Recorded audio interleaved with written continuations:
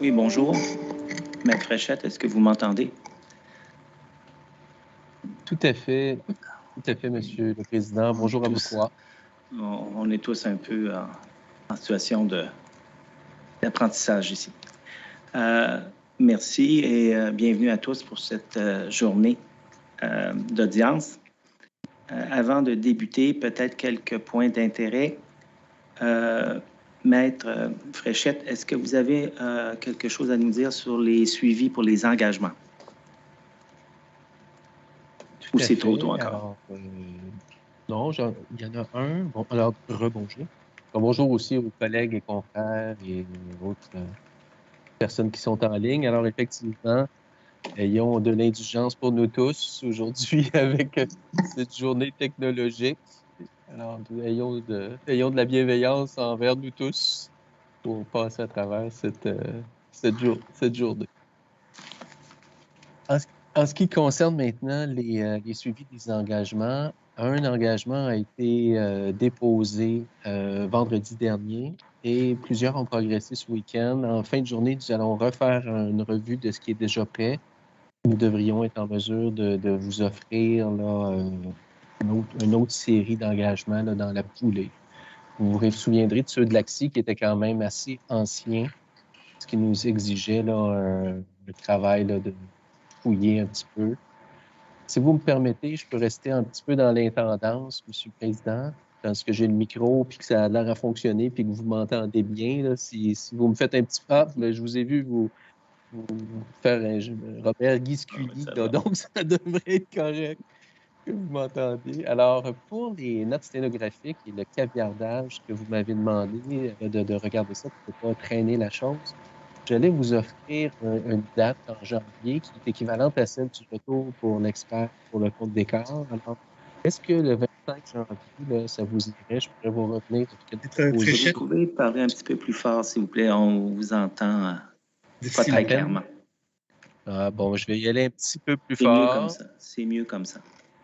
Bon, c'est bien. Alors, je vais mettre le micro. Je vous ai changé de profil. Vous allez voir ma petite main en l'air. C'est pour me mettre le micro plus près de la bouche.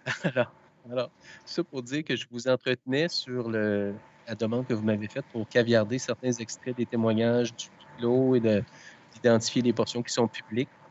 Alors, je vous offrirai une proposition à la fin du mois de janvier, au même moment que le compte d'écart. Là, ce matin, ma mémoire déraille, mais je crois que c'est le 25 janvier que vous aviez fixé pour un suivi pour l'expertise du compte d'écart. Ce serait au même moment de proposition pour caviarder certains extraits par rapport à d'autres de la journée de vendredi dernier, si ça vous convient. Bon, petit point aussi, présentation aussi que je vais mentionner, c'est que la présentation de M. Ross, je l'ai transmise à tous mes collègues, confrères plutôt, hier après-midi, ainsi qu'à Mme Dubois et Mme Lys, ainsi que notre sténographe et la traductrice. Alors, tout le monde devrait avoir en main la présentation que M. Ross fait ce matin. Maître Fréchette, ça, c'était l'intendance. Maître Fréchette, je suis désolé, c'est pas beaucoup mieux. Ça coupe encore, je ne sais pas, là. C'est assuré. Bon,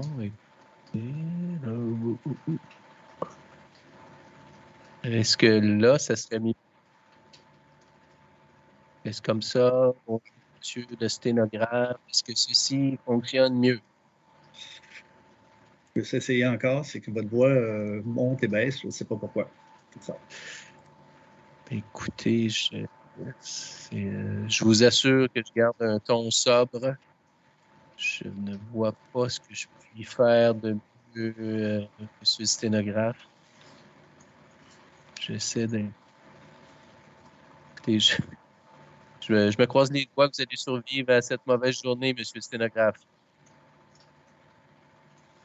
Je les croise moi aussi. Alors, ça complétait mes propos d'introduction, monsieur le Président. Si vous avez quelque chose pour moi, là, je ferme mon micro aléatoire.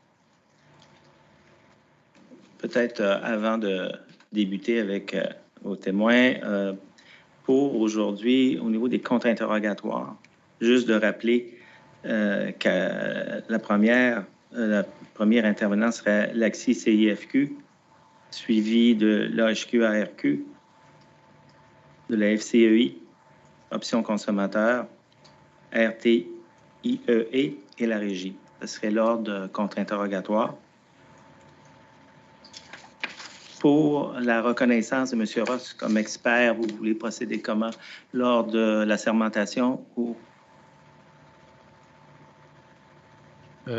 Oui, si vous permettez, Monsieur le Président, je vous avais déjà fait la demande initialement. Alors, Oui. la requête n'a pas été contestée. Alors, dans ces circonstances-là, je n'anticipais pas aller avec un contre-interrogatoire, un voir-dire, si vous me permettez l'expression. Et je ne voyais pas la nécessité que mon collègue Lannoy le fasse non plus, question qu'on puisse procéder directement. Mais je suis bien à l'aise de le faire si vous voulez le faire, Non, si vous l'exigez ou si vous le demandez. Un petit instant.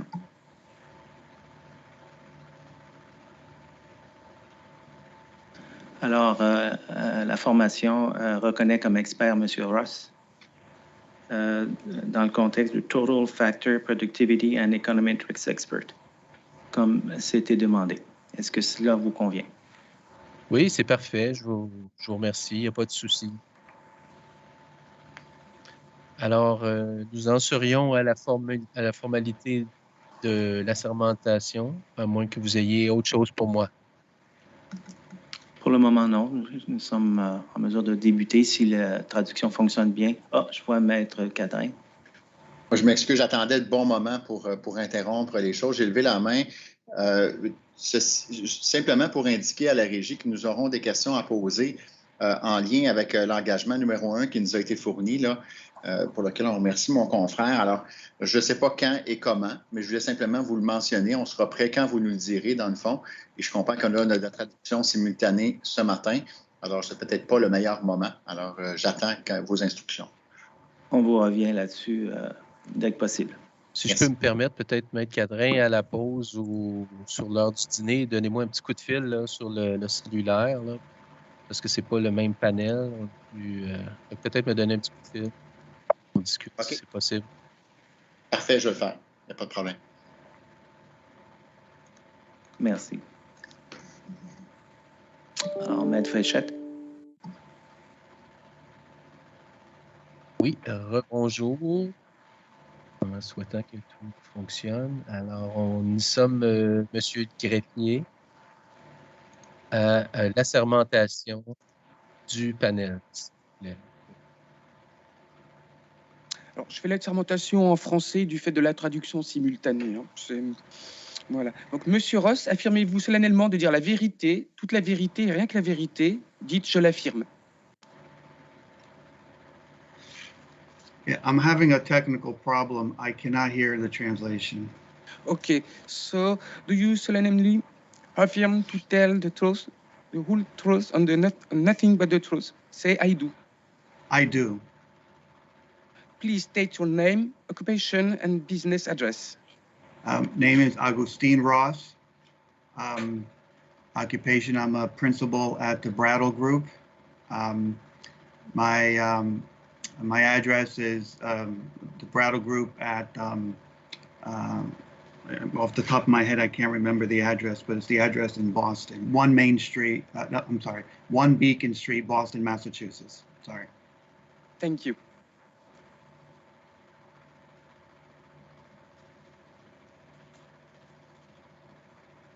Alors, comme M. Verret et M. Vézina sont toujours assermentés, alors sur le même serment. I will start with you, Mr. Ross. So your study and report that were filed before the Régie, along with your all support documents and responses to IRs. These exhibits were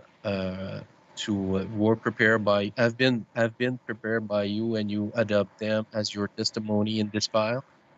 Yes, I do. Merci. Thank you, Mr. Ross. Alors, M. Vézina, maintenant, il vous entretiendra, M. le Président, sur le sujet du facteur S. Dans M. Vézina, les pièces HQT 5, document 1, page 10, et des réponses aux demandes de renseignements sujet ont été préparées et vous les adoptez par vous sous votre contrôle et vous les adoptez comme étant votre témoignage? Oui, tout à fait. Merci. Alors, M. Verret a déjà assermenté l'ensemble de l'œuvre, si vous me permettez. Alors, all of these formalities have been completed, Mr. Ross. So it's the time for you to start your presentation. And if there is some difficulty, we'll look at Mr. President to waive us and to maybe just try to, at least we could communicate by signs.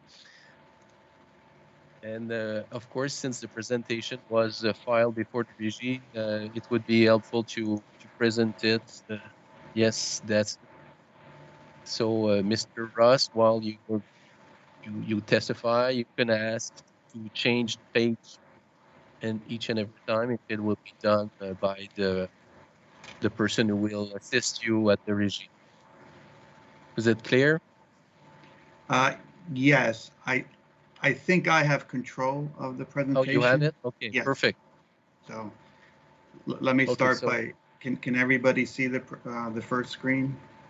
Yes. Okay. On my side, it's fine. Okay. Okay. Thank you very much. Okay, I will then begin. Thank you. Good morning, Mr. President. Good morning, commissioners.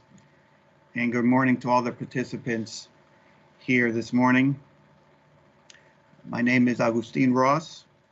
I'm a principal at the Brado Group, and I will be providing the presentation on the work that I performed on the productivity and cost benchmarking studies.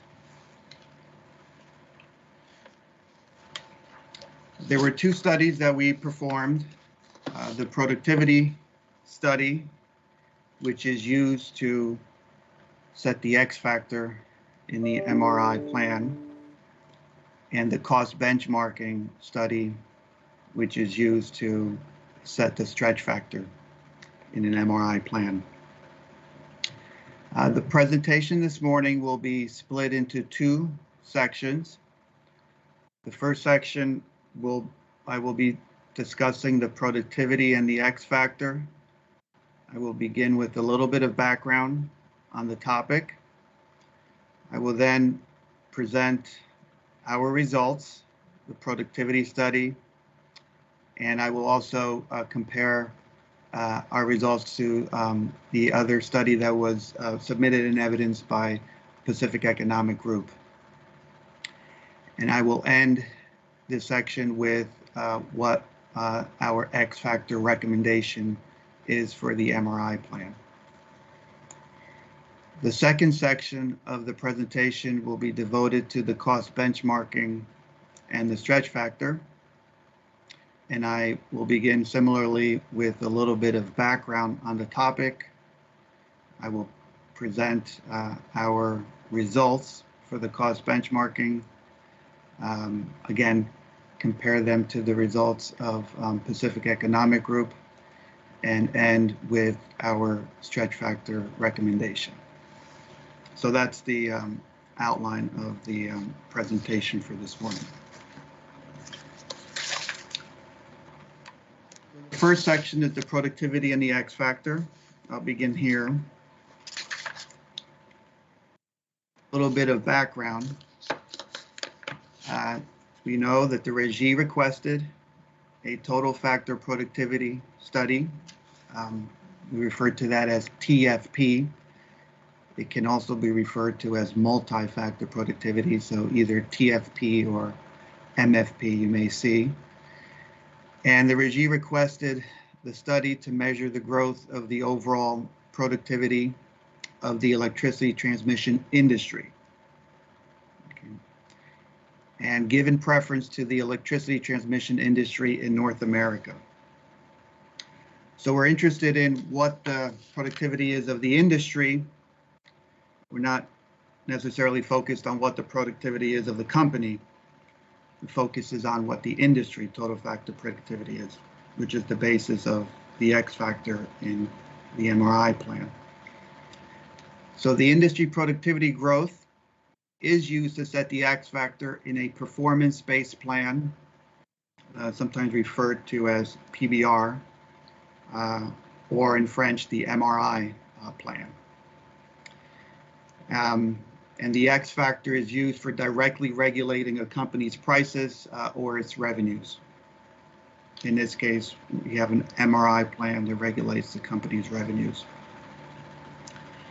The general approach in an MRI plan is that the allowed revenues is equal to an inflation index minus an X factor, which is the general plan we have in place here. So in this proceeding, and just when you can see when the X factor increases in absolute value, the allowed revenues are allowed to increase. And when the X factor is lower, the allowed revenues are able to increase. So in this proceeding, we can use the results of the productivity study to reset the X factor for Hydro-Quebec Transenergie in the last year of its MRI plan in 2022. That plan applies to its operations and maintenance. So the current MRI plan regulates, under this plan, the O&M part of HQT's business. Capital remains under a cost of service methodology. So therefore, the X factor that we are discussing today and throughout the report, the reply reports, the one that's most relevant for the last year is the productivity of O&M.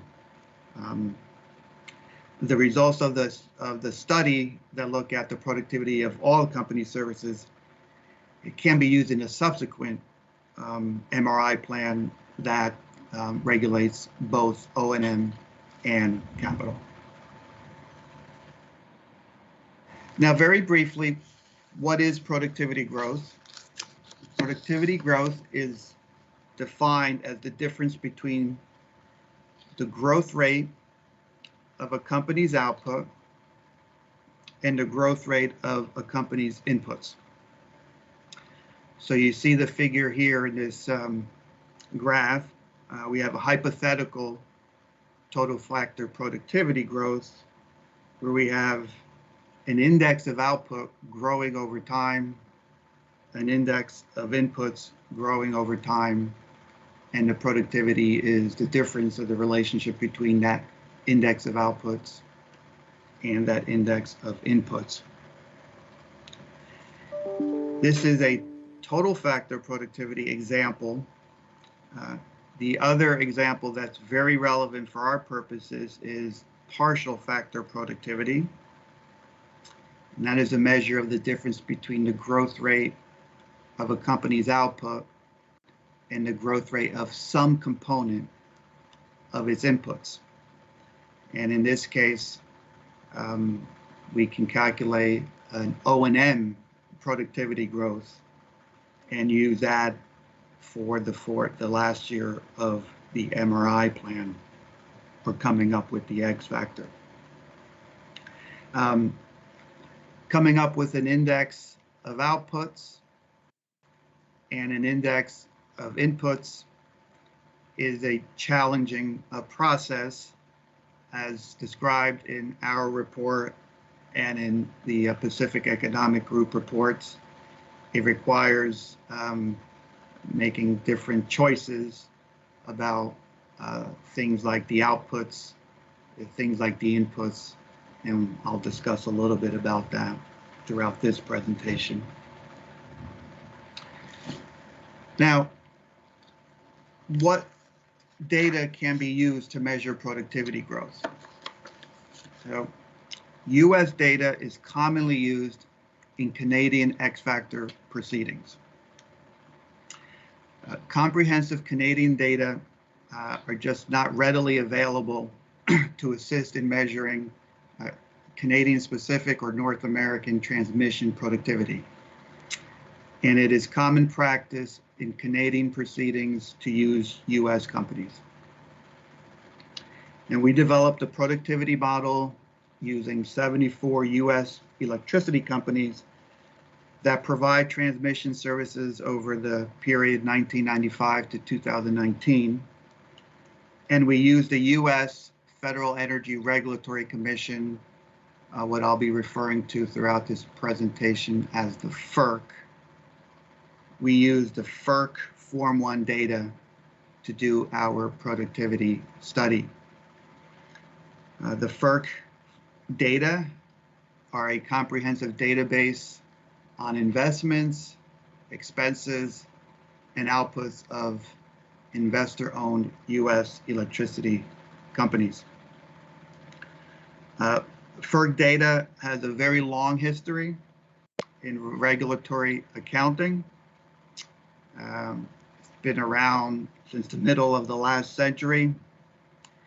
It's used frequently in U.S. federal rate proceedings, litigation disputes, followed by state public utility commissions, and also has been a model of other regulatory accounting techniques in other countries.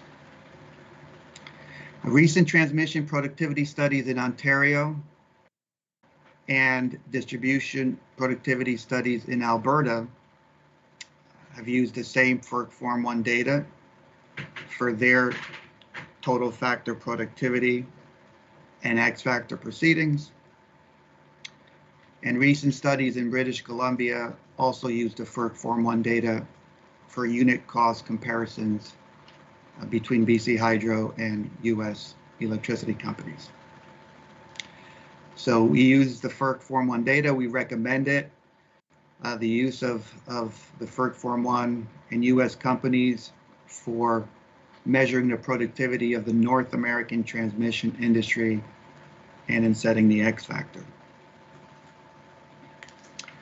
Now, there have been some recent studies done on transmission total factor productivity in addition to the Brattle study presented in this proceeding and the Pacific Economic Group study presented also in this proceeding. This table here provides a summary of North American transmission productivity studies that have been done recently. Now, if you see to the left, there are 5 studies identified in this table. In fact, there are really 3 in the sense that Pacific Economic Group, PEG, has 2 studies, and they are, for the most part, adding additional years of data to the study. Methodology is very similar. And the PSE study mentioned and the Clear Spring study are done by the same author. And so in reality, we're talking about 3 studies that have looked at transmission TFP. Prior to these, there's really little to none comprehensive type studies like this for the North American transmission industry. So we're talking about a relatively new studies done for transmission. If you look at this table, there's a couple other facts that emerge.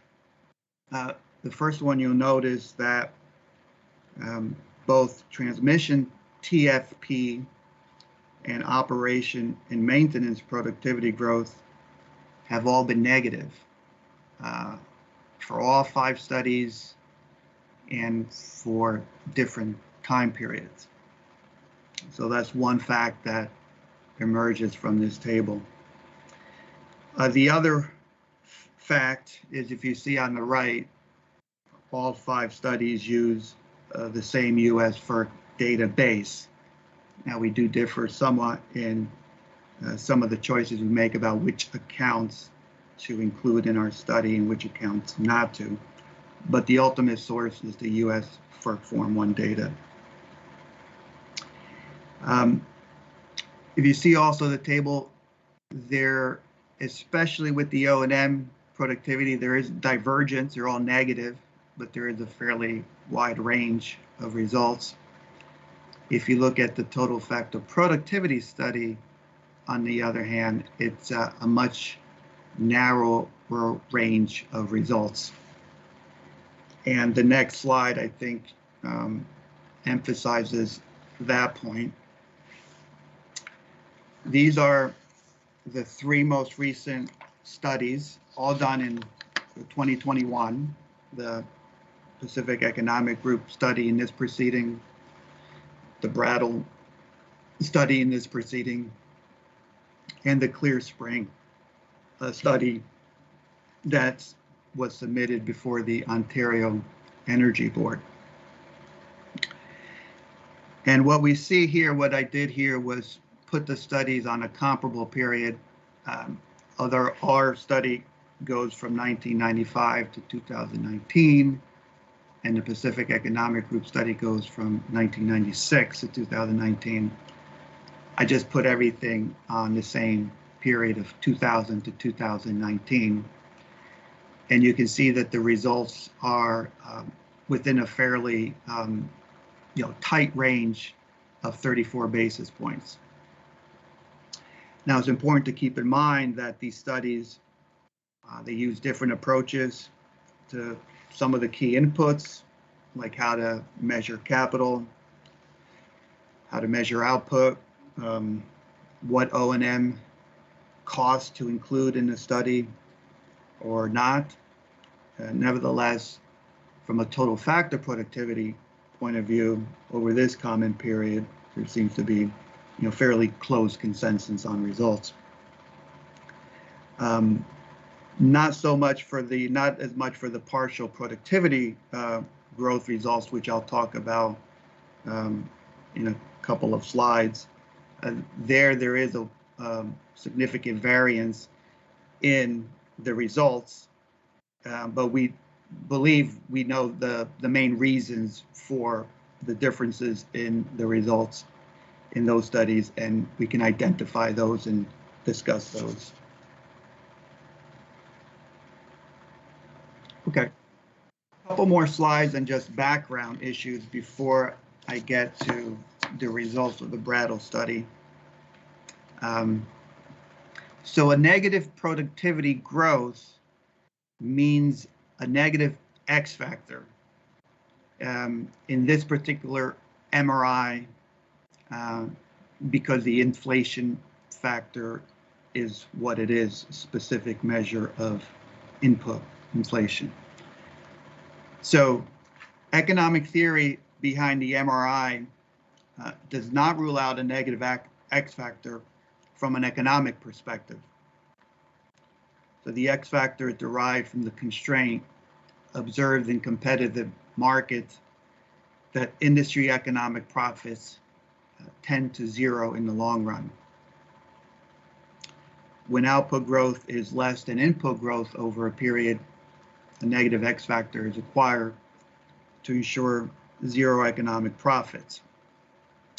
In fact, in non-regulated markets, when you have a sector with output prices increasing faster than inflation, that implicitly is a negative X factor.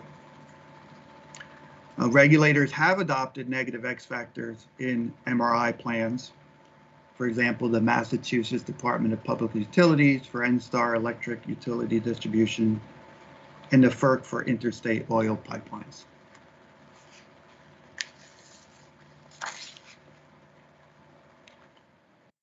The last background slide I have before getting to the results are a point about the incentive properties of MRIs and its implications.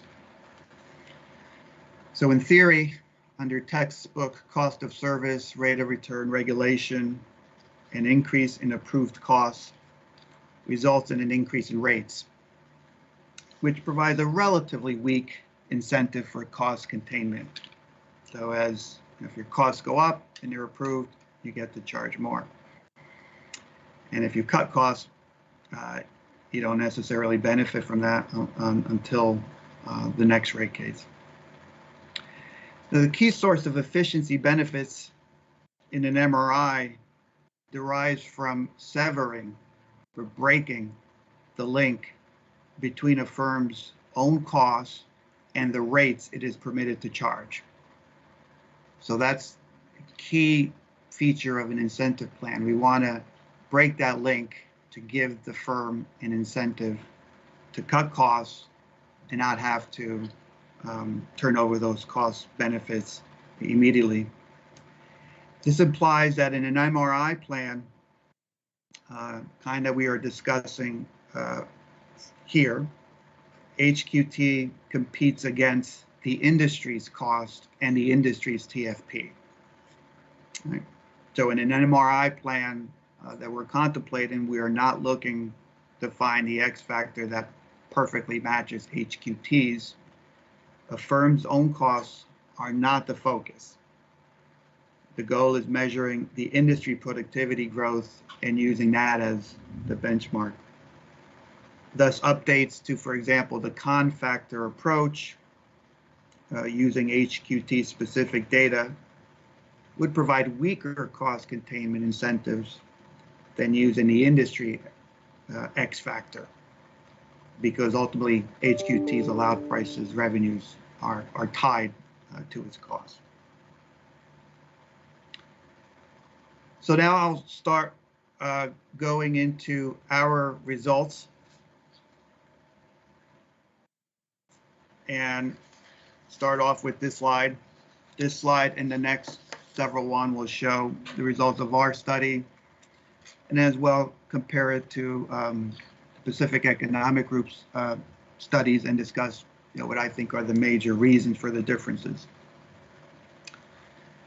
So the graph shows we calculated TFP, total factor productivity, plus the partial factor productivity for O&M and for capital. And we did it over different time periods. The long run time period we have is 1995 to 2019. But we also broke that into different periods as well. You can think of it long run versus short run. So these are our recommended results, what we call our base case results in our direct study. And it comes about from decisions we made with respect to important assumptions or inputs in the study, such as how should capital services be treated or measured? How should output be measured? What operation and maintenance accounts or expenses should be included? Information about the asset life that we use. All those things form our base case. And in addition, we also, in our direct report, conducted a fair amount of sensitivity analysis where we changed some of these key assumptions and looked at what the impact was and presented results based on that sensitivity analysis as well. So from this table, there's a couple things that stand out. In terms of the most relevant one for this proceeding, which is the partial factor productivity for O&M, you can see that it has remained relatively constant throughout the period. It's high, it's a negative 3.3 range, but it has been constant over the period. So, for example, can rule out any type of structural change or issues occurring during this period, as the O&M productivity hasn't fluctuated much over the time period. Total factor productivity, on the other hand, is also negative, and it has gotten more negative over the period. It's almost become twice as negative, if you can say that, over the period. And this is driven primarily by the capital productivity also decreasing significantly over the period. Now, it's always difficult in these productivities to say, well, what is the reason for why this is happening? And there are many reasons in a productivity study that can explain what it is. It's very difficult to identify the one or two or three main issues. There's a lot of moving parts in productivity studies, and it's difficult to isolate and say, this is the most important reason. However, with respect to capital, what's going on there, quite literally, by definition, capital growth has increased much more than output growth. So the capital that's being added during this period has been added perhaps to replace aging assets, perhaps to connect more distant generation sources, less necessarily to meet with increasing peak demand. Okay. So this is our results, and now we'll compare some of the highlights of this result to the Pacific Economic Group results, so we can see the differences between the results in the two studies. So on the left, we have our results for the period 95 to 2019. And on the right, we have Pacific Economic Group results for the period, almost identical, 1 year difference. Their study goes from 96 to 2019. You can see our TFP results are slower by about 50 basis points. Our O&M productivity is much more negative than Pacific Economic Group's O&M productivity by more than 200 basis points. And we have faster capital PF partial factor productivity growth over the period by about 40 basis points. Now, there are many methodological differences between the studies. I'm going to focus on what I think are the two most relevant or important ones explaining the O&M, the difference in the O&M productivity results between the two studies. The first one is the treatment of certain transmission O&M expenses, and the second is the companies that we have in our study and the companies that PEG has in its study. So let me begin first with the transmission, operation, and maintenance accounts. So not to go into too much into the weeds, but FERC Form 1 data has around 30 separate accounts or sub-accounts that the FERC's accounting system has classified as transmission O&M expenses. So we use all FERC transmission O&M expenses, and PEG recommends excluding 3 of the accounts. Now, 3 out of 30 might not seem a lot, but when you look at the 3 accounts, they are large accounts. In our study, the 3 accounts the PEG excludes represents more than 60% of all FERC transmission O&M expenses. And for PEG's study, it accounts for close to 60% of all FERC transmission O&M expenses. There's a difference in the two because we have 74 companies and PEG has 51 companies. I mentioned earlier the Clear Spring study. In their study, they also look at the O&M accounts, and they exclude 1 of the accounts. So they include 2 of the 3 that PEG excludes, and they exclude 1. And I'll tell you which one in a moment.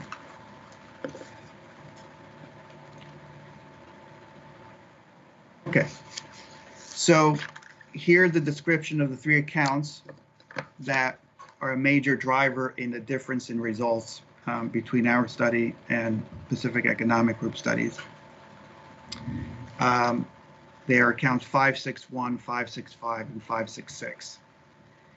The 561 accounts deal with, first part of it deal with reliability issues in load dispatching, monitoring and operating the transmission system related to load dispatching, transmission service and scheduling related to load dispatching, and in other expenses such as planning and standard development and service studies. And that accounts for about 11% of total transmission O&M expenses in our study. Then there's a study 565, which is a transmission of electricity by others, which is if you are purchasing energy, say from a purchase power agreement or generation source that's not your own, and you need to wheel in the power for your customers. You at times pay the transmission of others to get the electricity to your territory. So that is what account 565 has, and that's a large account that accounts for about 35% of the total transmission O&M expenses. And finally, we have account 566, which is something called miscellaneous transmission expenses, and that includes every type of expense that cannot go into one of the other 30 accounts fall into miscellaneous transmission expenses. So we include all three of these. The Pacific Economic Group excludes all three, and I mentioned earlier the study by Clear Spring excludes account 565 in their study. Why do we include these accounts in our study? Well, transmission O&M expenses in the studies are transmission expenses that the U.S. companies incurred to provide transmission services and are a part of a company's production process. They have been classified as such by the FERC, and account have been in place for a very long period. As such, these expenses should be an integral part of the industry's productivity analysis. And in our opinion, failure to include them would bias the results of the study. U.S. companies routinely use these expenses in accounts to set just and reasonable transmission rates. So the rates that customers pay for transmission services are based on all these accounts and are used to set just and reasonable rates. We understand that HQT incurs similar expenses as those contained in the three accounts, and those similar expenses are regulated under HQT's current MRI. Okay. So this issue of including or not including the three accounts is a major driver of the difference in our study and Pacific Economic Group study. In a data request, we asked Pacific Economic Group to rerun its model and to include the three O&M accounts in its model. And this table here presents the results. You can see the first row is PEG's base case, their base case results. And we asked them to do a sensitivity including the three accounts. And you can see that when PEG adds in the three accounts, its TFP growth becomes minus 1.12%, which is much closer to our base case result of minus 1.04%. O&M productivity growth becomes minus 2.38%, Still far removed from our base case result of minus 3.38%. And I'll mention why I think that's the case in a second. So this shows the sensitivity of the results of PEG's model when these accounts are included. And likewise, as we show in our reply report, when we remove these 3 accounts from our study, we get much higher productivity growth. In fact, our productivity growth, when we remove the 3 accounts, becomes even more positive than PEG's base case. And we have this in our reply report. It just shows the importance of whether these 3 accounts are included or not included in these studies. Okay. Now, there's still a difference, as I mentioned, between the minus 2.38% that Pacific Economic Group gets when they include the 3 accounts and our base case of minus 3.38%. And we think that that's driven by the difference in companies. So in terms of sample selection, our general approach is to use the readily available FERC data and select as many companies as possible, limited only by data constraints preventing the inclusion of a company. So we began with all the FERC companies that are available and excluded companies only if the data were not completely available for the period. So we selected a final sample of 74 companies based on company-specific data issues, like, for example, was there incomplete data? Was there a merger-related issue that required us to no longer be able to follow that company after the merger, or just any other type of missing data? And we detailed our reasons for not accepting all the companies that we could potentially have accepted, and how we ended up with 74 companies. There were more than 100 companies that we looked at, and we had to remove them, some of them because of these data issues. And we specify specifically what the issues were for each of the companies that we don't use. But we understand PEG use of 51 companies is driven very much by its work in the Ontario proceeding, where the given point was the work by the Hydro One consultant in the sample size that the Hydro One consultant had, and that is a driver of the methodology that resulted in the 51 companies.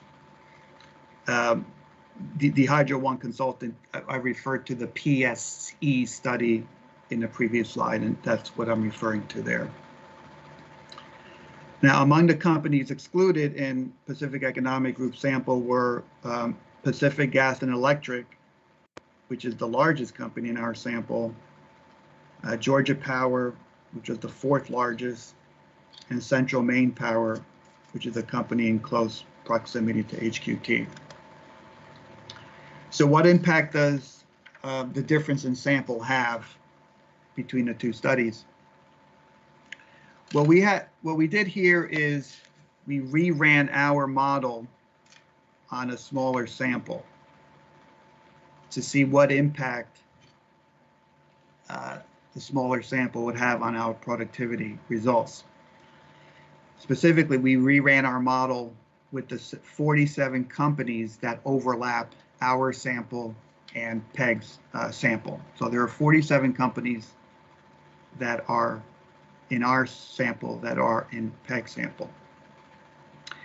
And what we found when we did that was we got higher productivity growth from the smaller sample. And so the difference there reflects how much the companies that were missing impact they had on productivity growth. So we found about a 30 basis point effect on total factor productivity from the difference between the samples of the two studies. But we found much higher productivity bias from the partial factor productivity, O&M, of 81 basis points. Okay. For the capital, we found not much of a bias when it came to capital sample. So given the importance of the O&M productivity in this proceeding, this issue of sample is more important than perhaps it could be if the focus is more just TFP, but even then it's still a focus. So what's going on is that the companies not included in PEG sample somehow have lower productivity growth with respect to O&M and TFP overall.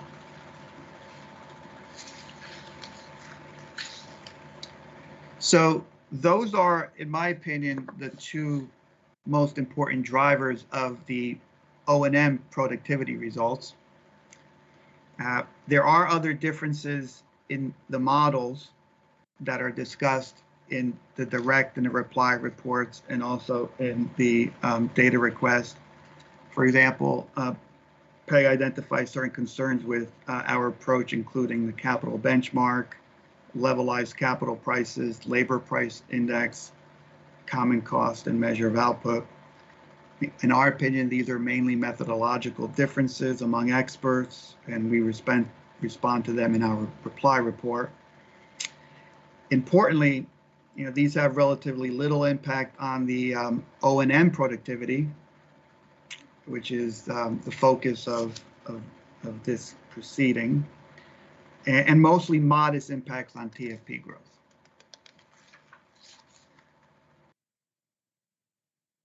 So what are our recommendations for the X factor portion? We do recommend an X factor for the last year of the plan of minus 3.38, applicable to O&M. It is the entire period, the long run period. In this particular case, the long run and the short run remain relatively constant and generally agree with each other. That we think the minus 3.38% reflects the long run industry-wide productivity growth and provides a reasonable benchmark for HQT to compete against the last year of the MRI plan. In terms of the X factor overall, if you had a plan that was both for O&M and capital, it's not an issue in the last year of the current MRI plan, as the plan only applies to O&M. Use of the entire period is, we recommend the long run, 1995 to 2019, which gives a long run TFP growth of minus 1.04. However, it is, reasonable to monitor updates to see if the recent negative trends continue. That would not be something unreasonable to do. Okay. So that's the part of the productivity part of the presentation. The next section that I will talk about is the cost benchmarking and the stretch factor.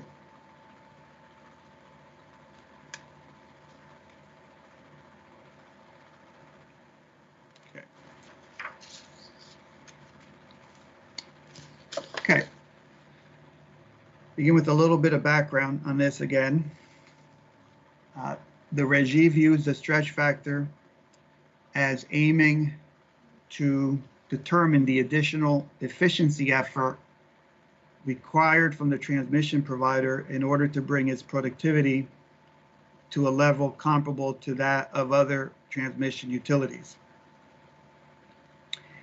And the REGI indicated that the TFP study must be accompanied by a statistical benchmarking, econometric cost comparison to establish a stretch factor.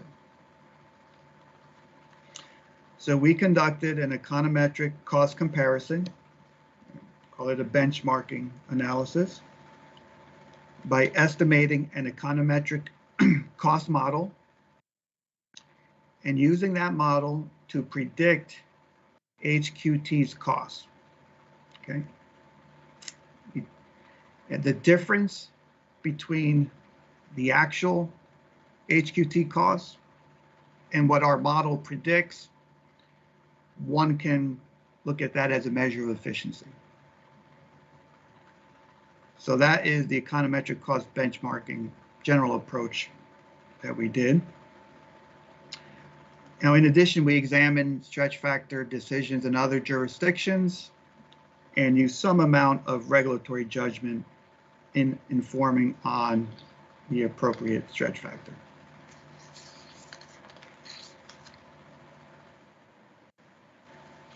Now, cost benchmarking can be challenging in general.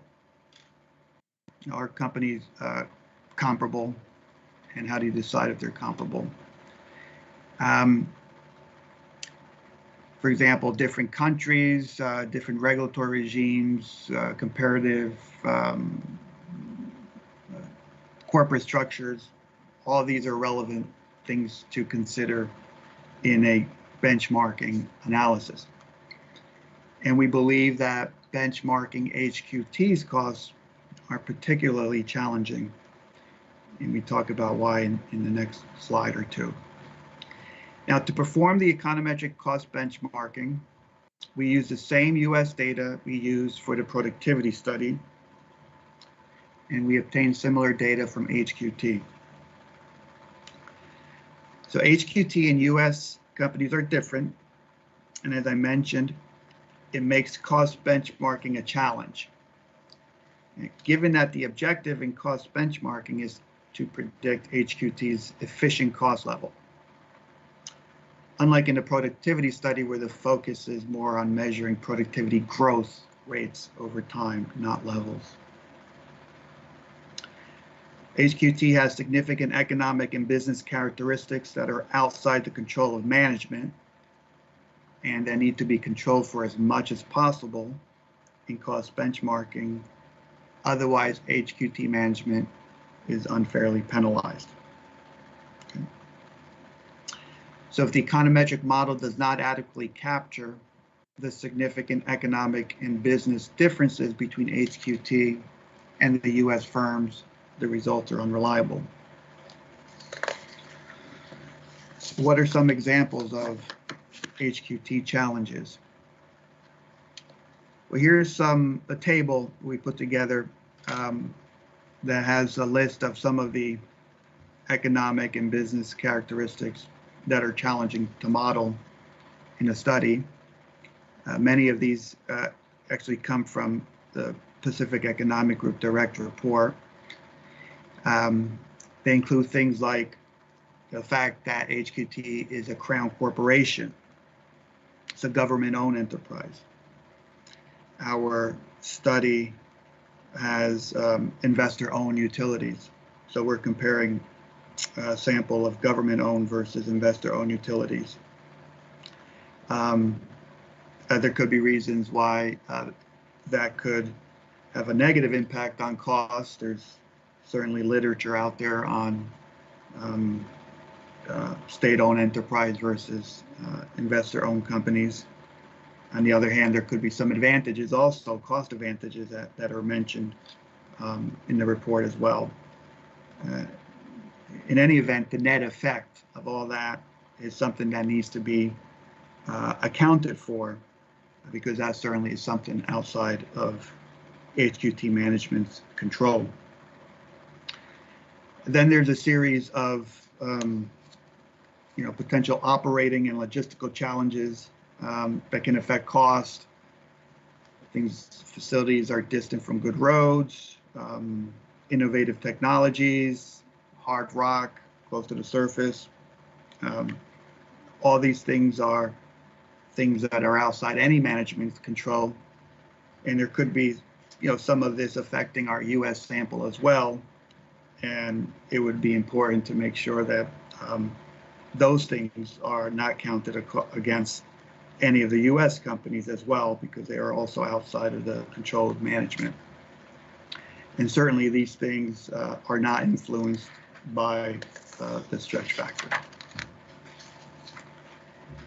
Now, without going into too much detail of our econometric methodology and Pacific Economic Group's econometric methodology,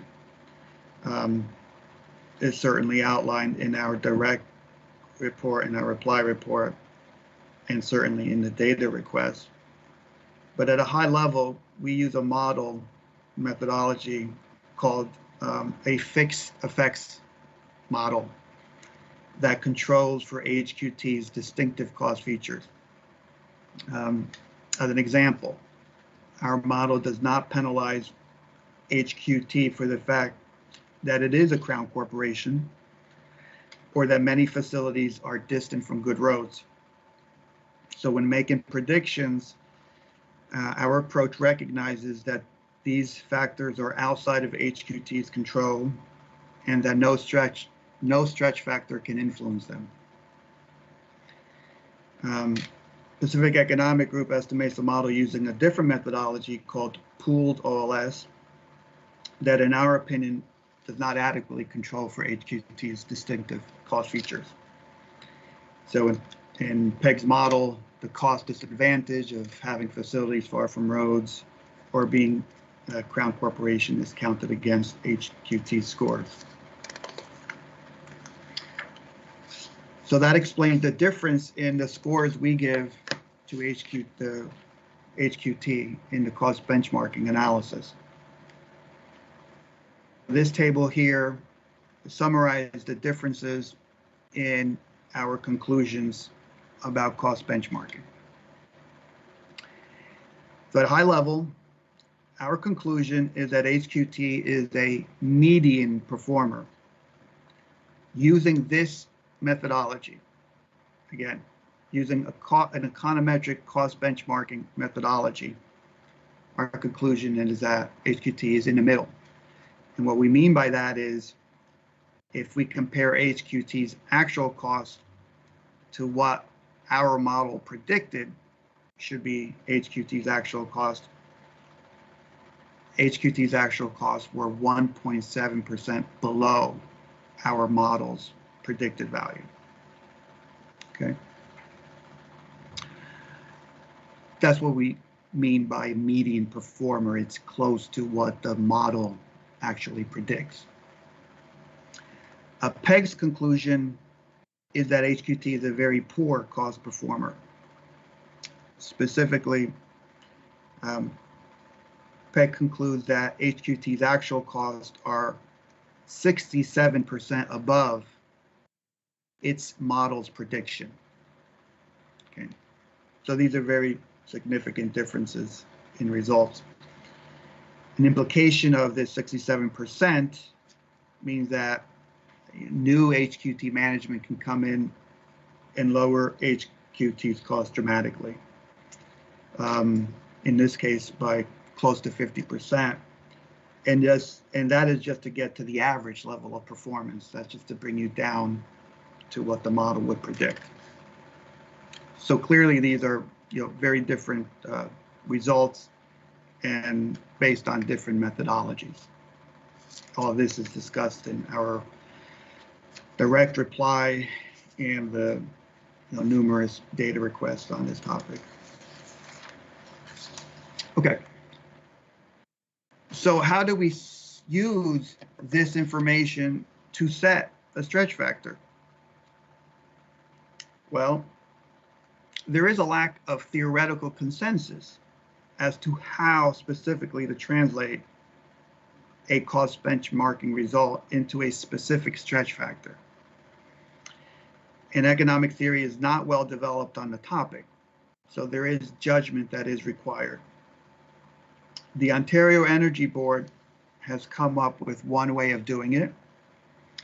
This table here presents their methodology for coming up with a stretch factor based upon cost benchmarking results.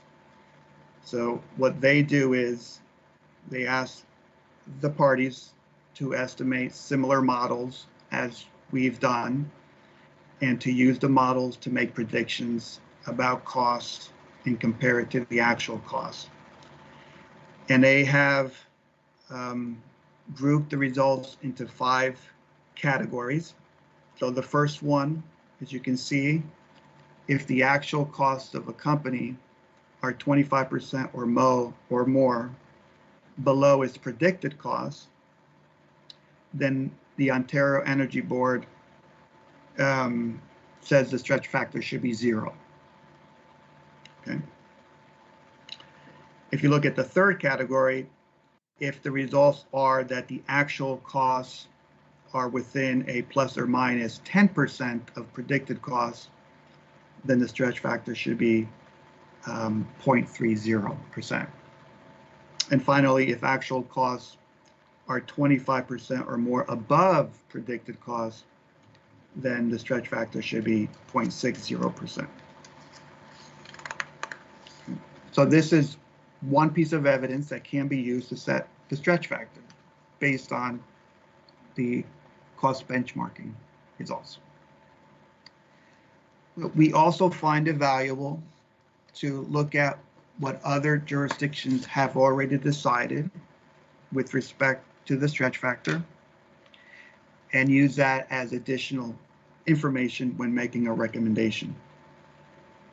So this table here has some recent electricity stretch factors in electricity distribution and transmission, and each one is different, has its own circumstances, but we found a range of between 0.10 to 0.30%.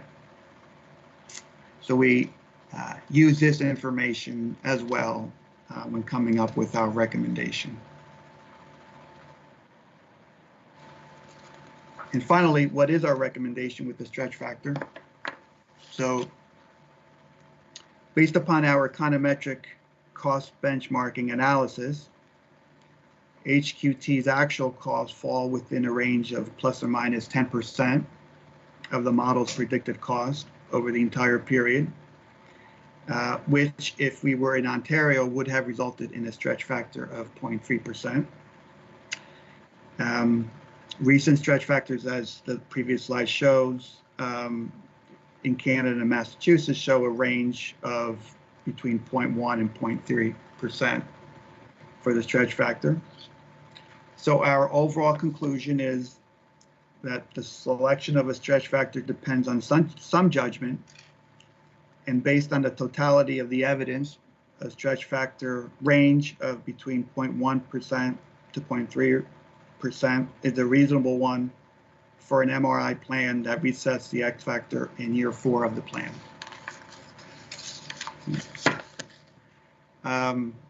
That is the last slide, and I'll just end with a very brief bio on myself. As I mentioned, I'm a principal at the Brattle Group in its electricity practice. I'm also an adjunct professor at Brandeis University here close to Boston, where I teach a class on regulatory economics. I've been qualified before as an expert in TFP and X factor proceedings in several high-profile cases, including the first generation total factor productivity proceeding in Alberta, Canada, where I appeared as an expert on behalf of the Alberta Utility Commission and produced a TFP study that was accepted by the Commission. I worked on one of the first total factor productivity studies in U.S. telecommunications. At the time, I was an assistant to the chairman of the Illinois Commerce Commission, and subsequent to that, worked on many follow-up studies presented before state public utility commissions. I've published widely on econometric modeling in peer-reviewed journals. I'm frequently asked to peer review articles that involve econometrics and occasionally productivity analysis. And I've co-published a paper with Professor Jerry A. Hausman, one of the world's leading econometricians and inventor of the Hausman test. on econometric benchmarking and modeling. So that's the final slide of my presentation. And I think back to you, Yves. Yes. I hope everybody hear me correctly. If you don't mind, Mr. President, I will go on with my bad English, just to be sure that Mr. Ross understands me. If you didn't get the translation, so you will hear me. I will ask Mr. President the favor to have a small recess for 10 minutes, just in order for us to open a telephone channel between the witnesses if they have to consult during the cross-examination. So if you are okay with it, I would ask for a recess up until 10:30. So it would be helpful for us. It will sufficient time to put all the wires together to have this consulting device to work. And after that, we will be ready for cross-examination up until noon.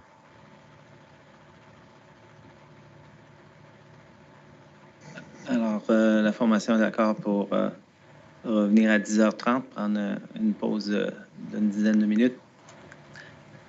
Ça vous Thank convient? you. So for Mr. Ross, if he doesn't 10:30. understand, Mr. President, just grant us a few minutes up until 10:30 to fix this alternate channel for you to consult with Marco and Stefan. Okay. Thank you very much, Mr. President. So we'll be back at 10:30. Thanks. Bonjour à tous. Alors, Madame Le revenait le message de tenir le micro devant la bouche. C'est l'effet web switcher. Vraiment. Alors, our witnesses are ready for cross-examination by my colleagues. So, let's roll, if I can say so. Okay, thanks. Axi, Maître Lannoy.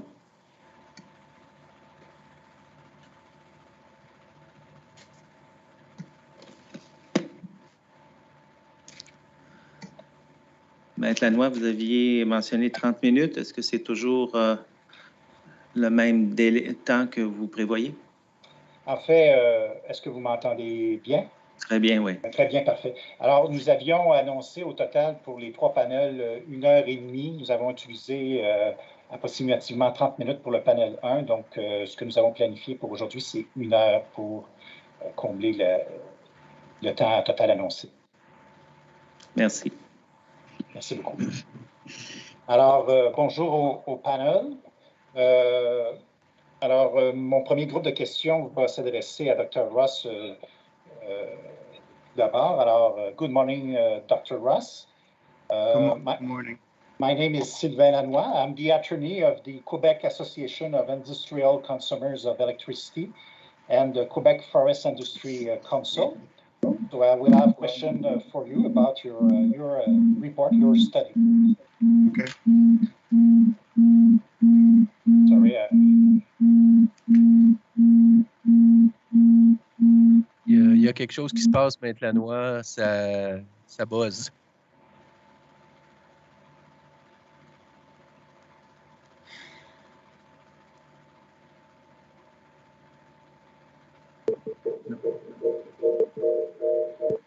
Moi, je vous entends plus. Je vous entends plus. Je vois vos lèvres, mais je vous entends plus. Maintenant, est-ce que vous m'entendez? I see Mr. Laurie has his mic open, so it could explain the back noise. So it is important, Mr. Laurie, that you close your mic.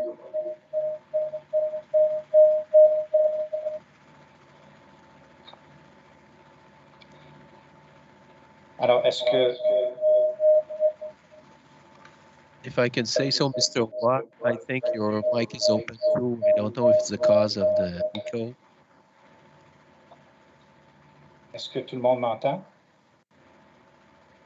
Très bien. Très bien, parfait. Le problème semble réglé. Très bien. Alors, come back to you, Dr. Ross. So we'll talk first of all about the productivity evidence. I did have a look to your resume. Am I correct if I'm saying that this is your first transmission power productivity study?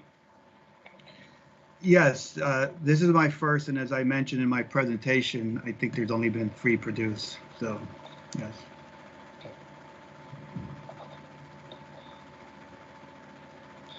So is it correct to say that most of the productivity studies that you did realize were about telecom public utilities?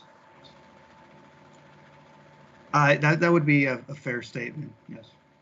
So I see for like Telefonos de Mexico, Telefónica de Peru, so that are example of productivity studies you made for telecom public utilities. Yes, that's correct, yes. Thank you. I would like to talk about now the sample period. You recommend X factors in your study that are based on the use of a 25 years period of time in your base case. Can you tell us why did you select this period of time as the basis for the productivity trend instead of any other?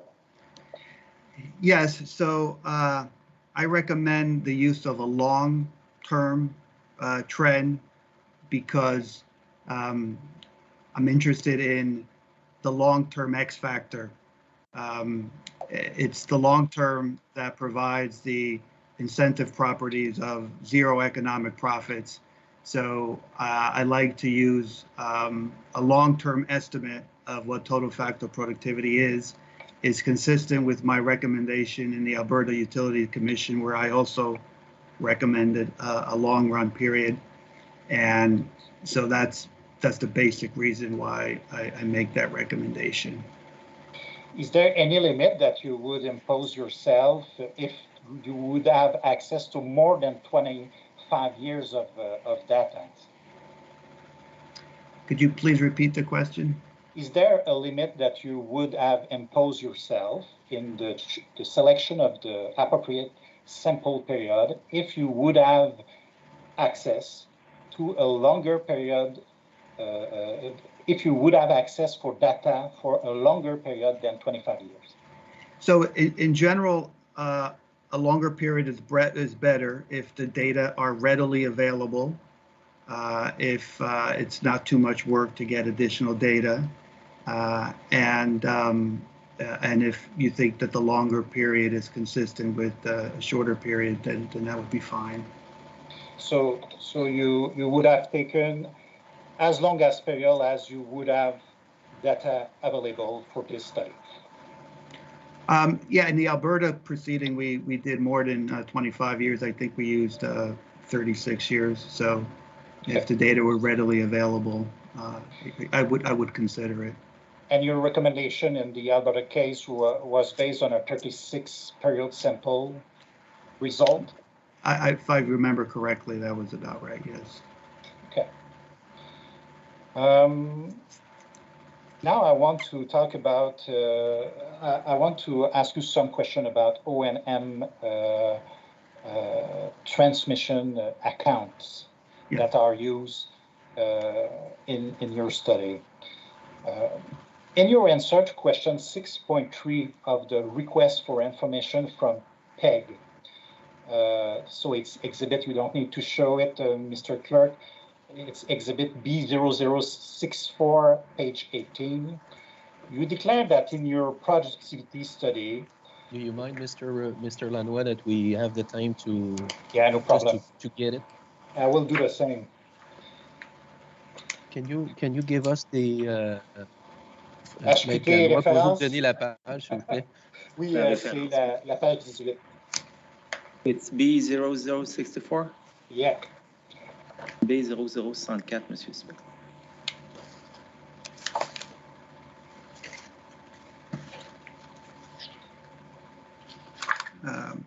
I'm trying to look for this. Hold on. But maybe it's not necessary, but perfect. So let's have a look to it.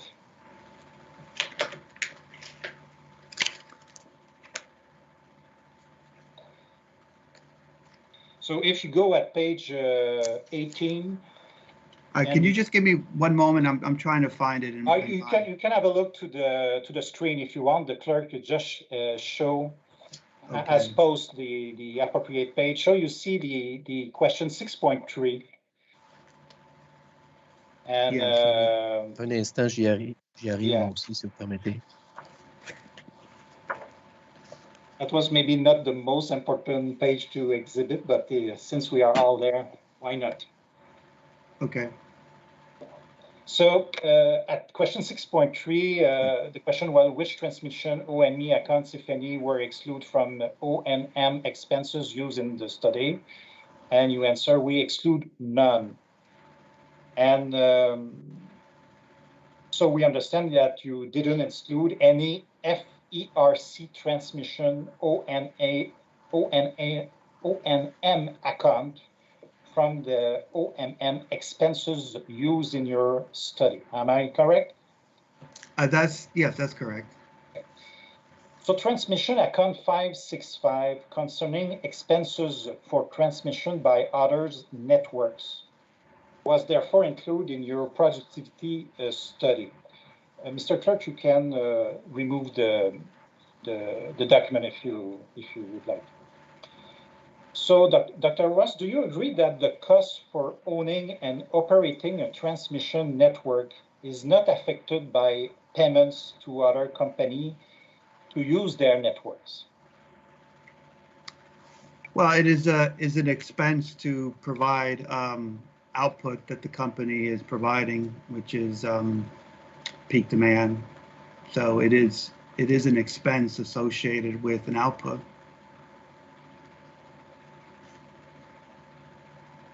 So, but do you consider that it's a payment which is associated with the cost for owning and operating a transmission network? Like I said in one of my responses, companies can either own infrastructure and build the input themselves, or they can buy the inputs from the market. Both are legitimate expenses in a productivity study. One is you own the capital and you have an annual cost associated with that capital. But the other is you're buying the service from the market and you need to pay for that. And that is a legitimate expense in a productivity study. Let me give you an example. Suppose that a company that is a good operator had to pay a lot to use another network to gain access to some lower cost owner or lower cost power. So suppose further that the other operator had high rates due to high cost due to high inefficiency. Should the good operator be judged as a worse transmission operator due to this power supply choice? Well, I mean, in that example there, you have, again, a firm that is needing to buy energy that it does not produce itself. So it needs to purchase that energy and transport it to its native load customers. The decision it makes about what generation agreements it wants is a separate matter. What we're talking about here is, should you count the transmission expenses that you incur in a purchase power agreement in this study? And I don't see a reason why you would exclude it. But if the company has no choice, as it's often the case, to deal with another operator to transmit his energy, what's the link between the fact that the other operator had a high rate due to high costs, due to high inefficiency, and the own productivity performance of the company? Well, I mean, the other company's costs are what they are. You purchase what the market price is. The other firm is regulated as well, but I wouldn't say, okay, this transmission by other expense is okay because I'm purchasing from an efficient company, But this other transmission expensed by others is not okay because it's an inefficient company. I wouldn't do that. Do you agree that, the FERC doesn't use the amounts in Account 565 to set rates for the use of a company transmission system? And the amounts in Account 565 are rather the result of rates set for use of the other company transmission system, not the cause of them. I don't understand. Can you repeat that? Do you agree that the FERC doesn't use the amount in Account 565 to set rates for the use of a company transmission system? I think it's a case-by-case basis. I have in my, I think it's a data response somewhere where the FERC has provided guidance on when that account is part of a formula rate and when that account expenses is not part of a formula rate. So am I right to see then that the amounts in Account 565 are the results of the rates that's set for the use of other company transmission system and not the cause of them? Excuse me, and not the what of them? The cause, the source, the reason for them, or the cause, the C-A-U-S-E, the cause. Yeah, I'm just not following the distinction you're making. Okay. Do you agree that what is within the Account 565 is the result of the different rates that are set for transmission company by the authority? What is in 565 is the prudently incurred rates that that are in there, similar to other accounts. I don't know the distinction with 565. I'm not following the distinction. Do you agree with me that the amount of the Account 565, which is the transmission by other expenses, are the result of the rates that are fixed, decided by the relevant authority, U.S. authority, regarding the rates of transmission that the company, the power company, the transmission company can apply and charge?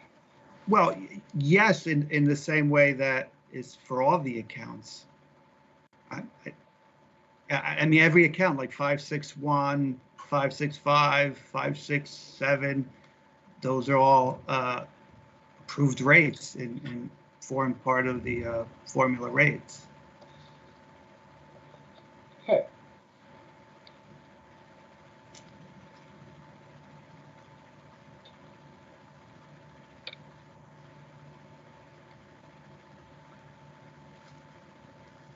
Since we are in the context of fixing and productivity factor, why is it relevant for you in order to justify the inclusion of Account 565 in your study, to affirm that Account 565 is included in the total cost of a transmission company when it is time to set a transmission rate under a cost of service rate of return regulation? Well, the objective here is to calculate a total factor productivity for use in an X factor and to calculate the North American transmission productivity like the Régie requested. And so those costs are legitimate costs in a productivity study. But how is it relevant, the fact that they are fixed following a cost of service rate of return regulation to establish that they are relevant in a productivity study? Well, all the costs that we use, all the investment data that we use in the productivity study, all the O&M accounts we use in a productivity study, those are all expenses that come out of cost of service regulation. So the 74 companies that we have in our sample, like the 51 companies that PEG has in its sample, all those expenses are from a cost of service proceeding for the last 20 years. So that's the data that we have to estimate productivity growth. It's a very common approach. Do you agree with me that a rate at the difference of other expenses from a transmission company is different because it's the result of a proceeding leading to an evidence that lead to a decision from an authority to fix a rate on a cost of service rate of return regulation, while all the other expenses are basically business decision from the company that are included in the process to determine a just and reasonable rate. I'm sorry, I'm not following that line of questioning. Don't you see a difference between an expense like account 565, which is the result of an authority decision about a rate, based on the addition and the examination of all the expenses that a company submit to the authority on a cost of service rate of return regulation? Don't you see a difference between that rate and the other expenses that are not the result of any cost of service of rate of return regulation? No, I don't see a difference.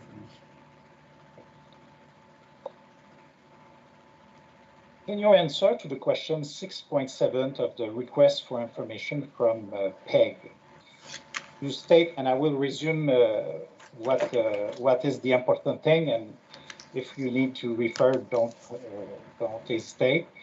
You state that for sample U.S. utilities, the account 565 transmission of electricity by other represent approximately 35% of total transmission O&M expenses for your sample, while for HQT, this account only represents 3% of total transmission O&M.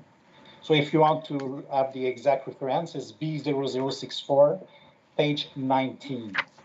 Yeah, I'm just trying to look for it. Merci, Maître Lanois. Moi aussi, je viens de le trouver.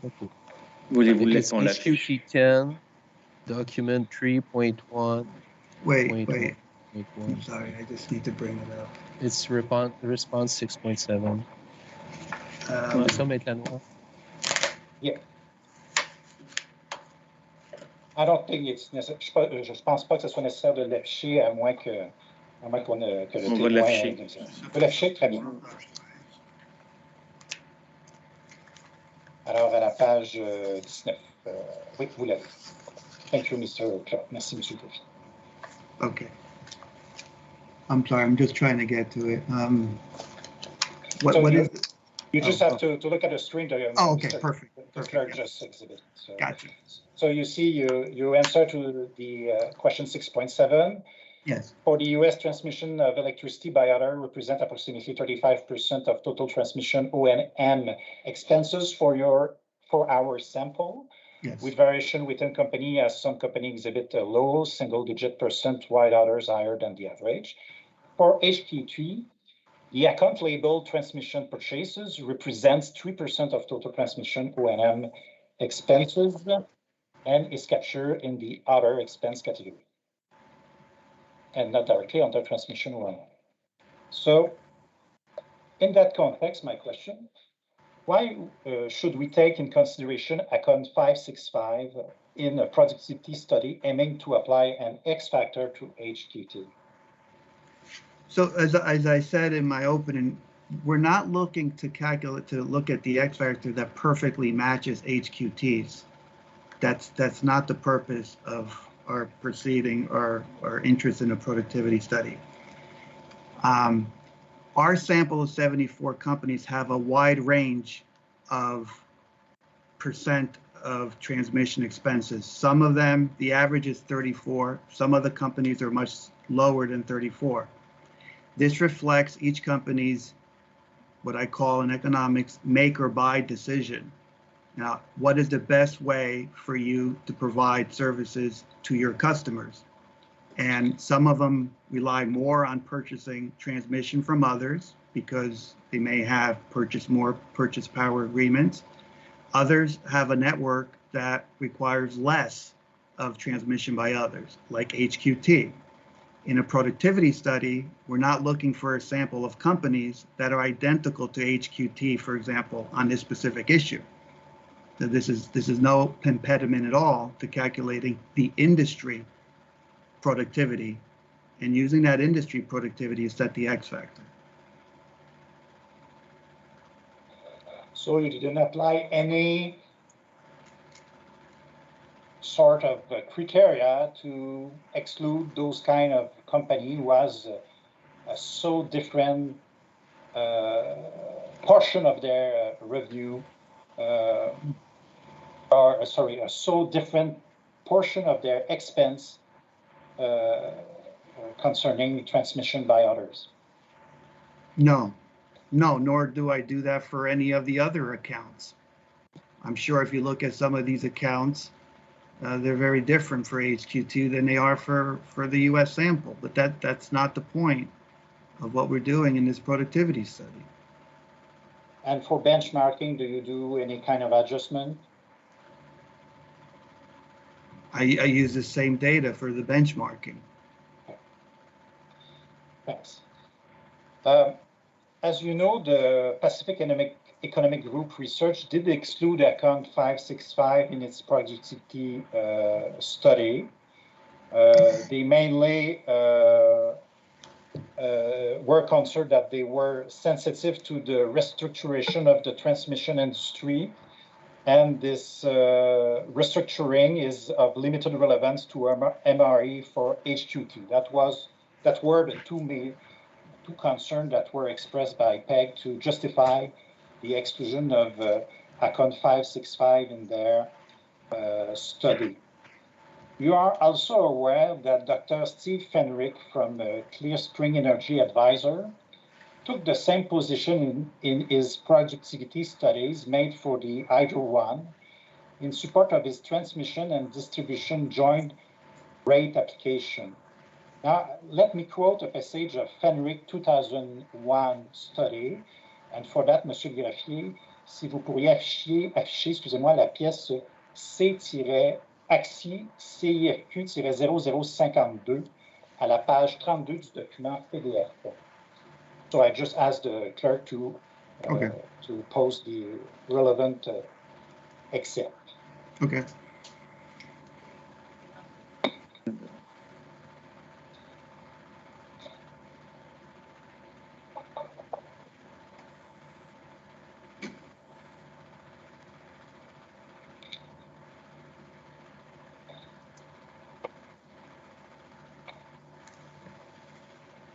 Thank you, merci.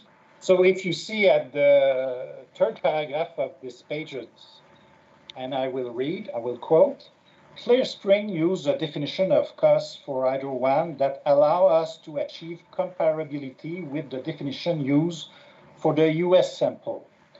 The cost of transmission services purchased by US utilities from other utilities is removed from the transmission cost definition for the US sample. Subtracting transmission of electricity by other expenses create a more comparable cost definition to Hydro One, and, if not removed, would yield an unfair advantage to Hydro One, since certain US utility would have inflated expenses without consumer rate output values. Clear Spring also subtracted pension and benefit expense from the cost definition for both the US and Hydro One. So how do you explain, despite your rationale to justify the inclusion of account 565, that a major company like Hydro One considers that it would yield an unfair advantage to include this type of transmission costs? So I did mention this in my presentation this morning, that the Hydro One consultant removes account 565. I also quoted this same section in my reply report and saying that I disagree with Mr. Fenrick on this point. I view it differently. I view this as being a make or buy decision, similar to the answer I gave previously. In some instances, in order to get your energy to your native load, you have to pay transmission expenses. And I would not exclude that from a productivity study. And in more, I gave the example of doing a generation productivity study and excluding purchase power from the study just because you don't own the generation facility. So, so this is an area where Mr. Fenrick and I disagree. You're talking about a make or buy approach. Do you agree with me that when a transmission company has to use the service of another transmission company, it's not really a situation generally where they can make it, they can make the service. So is it really a case where the motto make or buy is applicable? Sure it is. I mean, every company has their own network. The network is growing at times. Every company is making a decision of whether to build its own generation or to purchase generation. The outputs in this study, peak demand or ratcheted peak demand, those are, you can't have those without the transmission by others. If you're purchasing the generation from some area where you're not operating under. Okay. Now, I would like to talk about some rapid growing expenses that are showed in the data, in the studies. We just have discussed specifically of the transmission by order expenses. I would like also to include now the miscellaneous transmission expenses, so the account 566, and the load dispatching expenses in our discussion. So can you confirm that the miscellaneous transmission expenses are those that the utility cannot place in the other transmission O&M accounts? This is where one might find large one-time expenses that are not likely to be repeated. I think that's correct. That's my understanding, that it's where they don't fit perfectly in some of those other 30 accounts. There is this general account called miscellaneous. Yes. And can you confirm that the load dispatching expenses are the cost to monitor the transmission system, provide reliable service, scheduling service, conduct studies of performance of the network, and forecast future needs? Which number, 561 you said? The old category, load dispatching expenses. Yeah. So it's covered more than one account. They cover some sub-accounts. So, yes, that. Oh, I'm sorry. No, go ahead. Oh, yes. My presentation this morning, I had all the 561.1 to 561.8, and it has, I think 4 categories that have load dispatching associated with it, or dispatching associated with it, and then others that look more like planning, service, transmission service studies, interconnection studies, and then reliability planning. Okay. So, so in your answer to the question 6.9 of the request for information from PEG, so it's Exhibit B 64, page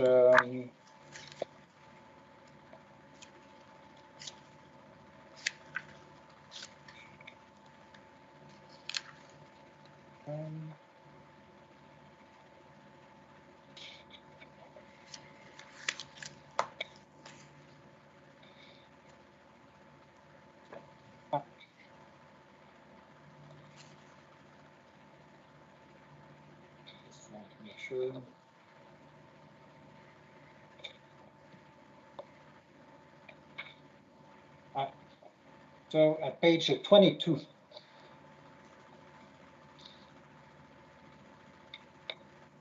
Yes. So you included a table providing the average long-run growth rate for the respective O&M expense items listed in FRC Form 1. Yes. This table shows that transmission by other expense grew by 11.26%. The miscellaneous transmission expenses grew by 13.13%. And load dispatching expenses grew by 10.02%. And meanwhile, the growth of all other transmissions EMO expenses grew by only 5.12%. My understanding is correct? That is correct, yes. Okay. Those percentages are for which period? You talk about the long run growth. Can you just precise the period of covered by this table? Yeah, I believe it's our entire period, 1995 to 2019. Okay. So 1995 to 2019. 2019. Does it concern you that these three transmission expense categories to grow so much more rapidly than the others? No, not at all. Why? Because these are legitimate transmission O&M expenses that you need to provide transmission services, and it's reflecting the fact that over this time period, O&M transmission productivity has been very negative. And how do you explain those three transmission accounts grew that much more rapidly than the others? Well, whatever was going on during this time period, like I said, in these productivity studies, it's very difficult to isolate one or two factors that can explain why TFP is high or why TFP is low. There could be lots of factors about why. I think I give some information about increasing wholesale competition, perhaps more service quality requirements, but those are all possibilities for what explains this. Could it be explained by an important restructuring of the U.S. transmission industry during your sample period? Well, like I said in the presentation, over the period of 1995 to 2009, the O&M productivity has been pretty constant. So I don't think that's you'd have to define when exactly what is meant by restructuring. What is the period that restructuring happened, and examine before and after. What I find is that O&M productivity has been around a -3% from 1995 to 2019, and when I cut up the periods into different subsamples, I'm finding the same amount of -3 productivity growth. At the question 6.8 of the PEG's request for information, you were asked to recalculate, and I'm still talking about Exhibit B 0064. Yes. And if you look for the reference, it's at page 20. So you were asked to recalculate the productivity trends and benchmarking results, excluding the three transmission cost items we are talking about. The results are showed at your figure 4 at page 21 of your answers. Thank you. Merci, Monsieur Graffier. We see that for their full sample period, the O&M productivity trend rose from -3.38 to -2.44. why the multi-factor productivity trend rose from minus 1.04% to minus 0.78%. So that's the first line, the line concerning the 2019 sample period. And all that despite a drop in the output quantity trend from 0.89% to 0.74%. That's the column B. Over the 2005-2019 sample period, the multi-factor productivity trend rose from minus 1.69% to minus 1.52%, while the O&M productivity trend rose from minus 3.09% to minus 2.79%. That's the fourth line of this figure. Do you agree with me that those differences in result are material? Strictly speaking, that those results are materials? I'm sorry, what is the last word you used? Material or substantial. Material, substantial. I think I just want to make sure I'm clear about your view of this figure.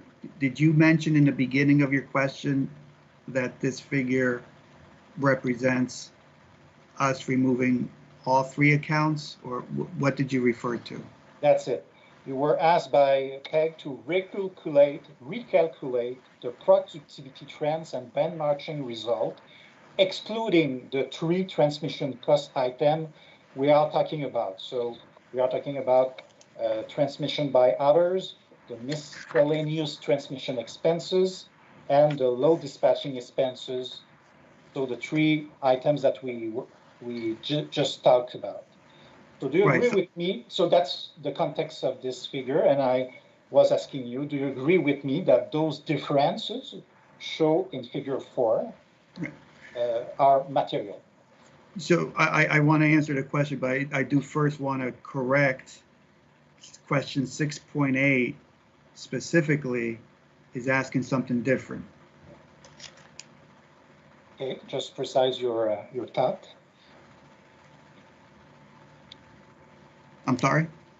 Can you just precise your thought about that? Well, oh, sure. So question 6.8, it's please recalculate the productivity trends and benchmarking result excluding these cost items. So I understand that figure 4 shows the result. I'm sorry. I'm very sorry. I'm sorry. Go ahead. So my question, we understand the context of this figure is to show what would be the growth of PFP and TFP and PFP capital. So what would be the new PFP and TFP if we would exclude those three items? So my question is that the difference between those results and the result in your reports. Okay. You agree with me that they are material?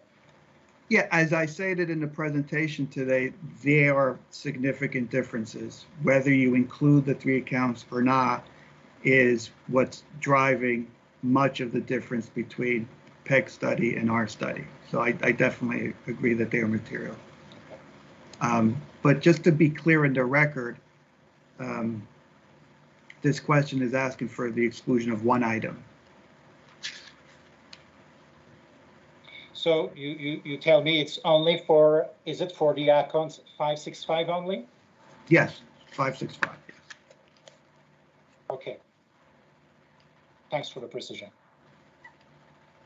So I guess if we would have exclude the two other item, the difference would, of course, would have been even more important. Yes, and we have that in our reply evidence. We have a table showing if we remove all three of our accounts, what our result would be.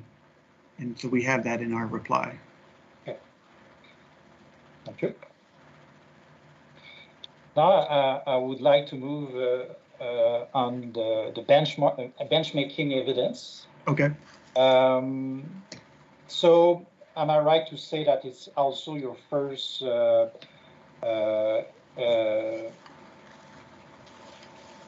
transmission econometric benchmarking study? Yeah, there's only been 3 done. So yes, this is my first econometric cost benchmarking for So transmission. the same context then for the proximity. Right.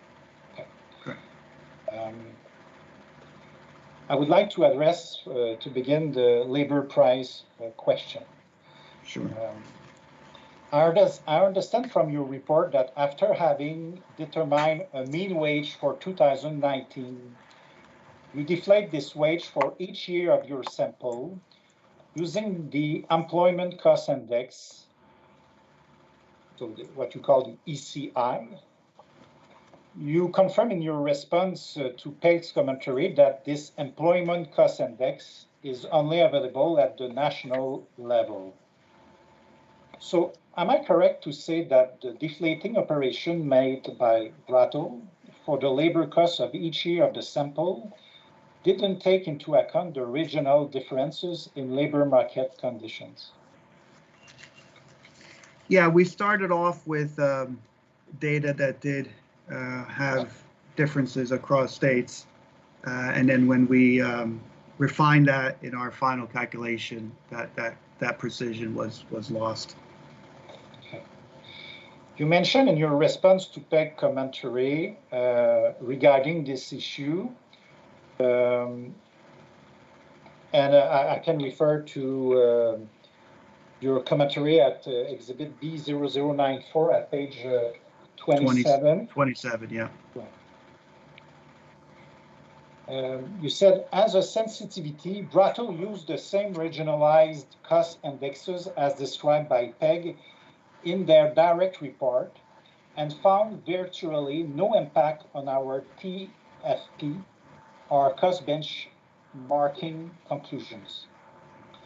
Can you tell us exactly where in the PEG's working papers are the regionalized indexes as described by PEG in their direct report? So I quote your mention. So where are the working papers that you use to perform the sensitivity tests you are referring to? Well, I think what we did there is look at PEG's general methodology for how they deflate labor price and use a similar methodology using our own data and apply that to our own data. Can you, and it might take the form of an undertaking, but can you communicate us precisely which exhibit in the file at which pages you are referring when you say that you used the same approach or the same information than PEG to do your sensitivity analysis? Sure, and let me just read the last sentence carefully. Well, we say Brattle used the same regionalized cost indexes exactly as described by PEG in their direct report. So can you just tell us which cost indexes at which reference can we find the same regional cost? Can we find the regional cost indexes that you are referring to? You want me to answer that right now? If you can, and if it's take too long, I offer you to take an undertaking and come back to us today if possible. Yeah, I'll take an undertaking on that. No problem. Maybe we can, if you don't mind, Mr. Lanois, maybe we can answer. I'm just trying to open my camera to. Do you mind if we take your question into account and come back after lunch? Because maybe we would have it right away. Je n'ai pas de problème avec cette approche. Je veux simplement pas qu'elle tombe entre deux chaises, mais j'ai pas de problème. Oh, that's fine. Of course, we won't forget it. Yeah. So if there is any problem, we could take an undertaking after lunch. But I accept your proposal to come back to us with an answer. Maybe after lunch, Dr. Russ, you could bring us, come back to us with the answer. That's perfect. Yeah, we can. You understand, Mr. Ross, that you'll have the chance to give the reference to Mr. Lanois. I think you need a little more time. Yeah, I might need Just a in little order time not to stop his cross-examination. Yeah, I might need a little time to look into this specifically. Thank you. Thank you, Mr. Lanois. Now, I would like to talk about the outcome variable. I understand that there are two types of transmission peaks variable available on FERC Form 1. First, there is the transmission system peak load from page 400 of the Form 1.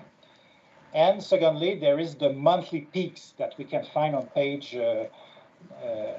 401B of the Form 1 of the FERC. Which one of the two is the most comparable to the transmission peak data reported by HQT?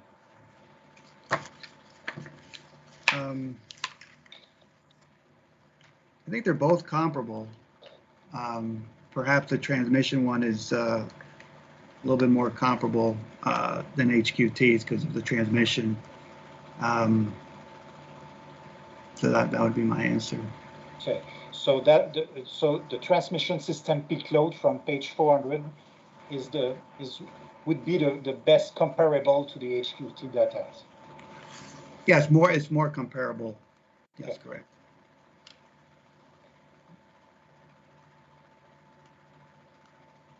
So why did you not use this type of transmission peak in your benchmarking work? Well, our benchmarking work, a couple of reasons. Our benchmarking work begins in 2001. The transmission data are not available until I think 2004, 2005.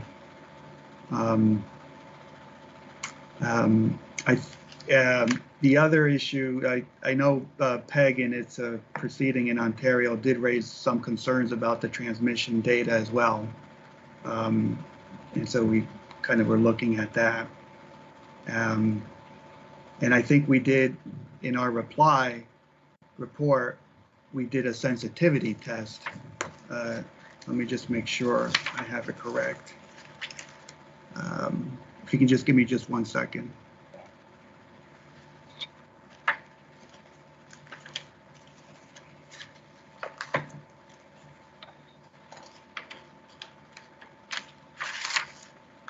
Yes, we did a sensitivity in our reply where we used the transmission system peak for our cost benchmarking analysis and really found no difference. But a part of your sensitivity test, which is an afterward examination, don't you consider that the availability of the transmission system peak load since 2004 was good enough to perform your benchmarking work, and that a longer sample period was far less important than for the productivity research? No, I wouldn't agree with that.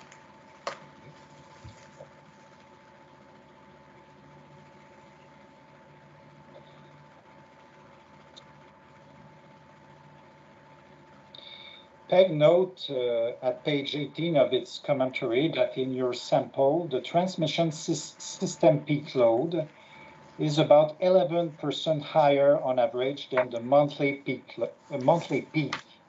for the 2004-2019 period, and about 5 to 8% higher on average for recent year. Do you agree that using monthly peak in benchmarking tends to advantage HQT? Well, using monthly peak is consistent with using a physical measure of output. Ratcheted peak is not a physical measure of output. In a given year, the actual peak provided could be less than the ratcheted peak demand, so it's a physical peak. In terms of it favoring my client, you know, there are many decisions made in these productivity studies, and I don't begin my analysis picking issues only if they benefit my client or not.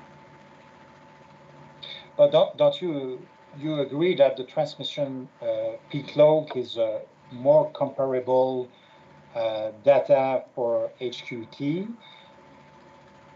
I guess you agree as well that the transmission system peak load, the transmission peak load is generally higher than monthly peak. I don't know that. I don't. You don't know that? You don't. Can you explain us the difference between the transmission system peak load and the monthly peak, the two transmissions? Well, the monthly peak is kind of what you measure at the generation part. Could be down to the could be down to the customer level as well, and then the transmission is what's measured at the transmission system. It depends where you measure it. The peak, there could be losses involved in it as well. So that's your definition of transmission system peak load? Transmission system peak load is the peak on the transmission system. So you have to measure it there on the transmission system. And what's the difference with the monthly peak according to you?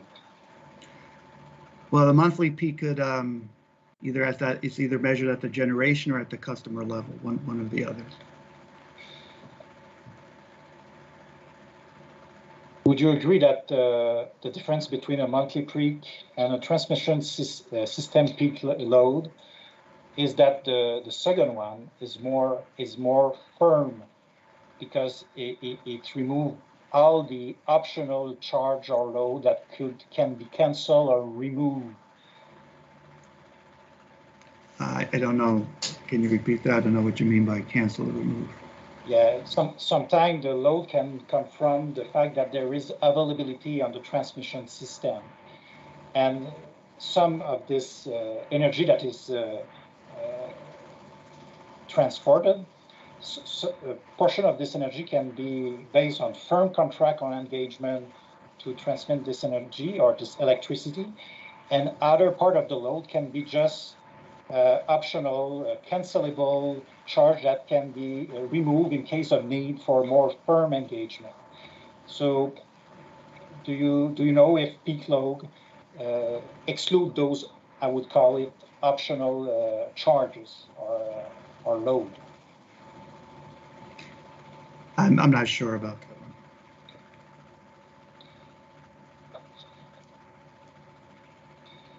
So Peg also note at page 18 of its commentary that you didn't ratchet the peak demand data in your productivity work.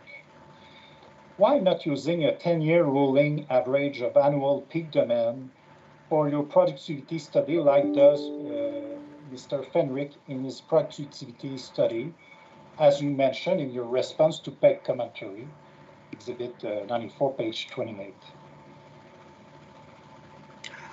Oh, well, we're using a physical measure. We think the peak demand is an appropriate physical measure of output in a particular year. So that's why we're doing it. Did you consider using a 10-year rolling average of annual peak demand? Did I consider it? Yeah. I don't think so. Monsieur le greffier, pourriez-vous exhiber le document B0012 en haut de la 33e page du document PDF? I asked the clerk to exhibit the exhibit B0012 at the 33rd page. What document is that? B002, it's your initial report. Oh, initial report. It's page 24 of your initial report, page 33 of the PDF document.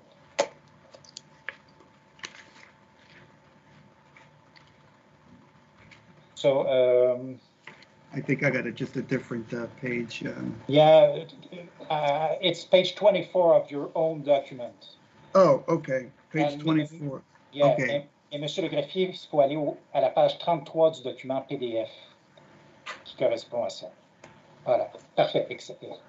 Alors, c'est le premier paragraphe qui m'intéresse. That's the first paragraph who Okay, got it. concerned me. Okay. So, as one of the factors that can help the régie to determine a stretch factor, you identify at this paragraph, and I quote, the sample of companies used for the TFP study is also relevant. If the sample consists of companies that are operating under a PBR plan, then the measured productivity growth already contains some of the effects of the stretch factor. In contrast, a TFP study sample that includes only companies under rate of return regulation would not capture this effect. Our sample of US transmission companies are under cost of service regulation by the FERC. Many of those companies are under formula rates, meaning that the company's rates are frequently aligned with underlying costs, and there is less ability to take advantage of regulatory lag. At the same time, the FERC also provides incentives to transmission companies, most in the form of premiums on return on equity for meeting certain public policy objectives. End of the quote. What was the effect of formula rates on the cost containment and incentives of US transmission or distribution companies? I'm sorry, I didn't catch the whole question. Could you repeat the question again? Problem. What was the effect of formula rates on the cost containment incentives of US transmission or distribution companies? I mean, it's a broad question. I'd have to compare it with another regulatory regime. Formula rates usually have an annual cost of service proceeding, which provides relatively weak cost containment incentives.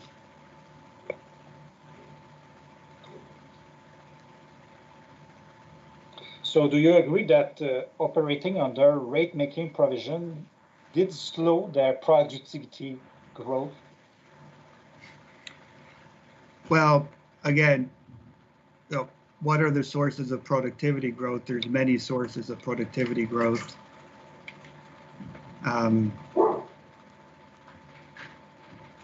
So it's certainly the case that formula rates results in, you know, weaker incentives for cost containment. That's certainly true. And maybe holding everything else constant, if I compare a regime with the formula rate to one that has a rate that takes place every 4 or 5 years, those are different incentive features there.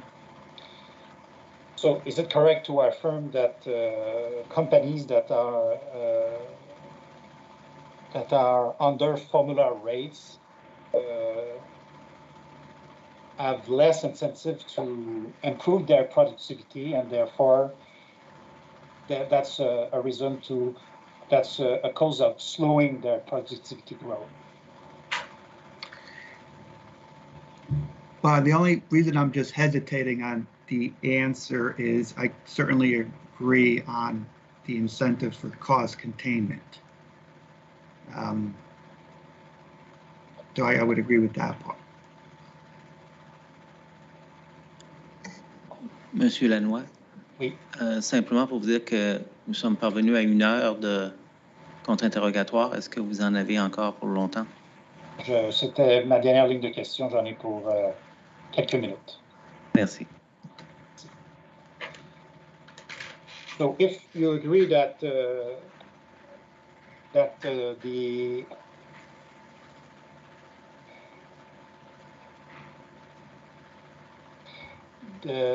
if you agree that it's not the formula rates regime doesn't provide a very strong cost containment incentives. Do you draw a conclusion from that about the impact of this lack of incentives on cost containment on the productivity growth? Well, I mean, formula rates is a type of cost of service. So it's a general conclusion that I actually said in the beginning of the presentation, that cost of service results in weaker, cost incentive, improved cost incentives. And there is the understanding that in moving from that system to an MRI plan, there's the hope is that productivity and efficiency increases. So yes. So I have no more question. Thank you very much for your patience and for your answer. Merci. No, thank you. Thank you. Alors, sous réserve de la question en suspens, c'est complet. Oui, il n'y a pas de problème. It's noted, Maître Lanois, under reserve with your question that you asked regarding regional deflate labors, if I remember correctly. So the regional index. Yeah. Okay. Thank you. On labor, is that right? Yes. If I remember well. Yes, I know which one it is. We'll have the time to take a look at it. So it's 11:30, Mr. President. We're still ready to go on. Bon, on continue. Oui. Maître Cadrin, HQARQ, vous aviez mentionné 30 minutes. Effectivement, M. le Président. Alors, Steve Cadrin de HQARQ, 30 minutes est toujours notre meilleur estimé à date. Alors, à la rigueur, si jamais le lunch se fait trop appeler, peut-être vous nous ferez signe. On pourra interrompre les questions à un moment précis là, pour permettre la pause lunch et retourner après le lunch au besoin. Parfait. Alors, procédez. Absolument. Hello, Dr. Ross. Most of my questions will be to you, so we can proceed first with your presentation of this morning. Good morning. Thank you. Yes, good morning. I'm sorry. Oh, no, that's okay. Sorry. So yes. I would go on page 13 if you can go there with me. Okay. Yes. Okay. And we've talked about those FERC transmission O&M accounts excluded in PEG's productivity study. We've talked about the three main branches or the three main sections that are provided for. You talked about account 565 already, saying that the 34.9% of the percent of total transmission O&M expenses, this 34.9% is what it is, what it represents, and for HQT it represents 3%. Am I correct? Yes, that's correct. That's my understanding. Yes. Would you be able to do the same thing if I would ask the same question? Transferring to HQT, what will be the percentage for account 561.1 to 561.8? And same thing for account 566. Or would you prefer to have an undertaking if you don't have the answer readily available? So let me give an answer and then see if anybody else on the panel also wants to add in. My understanding is that this is a type of question that I think PEG asked of HQT, because they removed these accounts. So what they wanted to do was identify these accounts in HQT's system so that they can easily kind of remove them. And my understanding is that it's a very complicated thing, because some of these expenses, for example, in miscellaneous, are in other parts of the HQT expenses and accounts. And some of these FERC names for load dispatching, scheduling, reliability, they're mixed in there with the HQT data. And my understanding was that it was not possible to distinguish those. But I'll stop, and I think maybe that could also be a question from somebody else on the panel too.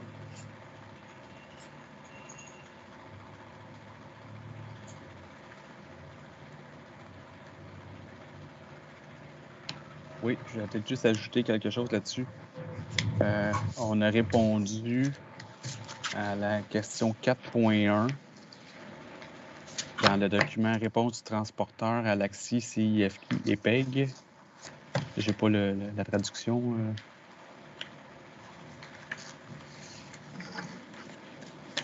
Que vous avez le HQT numéro de la 16, pièce. document 1. Excusez-moi, il s'agirait du document B64? HQT 16, document 1.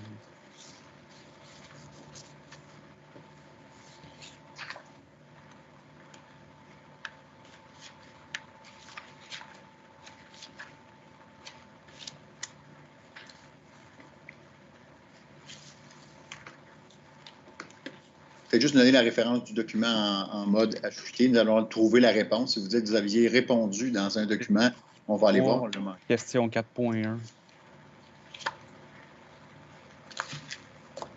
Messieurs, donnez-vous chacun une petite pause parce qu'on vous perd. Si vous permettez. Ça ne peut pas être aussi vivant qu'à l'habitude. On a raté un petit bout de Maître Cadrin, je crois, que vous avez manqué la référence. Ah, je vais parler. Alors, si vous pouvez donner la référence en mode HQT, là, dans la terminologie HQT. Là, on le voit à l'écran, je pense. Est-ce que c'est la bonne pièce? Bon, c'est ça que vous voulez? Moi, j'ai référé à cette pièce-là, mais je ne suis pas certain que M. Vézina réfère à cette pièce-là. Je vais le laisser compléter. Ouais. M. Vézina, est-ce que c'est... Ils cherchent...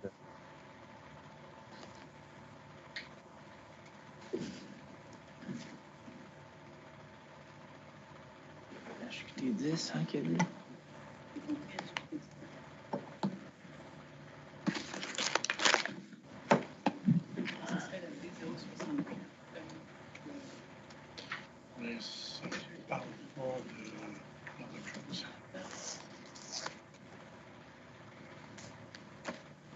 Je vais vous donner la référence au greffier. C'est la demande R-4058-2018, phase 2.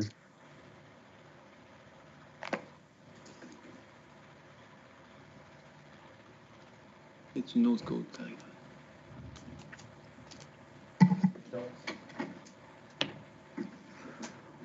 Si vous permettez, je crois que ce sont les réponses qui ont été faites dans le cadre de la vérification de la conformité des deux études. Donc, dans le dossier précédent, Maître Cadrin, si vous vous souvenez, c'était la phase 2 qui a culminé avec la décision de la Régie qui disait que c'était conforme. Et c'est dans ce cadre de ces réponses-là qu'on a répondu à votre question. Écoutez, je propose qu'on va aller voir ce à quoi vous référez. On va tenter de trouver le bon document et s'assurer que la réponse s'y trouve. Au besoin, on pourra revenir. Là, je ne veux pas perdre plus de temps à chercher les documents en direct. Là, évidemment, ce n'est pas toujours agréable de trouver ça là, rapidement comme ça. Là. Si vous permettez, on va se parler tantôt pour l'autre sujet. On pourra regarder en même temps pour celui-ci. Oui, absolument. C'est une bonne idée. J'accepte votre proposition. So moving on to this question, to another question, Okay. which is going to be at page 24 of your presentation again, Dr. Ross. Sorry. Okay. 24? Yes. Yes. Okay, I see it, yes. You talked in those slides there, in that slide and some other slides also, about a problem that's faced by HQT. And you said that many facilities are distant from good roads. That was your statement, and you said it, I think, a few slides back. Has any analysis has been done by you to, prove this statement that you are stating now in this slide? Which slide? 24. 24. Yeah, so this slide, this information, we actually took from PEG's report. This is the exact language that they had in PEG's report. So we use that because that's something that they identified. And I checked with people at HQT who thought these were accurate statements. but I did not personally do any study to look at distance from facilities and roads. Oh, that was my question. Thank you.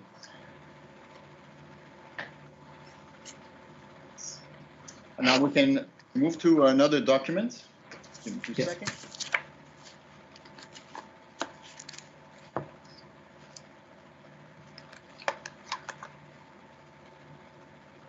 I will refer you to document B12.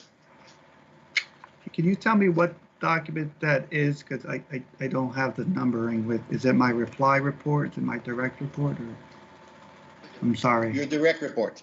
Okay. Okay, yes, I have it. And for the purposes of transcription, it's B12. We go to page I2, which in the PDF version is page 11. Okay. Oh, I'm sorry. Just 1 second. Sure.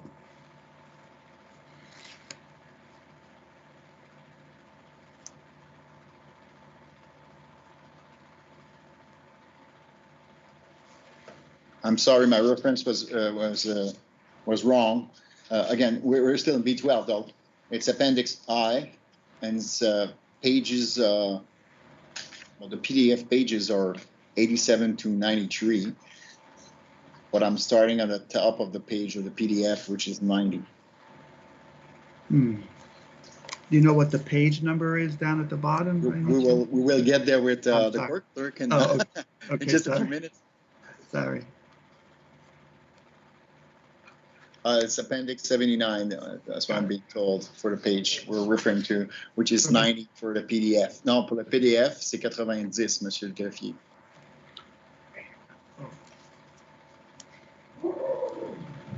Appendix 81, we'll get there. Is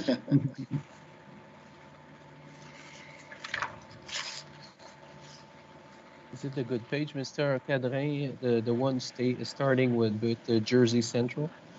Yep. Yes. Yes, I'll be talking about report is page 81.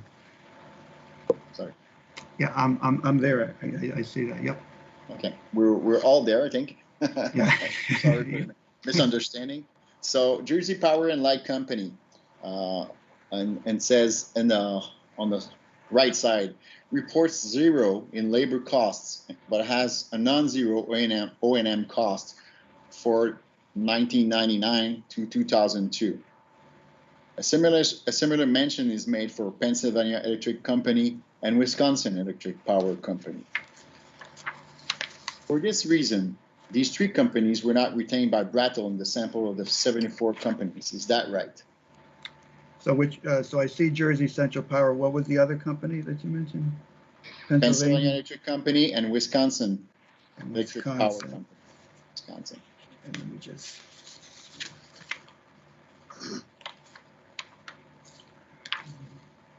Oh yes. Yes, that is correct. Yes. Thank you very much. Were there other companies exhibiting 0 in labor costs but a non-zero O&M cost in your database that were retained in the sample of the 74 companies? Other than those 3 companies we're talking about now that you put aside because of that. Right. I don't think there were. I can't rule out the possibility that maybe one got in. We were, trying to apply consistent methodology, and so maybe it wasn't perfect, but so I can't rule out the fact that maybe there was one that got by. But from what I understand, if that was so, it should be taken out the same as the other 3 companies we just talked about, just for the sake of consistency. Yeah, and there is a fair amount of some judgment in case by case in these, but that would be fair. Okay, we'll move on now to page 88 of the PDF. So we will show that on screen for you. Now we're talking about Consolidated Edison Company of New York, Inc.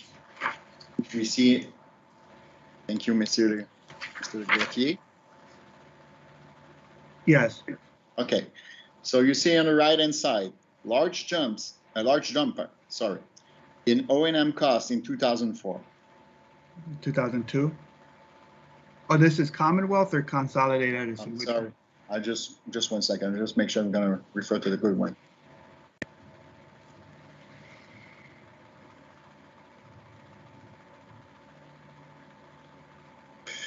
Okay, I'm gonna read it from the screen, I'm sorry. Was an error in my question. So large jump in labor costs in 2002. Yes. However, we retained this company since there is no clear reason to adjust the labor. Yes.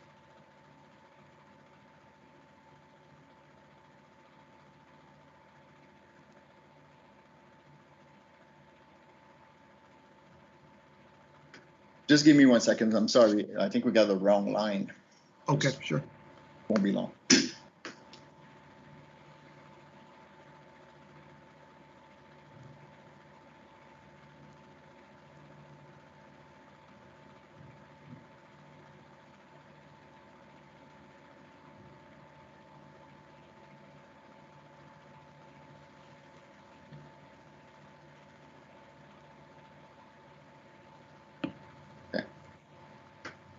Since we have the wrong citation, we'll move on to another page. I'm sorry, and we'll discuss it later on in our proof.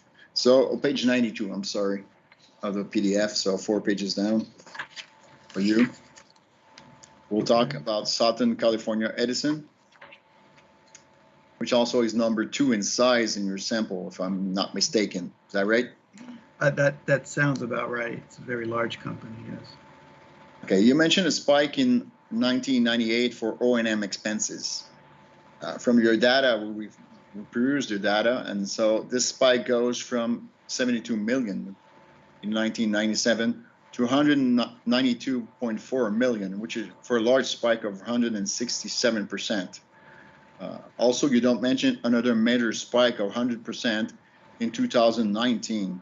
How do you explain such large spikes in your data? I mean, it could be one-time significant expenditures that these companies faced. I'm not sure. It could be wildfire issues. It could be very specific, unique factors.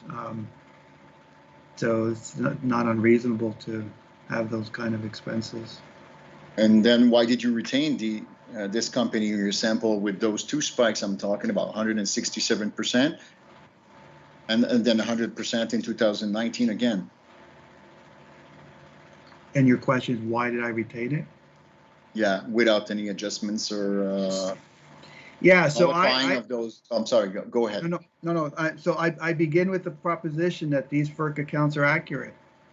I mean, they are the numbers in the FERC accounts, and that carries some weight. They're used in formula rates. They're used to set just and reasonable rates. They're used in litigation. They're used in a lot of things. And I'm very hesitant to say this is an error. I mean, there's got to be conclusive evidence for me to do that. And the fact that you have a 100% increase in 1 year in O&M expense is not evidence that it's wrong. And this is a very large company. Like you said, this is number 2. HQT is larger than any of our companies in the sample. So that's kind of the reason. So see, if I go back to the answer you gave before, just before, you don't know exactly why the spikes are there, but you're saying there's no error. On this we agree. Maybe there's no error, but you don't do anything with those spikes. And also, it's a second company, as a large company. It's the second largest company. I'm sorry, in your evidence. I'm sorry. Yeah. No, I'm not going to do anything with those spikes. What's the criteria that I have? Well, you say wildfires, for instance. I'll take that. Yeah. So let's say there's a wildfire. Why would I want to adjust for a wildfire? It's a natural. It's a natural occurring event. If you got to provide transmission services, you're going to have to deal with specific events like that every so often. I'm not going to smooth out the data to create an artificial productivity study. Okay, but in that case, for that company, you don't know what were the reasons behind those spikes. You didn't investigate as to what they were. I did not, no. Okay, thank you. We'll move on to page 92, or move back to page 91, I'm sorry. When we go for PG&E, or Pacific Gas and Electric Company, Yeah. which is number 1 in your size sample. It is, yes.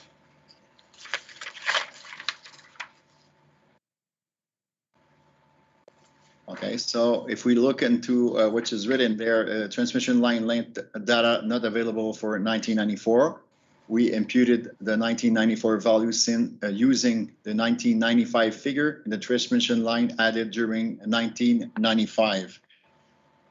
So there was no spikes or jump that are mentioned here. So, however, in your database, we notice a major spike of 269% in materials and service costs in 2019, going from 230.8 million to 851.1 million in only 1 year. Yeah. How do you explain such a large spike in that case, in that company? Yeah, I think that's the wildfire. Okay. Is such a job representative of what HQT could face in a single year? It's representative of what the industry transmission productivity is. In the same way that hurricanes in Florida affect the O&M costs, tornadoes in the Midwest, ice storms in the Northeast. Yes, those are all environmental factors that have to be taken into account in doing a productivity study. So you do nothing with those spikes, you don't adjust, you don't smooth out, to use your expression? I do not, no. For that specific year, where there was a, like say, a hurricane or wildfire, or whichever natural cause it is destroyed? No, I'm sorry.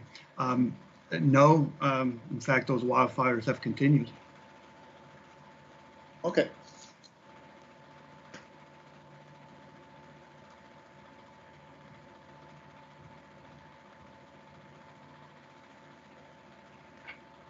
We'll move on to answers from the Reggie's first line of question, which is B49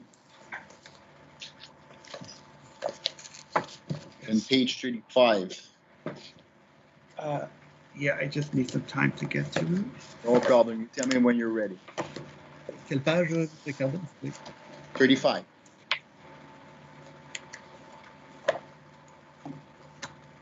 So it's B49 for the exhibit and page 35. And these are the questions the Regie asked me. Yes, the first line of question of the Regie. Did they ask? I have the document in front of me. Okay. You should see a table, which is figure 1, yes. Top 15 transmission utilities in the Brattle sample. This yes, is what I see that, yes. So the table below shows the top 15 companies in our sample, where the size rank is the weighted average of our output measures in the TFP study, peak demand, and megawatts, and kilometers of transmission lines. In the table, we provide the 2019 peak demand for the top 15 companies. And you see the table, which I'm not going to read. Which of these 15 companies consists of transmission and distribution only with no generation? Which of these have no generation? Transmission and distribution only without any generation.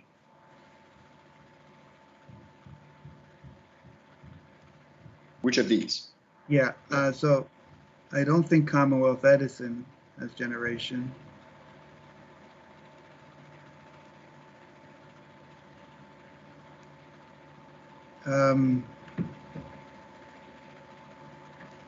Maybe Niagara and Mohawk Power.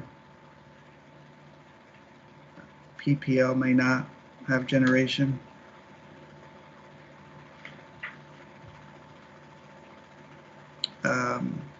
I think those would probably be the ones I would answer. Thank you very much. We'll move on to another document now, which is the answers given to the questions of RTEA, which is document B61. RT, okay. RTI, I'm sorry, EA. I don't know what to say in English. But No, I got it. I Help yeah, Just I to got help this. us, are you talking about HQT10 document 6.1? Yes. It's B61, page 12. Okay, yes, I see it. Okay, you see another Table, yeah. table again. So if we go down to Central Main Power Company, Yes. I think I just want to make sure we see it on the screen. Yeah, we see it now. It's about the middle. Thank you, Mr. Greffier. You can leave it highlighted like that. It's perfect. Oh, it's not highlighted anymore.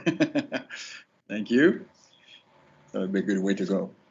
Okay, with the 2019 system peak of 1,616 megawatt and total annual energy of only 232,245 megawatt hours, we calculate a usage factor of only 1.6%. Does that make sense to you?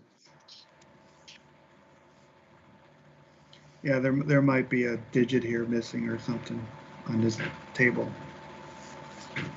Okay. Do you want to verify and maybe take an undertaking to verify that we do have the right numbers for Central Main Power Company, just to be fair, and that you verify, and you can provide us as an undertaking any answer. If it's no, it's no. And if it's something that we need to address, then we'll address it maybe after lunch or later.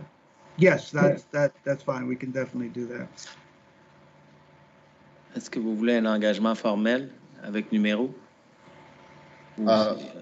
Dr. Ross, would you need an undertaking, or would you be able to come back after lunch with the answer? I think I'll be able to come back after lunch. I'm not sure what is the significant, what does undertaking mean exactly? Undertaking will give you more days or hours to do it. So if you can provide us with a quick answer, a quicker answer, that would be, the way to go, and it's less, Yeah, we will look at this during lunch and get back to you. Okay, and if for whatever reason it takes more time, then you can tell us, and we'll move on from there, and we'll take an undertaking to give you more time if you need. Okay, perfect. That's fair. Okay, we can move for another question now. We're going on the other end for Ohio Valley Electric Corporation, with the 2019 system peak of only. I'll give you to Ohio. We'll give it a highlight. That's all the way at the bottom. The cortex is going to highlight again for us. Thank you very much. Okay, so Ohio Valley Electric Corporation with the 2019 system peak of only 1,021 megawatt and total annual energy of 11 million, and you see the rest of the numbers. We calculate a usage factors of 127%. Again, same question. Does that make sense, or do we have an error in there? And do you want to verify over lunch? Yeah, I mean, we can verify over lunch to confirm the number. That was my suggestion, just to make sure we got all the right data together and give you the proper time to verify. You'll tell us after lunch. I do want to point out, though, the total energy is not used in our productivity study. We don't use that at all in our productivity study. But okay, we provide numbers, and you want to make sure that we have the numbers, the right numbers. Yes, absolutely. Okay, thank you so much. So we can move on now to another other answers that were given to the first questions that were asked by AXI-CFQ, which is B64. We talked about this document just before with Maître Lanois, and we can move on to page 19 and 20. So I'm sorry, can you repeat again? What document are you referring to now? The answers given to AXI CFQ questions, which is B64. I'm going to translate to HQT 10 document 3.1.1.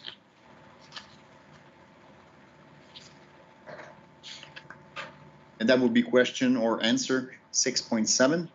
Mr. Greffier, thank you very much. Leave it there. We're just good.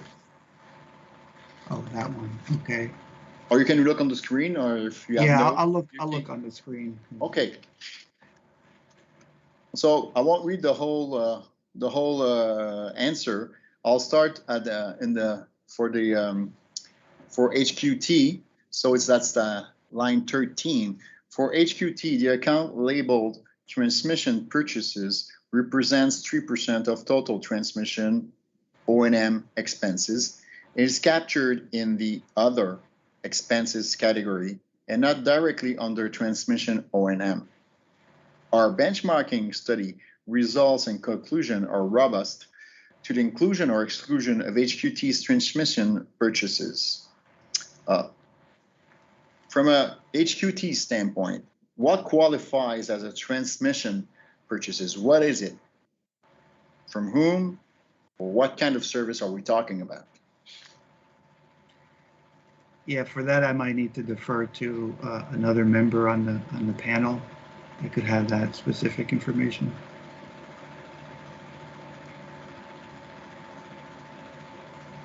You yourself, just before we go to another member of the panel, you yourself did not verify that, investigate that, or take that into account? I don't know who they're purchasing transmission services from. I know that they have some purchase power agreements, but I couldn't tell you the exact company that they're purchasing transmission from. Okay, so they're purchasing from other companies, you say. You're taking that into account? Excuse me? Have you taken that into account? The fact that they are purchasing from other companies. You took that into account before you answered those questions? Yes. Before you did your report? I'm sorry. Yeah, when I read the account purchases by others, it seemed to me that was the same as account 565, but I didn't specifically say who are you buying the transmission services from, what are the contracts or anything like that. Okay, so we can go now to the answer maybe from HQT, if any other answer can be provided to us. Certainement. Bonjour, M. Cadrin. Bonjour. Lorsque l'information est présentée en coût de service, habituellement, il y avait une catégorie qui était achat de services de transport. Je vous arrête juste un instant parce que la communication est très mauvaise. Maybe Dr. Ross, if you could turn off your microphone while Mr. Verret answers, it will help us a bit. I'm not so sure. Oh, yes, it would be better. Est-ce que c'est mieux? Est-ce que c'est mieux comme ça? Un peu mieux, oui, effectivement. Il y a moins de bruit de fond, alors vous pouvez y aller avec la réponse. On va mieux vous comprendre, M. Verret. Okay. Je ne sais pas s'il y a un enjeu avec le web switcher. La semaine dernière, tout allait bien. On avait les mêmes micros. Aujourd'hui, c'est plus compliqué. Mais en tout cas, je vais aller tranquillement. Donc, lorsqu'on présentait les revenus requis en coût de service, il y avait une catégorie qui était achat de services de transport, les transporteurs auxiliaires.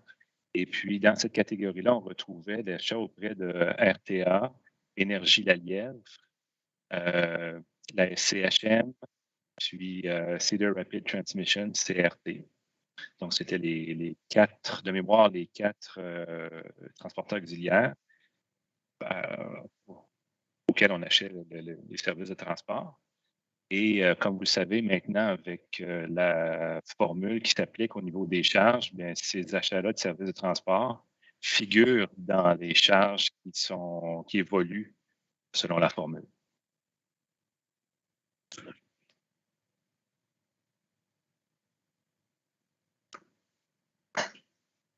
C'est bon, ça complète la réponse pour HQT. Merci. Ça complète les questions. Je réserve peut-être des réponses qui seront fournies tout à l'heure. Maybe I should switch to English. We will be waiting on the answers from Dr. Ross. Maybe we can continue. We have maybe some questions depending on the answers that may be given after lunch, but we'll be short, that's for sure, if we do have any questions in the end. So we'll see after lunch if it doesn't pause about. Well, my hearing were great that you were finished. Instead, you were leaving only 2 aspects. So verify the Ohio and the central main power. And there's the other issue that we have to discuss over lunch, Mr. Cadrin, regarding the first undertaking. Yes. Okay, so is it the right to have the lunch, Mr. President? Bon, je vais vérifier auprès de vous avec mes collègues aussi. On a pris un petit peu de retard par rapport à l'échéancier prévu. Je vais juste voir si on peut, le cas échéant, prolonger. Il faut que je vérifie aussi avec M. Morin. Je ne sais pas s'il est en ligne. Bien sûr, il est là.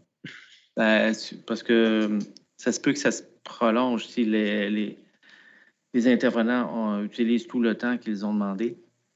Alors, est-ce qu'on peut, on a prévu finir à 15h, si c'est 15h30, est-ce que ce serait... On va aller à 15h30. De toute façon, je vous ai écrit un petit courriel en fin de semaine. On va suivre ça, il n'y a pas de problème. Parfait, merci. Alors, on revient, est-ce qu'on prend 1 heure complète? On revient à 1h15 pour que ça soit plus simple. Est-ce que c'est bien? We'll be back at 1:15 Eastern Daily Time. Thank you. Merci. Bye. At 1:15.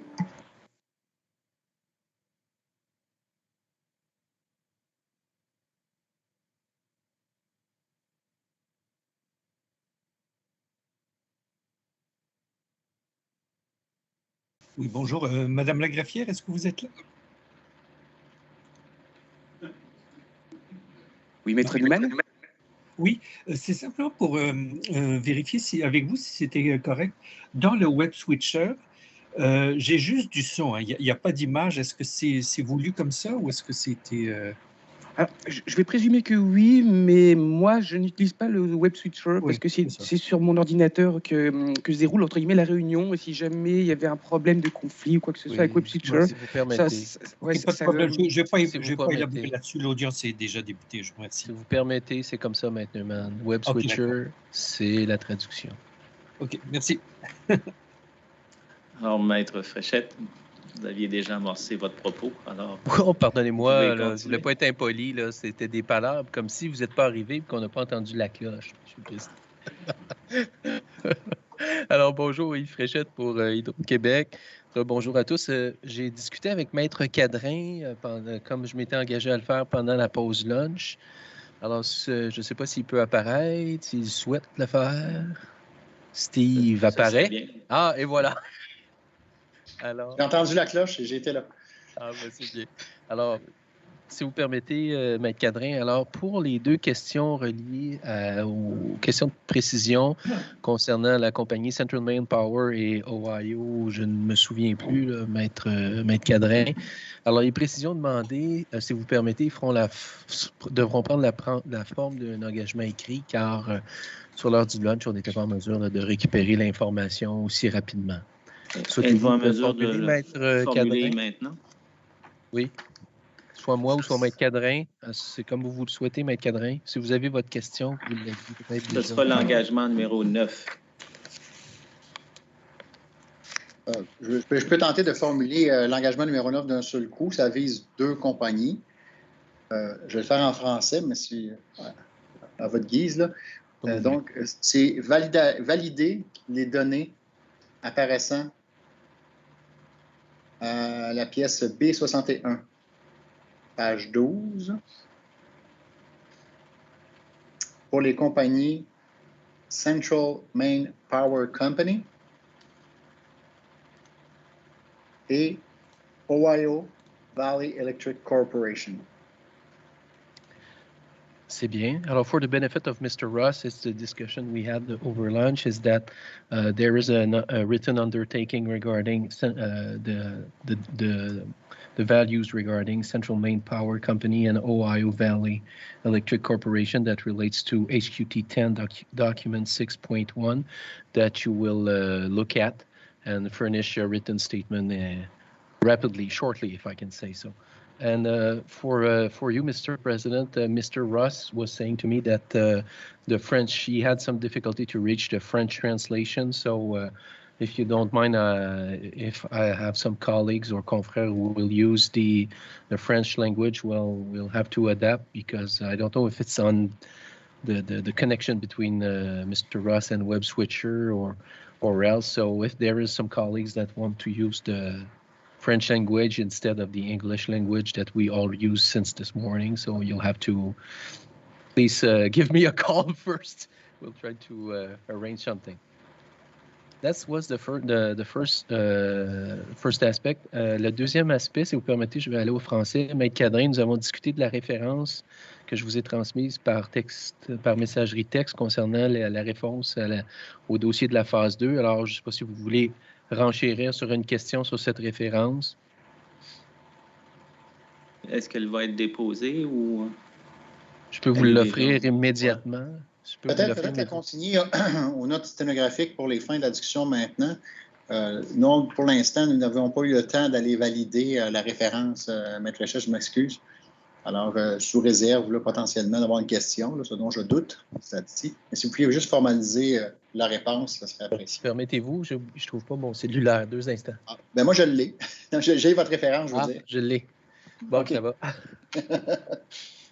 Mon cœur a cessé de battre pendant 2 instants. C'est suite 2, mais mademoiselle Josiane m'a dit, voilà, vous y êtes. Alors, c'était dans le dossier tarifaire de la phase 2, Monsieur le Président, Maître Cadrin, mais c'était la pièce B0265, page 23, réponse 4.1. Alors, Maître Cadrin, on croit que c'est là que la réponse à votre question de ce matin concernant les aspects que vous aviez couverts. Et puis, il restait des questions liées à l'engagement 1 que Maître Cadrin avait discuté. Bien, on a discuté pendant l'heure du repas. Il y avait une option là, qui était peut-être celle de maximiser le temps de traduction puis de revenir à la toute fin sur cette question-là. Est-ce que vous êtes à cet effet-là toujours, Maître Cadrin, ou pas? Ou... Moi, je suis ouvert à tout. Je n'ai pas de problème. Je suis prêt à prendre les questions quand vous voulez. J'ai des questions complémentaires sur l'engagement 1. L'engagement 1 a été pris par le panel 1. Ce que je comprends, c'est que du panel 1, nous avons présentement M. Verret à l'écran, également M. Vézina, sauf erreur. Ouais. Il nous manquait Mme Paquette, mais Mme Paquette, ce n'était pas, je pense, dans ses sphères de documents sous sa gouverne, si je peux dire ça comme ça, même s'il était dans le panel 1. Alors, on peut soit poser des questions maintenant. Moi, je suis à votre disposition pour le faire. C'est certain que je peux les poser maintenant si vous voulez. J'en ai déjà quelques-unes. Par contre, ce que j'en comprends, c'est qu'il était nécessaire d'avoir un engagement pour répondre à mes questions et je vais rentrer un peu dans la mécanique derrière la question des IFD de toute façon. Là, je me pose la question si nous allons avoir les personnes nécessaires pour répondre ou on va tomber dans d'autres engagements. Alors ça, je laisse ça ouvert. Là. Je pense que Maître Fréchette voulait peut-être qu'on tente une première tentative, qu'on fasse une première tentative, je pense. Au point où nous en sommes, là, si vous permettez, Maître Cadrin, je vais prendre l'autre option que vous nous aviez offert, puisque la traduction, c'est quand même quelque chose de grande valeur qu'on a maintenant qui est disponible. Puis ça, bon, je pense qu'on va palabrer ensemble en français, puis M. Verret pourra... Parce que ce qu'on discutait ce midi, c'était de peut-être essayer un premier niveau de réponse avec M. Verret. On verra jusqu'où on peut aller là, à partir de ce moment-là. Et puis, fait que si vous me permettez, je vous ferai la proposition maintenant, moi, que vous soyez bien mal à l'aise. Puis, M. le Président, on continue avec M. Ross sur les questions en utilisant la traduction, là, puis en termes de travaillant sur le PME, puis sur les engagements liés à l'engagement 1, si vous permettez, M. Cadrin, peut-être à la toute fin, quand la présentation de M. Ross sera faite, bien, M. Vézina, M. Verret seront présents. C'était ma proposition initiale là, sur l'heure du lunch, d'attendre à la fin pour maximiser. Ça nous semble tout à fait raisonnable. Est-ce qu'il y a d'autres choses, Mme Fréchette, avant de retourner au contre-interrogatoire? Non, oui, il y avait la question de mon collègue, Maître Lannoy. Alors, Mr. Ross, do you want to ask it another... D'abord, merci, Maître Cadrin. And Mr. Ross, you remember the question that was left unanswered or to be continued, if I can say so. That was asked by my colleague, Mr. Sylvain Lanois. Do you want to rephrase it again? Do you mind, Mr. President, that we step from Mr. Cadrin to Mr. Lanois? I think it's the appropriate way to deal with this. We were expecting it, so. Okay, perfect. So, Maître Lanois, do you want to say it again, or? On ne vous entend pas, Monsieur Lanois. Sorry. So I said no problem. I will rephrase the question. Dr. Ross, can you tell us exactly where in the PEG's working paper are the regionalized indexes as described by PEG in their direct report that you use to perform the sensitivity tests you are referring to at page 27 of the exhibit B 0094? Yes, can you hear me okay? Okay. Yes, we used the document referred to in CIFQ-0082, which is an Excel spreadsheet, and the tab that we used was called Salary and Wages. So you said, what's the number? 0082.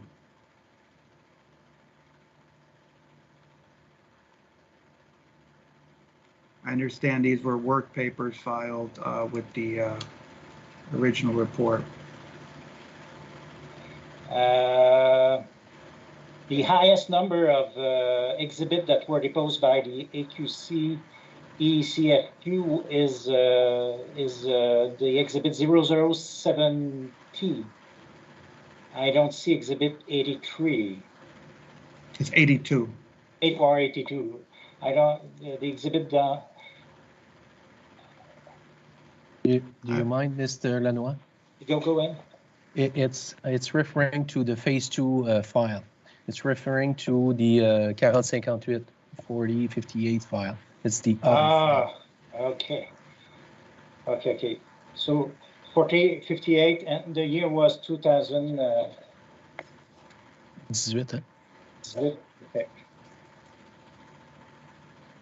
Okay, I will have a look, and if there is any concern, I will come back to you. Thank you. Okay. Thank you.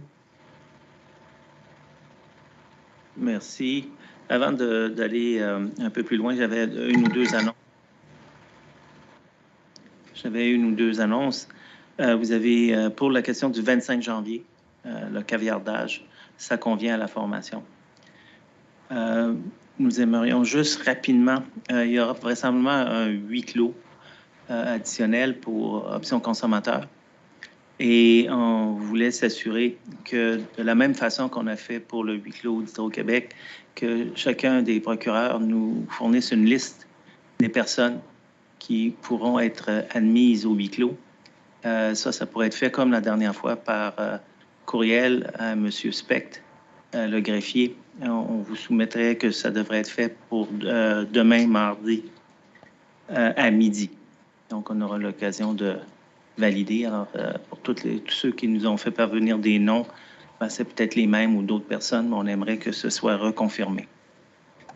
Donc, pour l'administration de la preuve principale de OC, la liste à fournir pour un huis clos, soit demain midi. C'est noté. Ah, on voit Maître David là, qui... Oui. J'avais juste une petite question d'intendance, Monsieur le Président. Moi, je prends pour acquis là, que ce n'est pas la totalité de la preuve d'option consommateur qui va être dans le huis clos, mais uniquement cette partie, évidemment, de la preuve qui est frappée par les ordonnances de confidentialité. Absolument. Là, c'était ça qui était... ça sera public pour l'autre partie. Ce sera au moment prévu, là, qui était mercredi. C'est bien ça? Non. D'accord.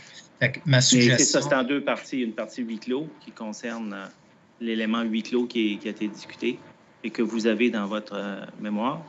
Parfait. Et votre expert, M. Higgins, lui, c'est sur autre chose. Et c'est la traduction qui est importante.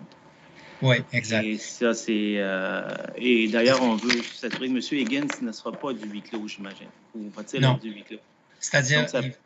il va être sur le panel d'options consommateurs, mais il n'y a pas de preuve administrée qui est confidentielle pour M. Higgins. Est-ce qu'il y aura des besoins de traduction? M. Higgins? Dans oui. la partie qu'on appellera plus confidentielle?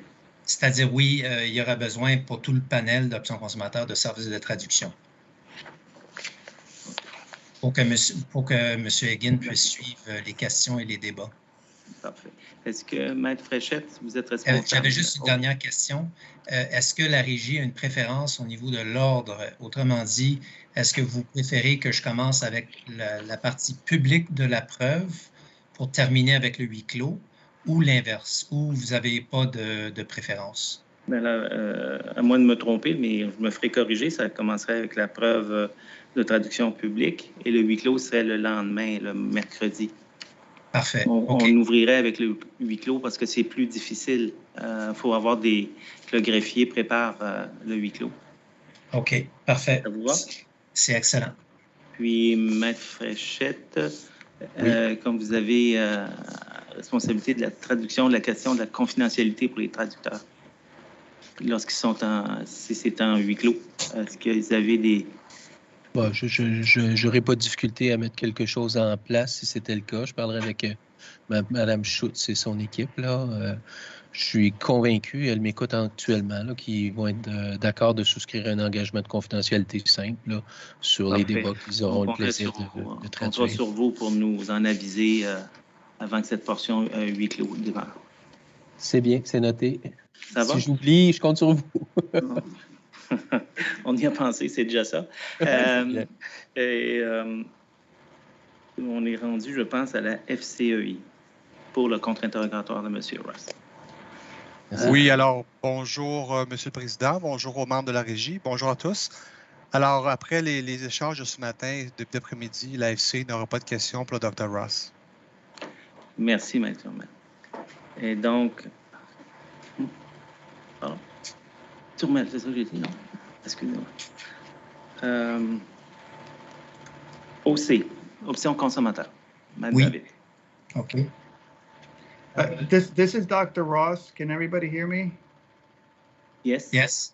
I just want to say my translation services is now working. Well, but Mr. McDavid, he's the most fluent lawyer I've ever heard. So you'll be able to you will be so happy to discuss with somebody without any accent. Okay. I have no merit in this. It's thanks to my mother. So, anyways. Monsieur le greffier, juste pour sauver un petit peu de temps, je vais vous nommer immédiatement les pièces auxquelles je vais référer pendant le contre-interrogatoire. Oui. Si vous pouvez préparer les pièces suivantes, et c'est pas nécessairement dans un ordre spécifique, là, mais il y a la B60, la B109, la B49, B12 et B94. Merci beaucoup, c'est noté. D'accord. So, good afternoon, Mr. Ross. Good afternoon. Can you hear me? Yes, I can hear you. I was just adjusting my camera so that I can see you better. I have a few questions. Essentially, I'm going to cover three topics. I have a few preliminary questions, but there's really three topics I'd like to cover with you. The first topic is sample and cost data, sorry. The second would be input assumptions and methodology. And the final will be your recommendations to the board. So among my preliminary questions, I noticed in slide number 6, where you provide a list of North American productivity studies. I just want to make sure that I understood properly. Essentially, this is your first productivity study. No, that's not correct. Okay, so you've done other productivity studies? Yes. And have you done any in Canada? I did one for the Alberta Utilities Commission in 2012.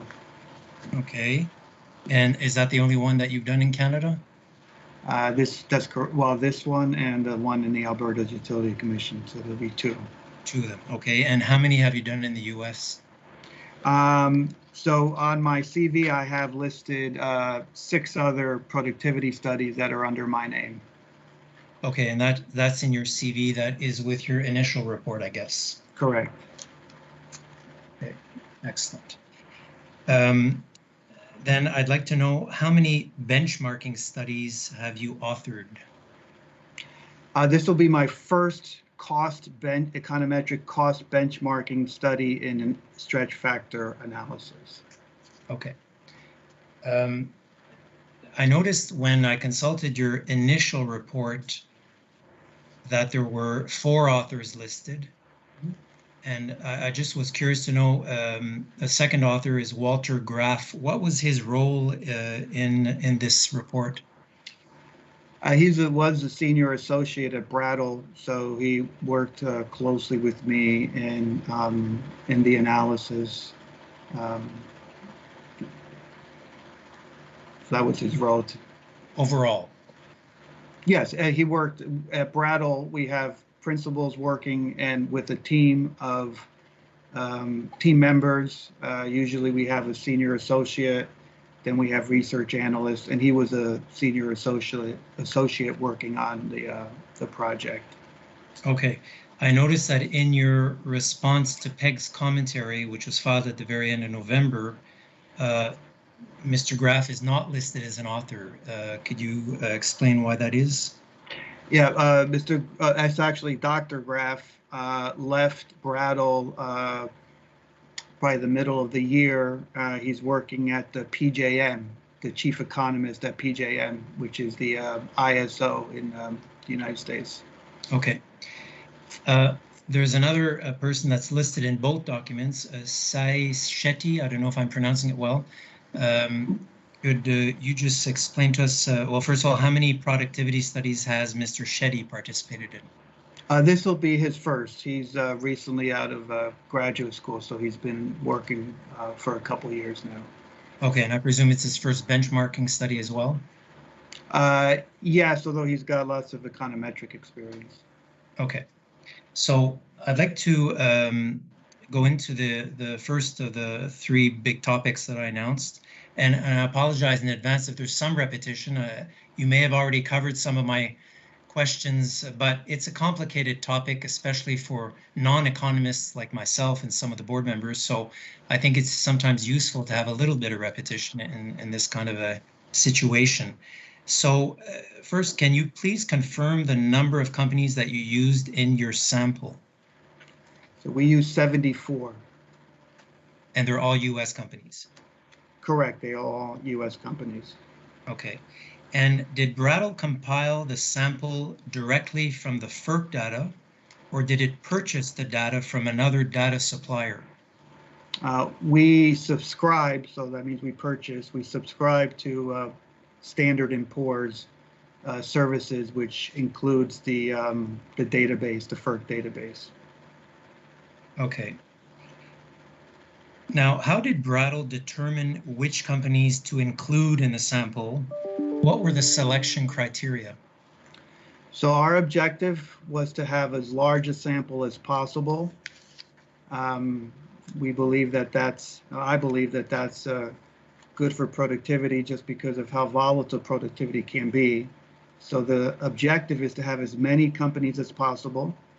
So we looked at the FERC database and we saw how many total companies are in the FERC database. We got about 100 and something. And then we said, if there are complete data for each of the companies, we're going to include it. So whether it's a small company or a large company, our criteria was to have whether the data were complete. If there were data missing, significant, like in some instances, we had 10 years of missing peak data, then we would not use it. In some instances, we made some minor interpolations. But if you look at our appendix number 1 to our direct report, it has all the companies we began with, which is over 100 companies. and it indicates, did we include the company or did we not include the company? And if we decided not to include the company, we had a reason in the right column for why we excluded the company. Okay, so the selection criteria was whether or not the data is complete. Is that the only selection criteria? Or am I to understand that all of the right column here are all selection criteria? No, the selection criteria is as many companies that provide transmission service as possible under the FERC database. Okay, and in terms of what was excluded, it's really just those companies that did not have complete data. Complete data, correct, yes. That's the only exclusion criteria that you used. Correct, yes. Okay.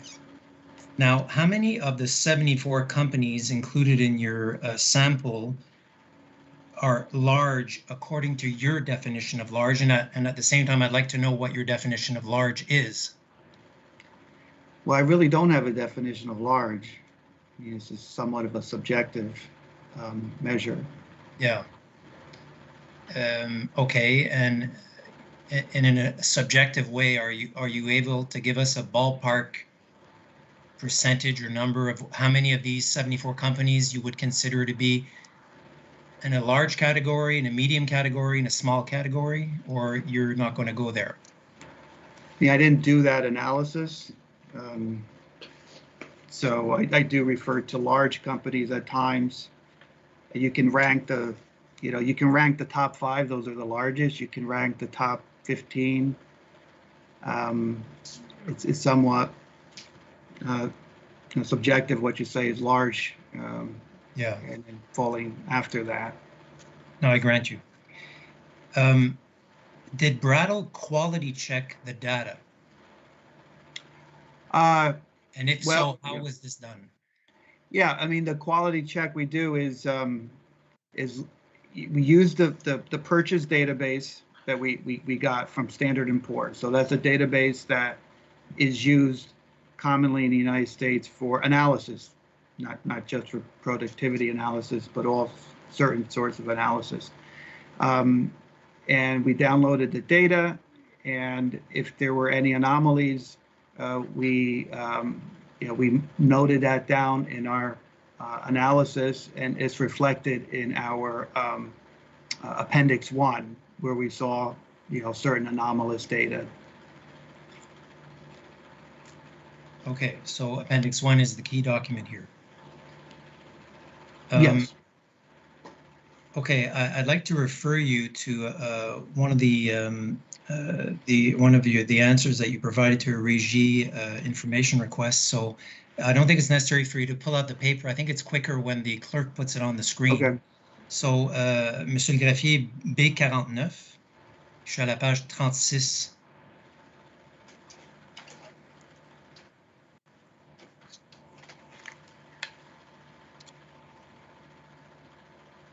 « 36 de la numérotation du document et non pas du PDF.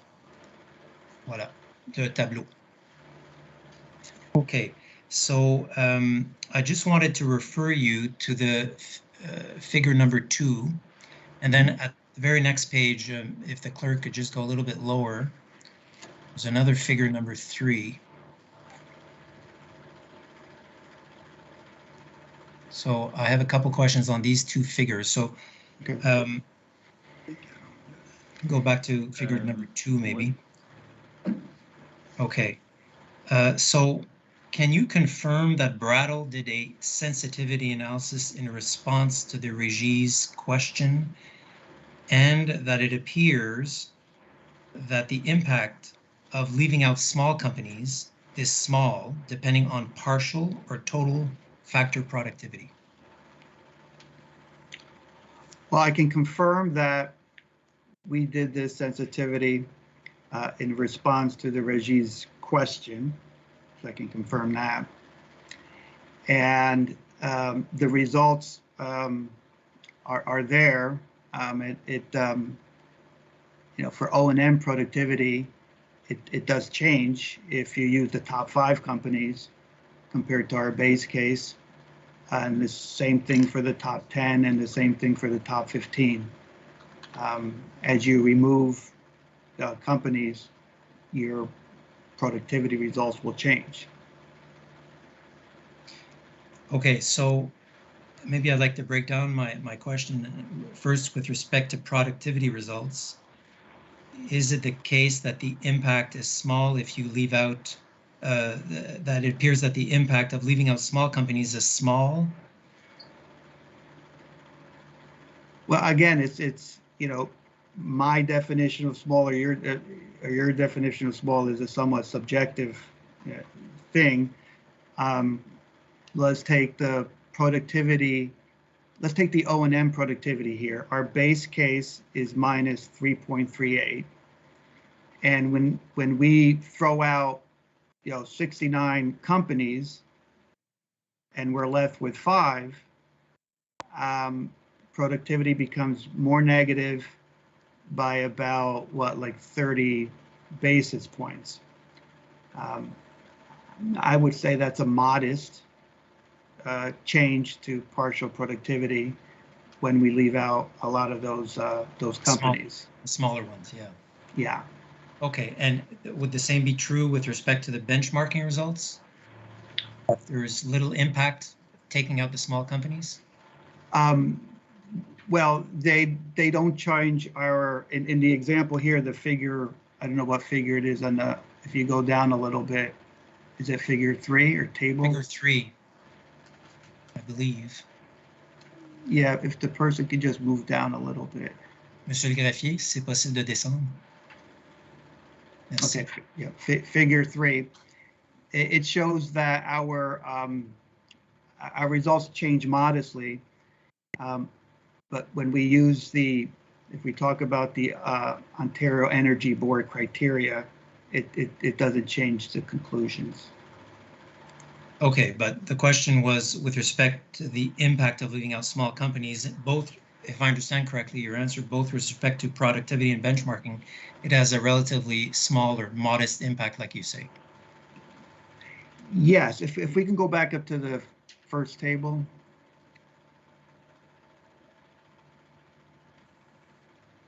Yeah, this sensitivity analysis shows, I would tend to agree with the modest, the use of the word modest in there. There is, I'm looking at the TFP for the top 10 compared to the full sample, which, it's what is that? That's almost 40 basis points.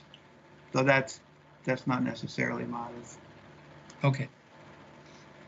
I'd like to turn now to the sample costs that were used by Brattle that were obviously based on the 74 US companies that were retained. We'd like to better understand how Brattle determined which costs from the FERC accounts to include or exclude in order to be comparable to the cost profile of Hydro-Québec Transport. Right, so we included all the FERC O&M transmission expenses. Because our mandate was to calculate a North American industry productivity. And my understanding is that the FERC O&M accounts contain all the similar type of accounts that the HQT has. Okay, and can you list the main exclusions for us? So we did not exclude any transmission, operation, and maintenance accounts. Okay, and which costs did you exclude? I'm sorry, I'm just not following that question. All right. All right, I'll come back to that issue maybe later on. Okay. So, correct me if I'm wrong, but I believe there's a disagreement between PEG and Brattle regarding which costs FERC accounts to include or exclude.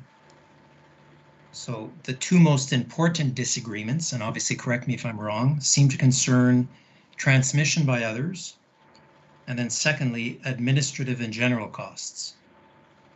So did Brattle include these or exclude these? So I'll let me say a couple of things. The biggest difference, it's not only transmission by others, but it's also the miscellaneous expenses and the account 561. So there's 3 accounts that PEG excluded. That's a big difference. There's another accounts that are, I call common cost, which are administrative and general expenses and also general plan. Those expenses we excluded, and we described the reason why we excluded common cost in our study.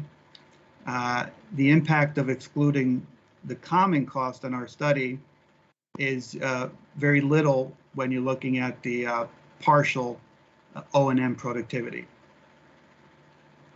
Okay, so what is the directional effect of these exclusions on your results regarding the productivity growth decline of the sample 74 utilities? So when we leave out the common cost, right, and then our base case is that minus 3.38%, the one you see there in the table. That's our base case, and that one does not include common cost.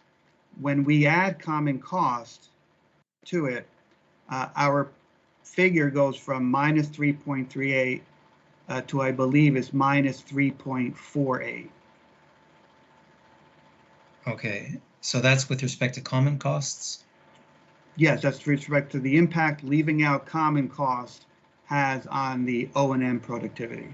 And what about the impact of leaving out miscellaneous expenses in account 561? So when we leave out the 3 well, we include the 3 accounts. We don't leave them out.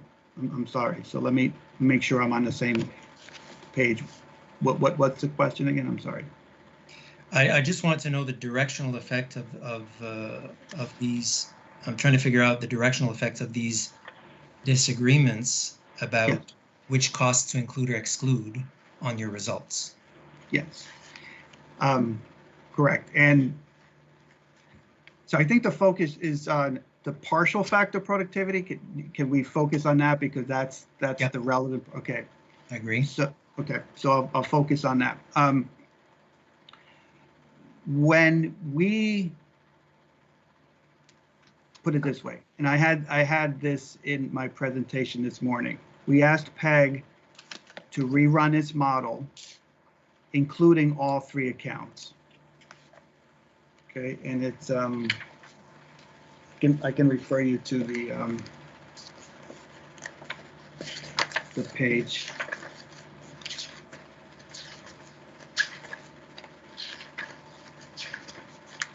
It is slide number 15. Okay. Okay, so this is the impact on PEG's model when it includes all 3 accounts. Its base case is excluding it, and then when it includes it, this is the impact. All right. And we have a similar analysis in our reply, where we have, when we exclude the 3 accounts, what happens to our results? And we have that in our reply. Okay, thank you. I'd like to move on now to the next big topic that I wanted to address, which was, Monsieur Greffier, vous pouvez enlever la pièce en question, which was input assumptions and methodology that you use for your productivity and benchmarking analyses. First, can you confirm that the same 74 companies, the sample, and that the same input costs were used for both the productivity study and the benchmarking analysis? Yes, we use the same 74 companies, and we use the same data, so the same cost data. Okay. In your February 2021 report, your main report, there are many input assumptions. I wish to focus on two of these assumptions regarding which Brattle and Pegg disagree. So the first one is the capital benchmark year, and I refer you to your report. C'est B12, Monsieur le Greffier, or you probably have it handy. It's Roman numeral 4-34. So page 34. Is this my direct report or my reply report? Your direct report. Actually, you don't really need to refer to the text. I'm sorry. It's my own notes, but sometimes I get confused. So, so the two that there seems to be a lot of disagreement between Brattle and Pegg. First one is capital benchmark year. Can you explain this notion and what Brattle's assumption is regarding this? Yes. So every productivity study needs what's called the benchmark year, which is a starting point for the productivity study. The reason is because if you look at the years prior to the benchmark years, you have many different types of vintages of capital acquired at different prices. So you want to start your productivity study with a starting point, and you don't want that capital benchmark year to be the first year of your productivity results. So for example, our benchmark year begins in 1988, but our productivity study results begin in 1995. So there's a 7-year difference between our benchmark and our productivity results. So we don't start calculating productivity growth until 1995, even though we have 1988 as the benchmark. And we do that to allow some amount of time to pass between the benchmark, which is an inexact measure, and the first year of a productivity study. So we use 1988, whereas the Pegg model uses 1964 as the benchmark year. Okay. The second assumption on which there's disagreement is the treatment of capital. The debate regarding using one-Hauchet or geometric decay. Can you explain to us in layman's terms, or as much as you can, these two methods and why Brattle prefers one-Hauchet? Without giving us a university lecture, obviously. Sure, and it is I do describe that in the direct report, a couple pages. Basically, is when you buy a piece of capital, it's going to last you for many years, and it's going to provide you services over many years. And in any given year, you have to decide how much service is being provided to produce that unit of output. Okay. The one-Hauchet methodology assumes that once you buy a piece of capital, and let's say it can produce 10 units of output, that once you buy that piece of capital, it's going to be providing that 10 units of output until you remove that capital from the company.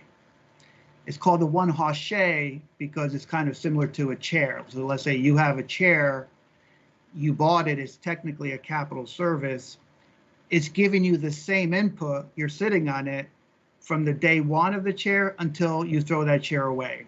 So there's no loss in efficiency of how efficient that chair is. It's providing you the same service on day one as when you retire.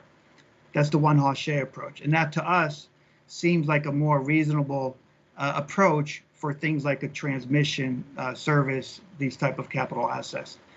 The geometric decay makes the assumption that every year I'm going to lose a little bit of the efficiency. And so I'm not going to be providing you the same type of service in year 2 as I am in year 1. So by the time I get to the end of the life, that capital that I purchased is providing you less service in that particular year. And that is kind of a quick summary of the two competing approaches. Thank you. That's good. It's a nice way to explain it that non-economists can understand. And just to finish on this topic, why do you prefer the one haché? Well, we think it's more consistent with what happens with these particular assets. Let's take a transmission pole. Transmission pole is providing a certain functionality, which is to keep the lines from falling down. And we believe that that's the same functionality in year 1 as it is in year 20. And similar type of arguments for other type of assets involved in transmission. So that's our justification. There is academic use of one haché in the literature. So it is, it is used as in productivity studies. Okay, but so leaving aside the debate between the two experts, I'd simply like to understand the impact of these two assumptions on Brado's U.S. sample productivity trend. Okay. So first question, can you confirm that if an earlier benchmark year is used, the U.S. sample productivity trend would become less negative? I can't confirm that, no. You cannot, sorry? I cannot, no. Okay. And can you confirm that if geometric decay for capital was used instead of one haché, the U.S. sample productivity trend would become less negative? No, the exact opposite. It would become more negative? Yes, and we have a sensitivity in our direct report showing when we use geometric decay, our results become much more negative. Okay. Now, the second, the next issue I want to address is the benchmarking study. First, very general question is, are benchmarking studies common in incentive regulation? In my opinion, no. They're not. And can you explain to me in simple terms what the objective and desired result of a benchmarking study is? Yes, it assists in the setting of the stretch factor. The stretch factor is this idea or notion that when you move from cost of service to an MRI, where you have an X factor, you are going to have an increase in efficiency. And the stretch factor is meant to capture that change in moving from one regime to the other. So that's what a stretch factor, or in my opinion, what a stretch factor is meant to do. And the cost benchmarking is a way of getting at what that stretch factor should be based upon the differences in the cost efficiency of the firms in your sample of companies.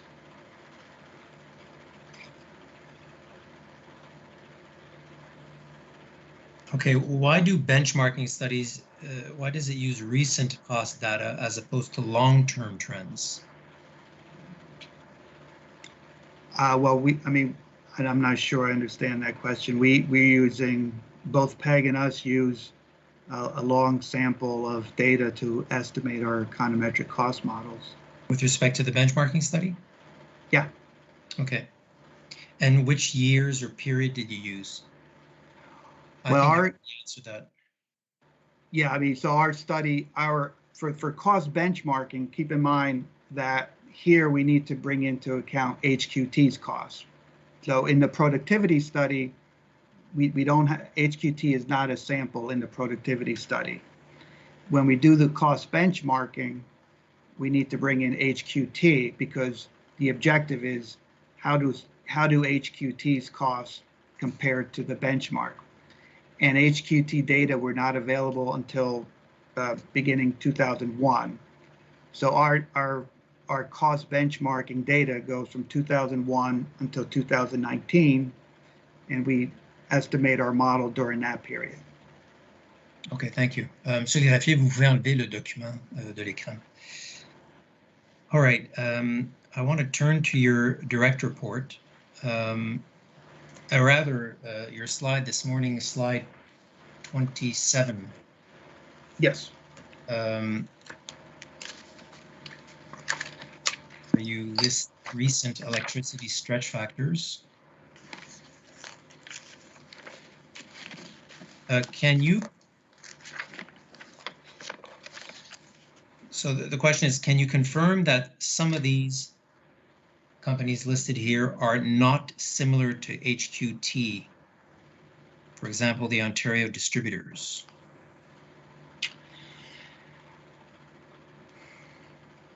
Well,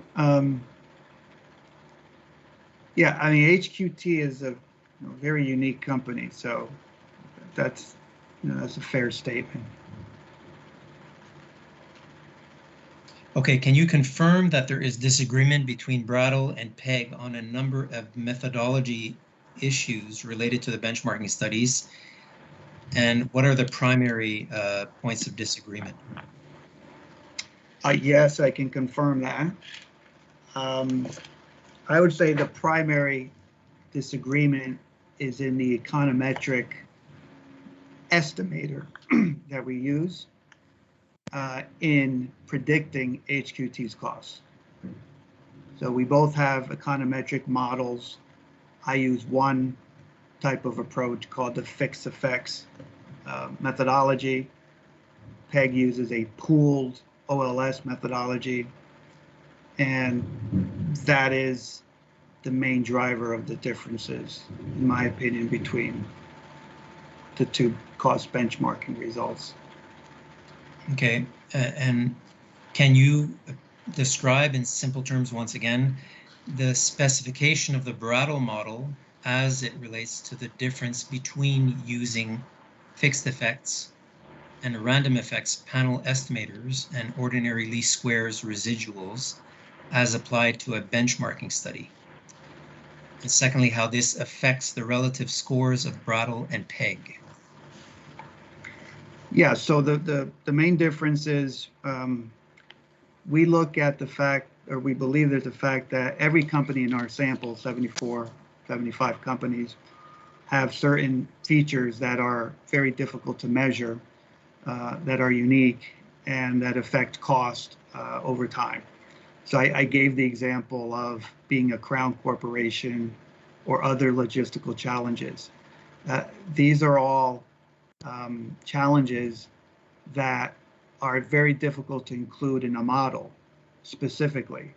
And so what the fixed effects does is that it implicitly includes it in its model, so that when we make predictions, the fact that being a crown corporation may, on net, make it more costly for HQT to provide services, we don't count that against HQT in the score.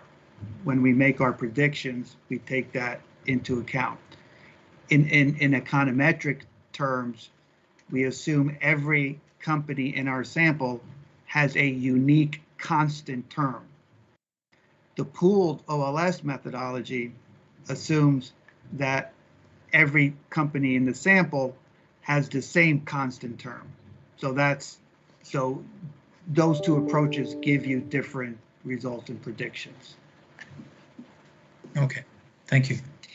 Monsieur le Greffier, la B60, page 17. So I'm simply referring the clerk to your answers to the first set of IRs that my client Option Consommateur filed. And page 17, I think the clerk will put it on the screen for you. Exactly. I simply want to confirm that this table that you see here summarizes the Brattle and PEG benchmark scores. Well, let me just, I can talk on the Brattle. Just give me 1 minute. Just to be sure, Mr. Ross, it's HQT 10 document 5.1 at page 17. It's regarding the response number 7. Response number 7. HQT 10 document 5.1. Sorry, Mr. David, was just to help them.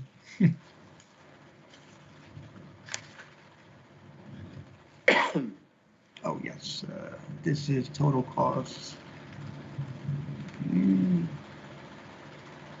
Yes, I can confirm that that's correct, yes. Okay, excellent. And can you explain in simple terms what the Brattle and PEG scores indicate regarding the cost performance of Hydro-Quebec Transport compared to the US sample, and how this relates to the S factor? Well, I can tell, so our results are showing that HQT's actual costs were, over the entire period 2001 to 2019, were 1.7% below our model's predicted costs. And if we look at the US sample, the mean we found was minus 2.3% below our model's prediction. PEG 67% is saying HQT's actual costs were 67% above its model's prediction. Now, as I mentioned earlier this morning, taking these cost benchmarking results and finding a stretch factor is there's no magic formula for that. It requires some judgment. And now the Ontario Energy Board has a specific methodology that would take these results and translate them into a stretch factor. Which you, I think, went over this morning. Correct, yes.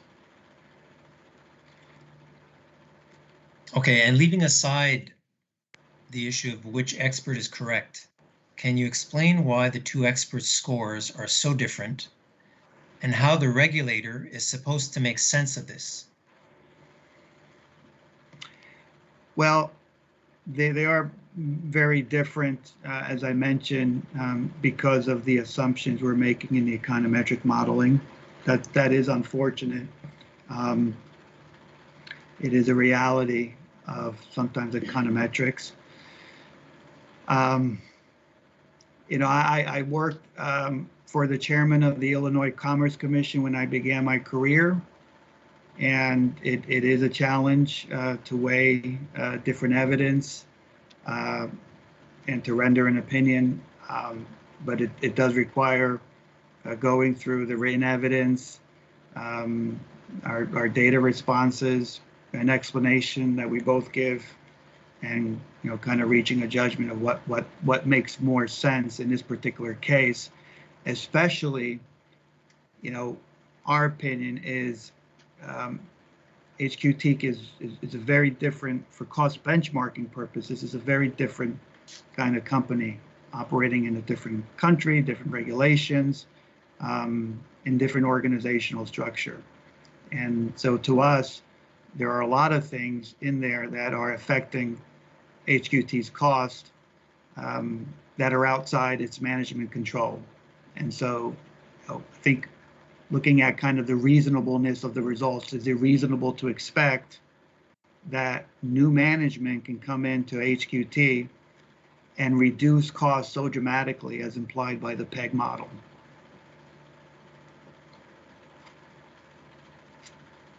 Okay. I'd like to conclude by just looking at your overall recommendations. I understood from your direct report and from the slides this morning that you're recommending to the board an X factor of minus 3.38% and an S factor ranging from 0.1% to 0.3%. Can you confirm this? Yes, I can confirm that. Okay. And you also confirm that with an inflation factor at 2.2%, the MRI rate cap index would result in an increase in the HQT 2022 OM&A revenue requirements of 5.48%. I haven't confirmed that inflation factor, but I take it as a given, and that would be the result, yes. Okay. So it would result in an increase of 5.48% over 2021. Yeah, and again, as I mentioned, I've not looked at what the specific inflation factor is, but your math is correct. It is the inflation factor minus a minus 3.38. Okay. And can you please confirm that this represents an increase of about $51.6 million over 2021, not including the growth factor, nor the input of capital on the revenue requirement? Again, let me say two things. Let me just say, I've not done these calculations myself. So my mandate was to recommend X factor based on North American transmission productivity and provide that to the company. But the second point I wanted to add is the minus 3.38, it would be the inflation factor minus a minus 3.38. So I just want to make sure I didn't misspeak on that.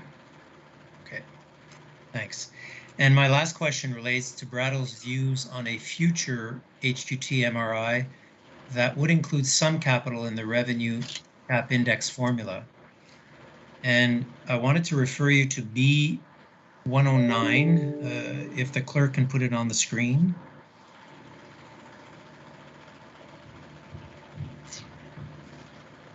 And I'm on page 20. These are your answers to Option Consommateur's second round of IRs.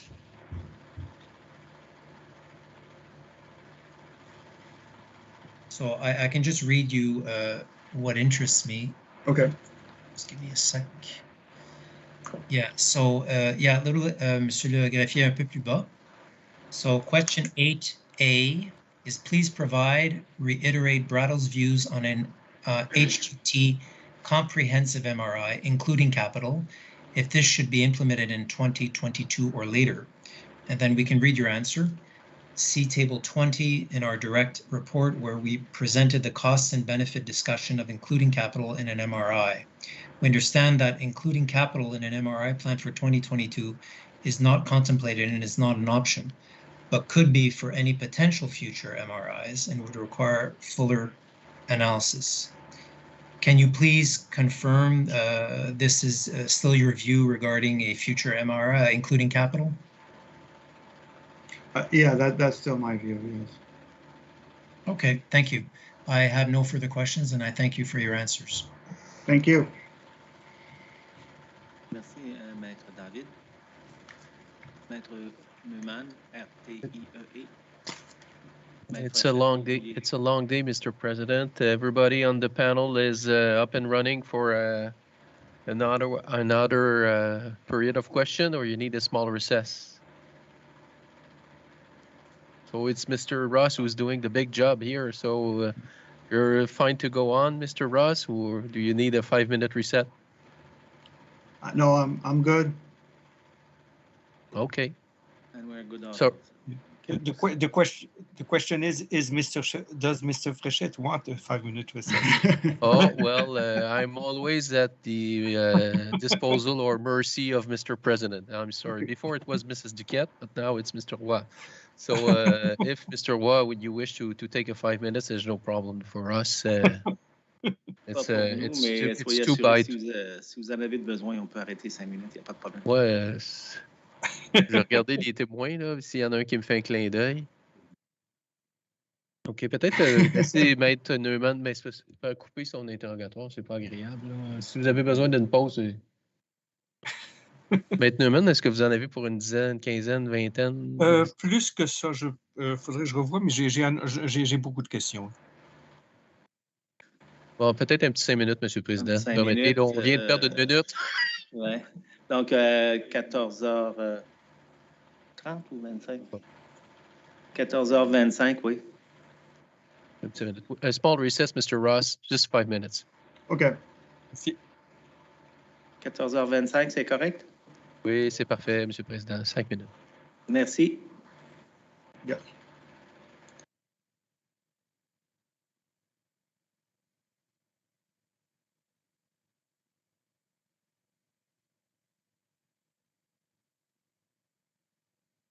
Mr. Laurie, we can see you. Please. Thank you. Alors, nous sommes de retour, Maître Fréchette. Alors oui, Mr. Ross is ready, and Mr. Vizina is coming in. Mr. Verret, they're all really ready. So, Maître Neumann. Oui. Maître Neumann, êtes-vous en Bonjour, mesure de nous donner un preview de combien de temps là, vous anticipez?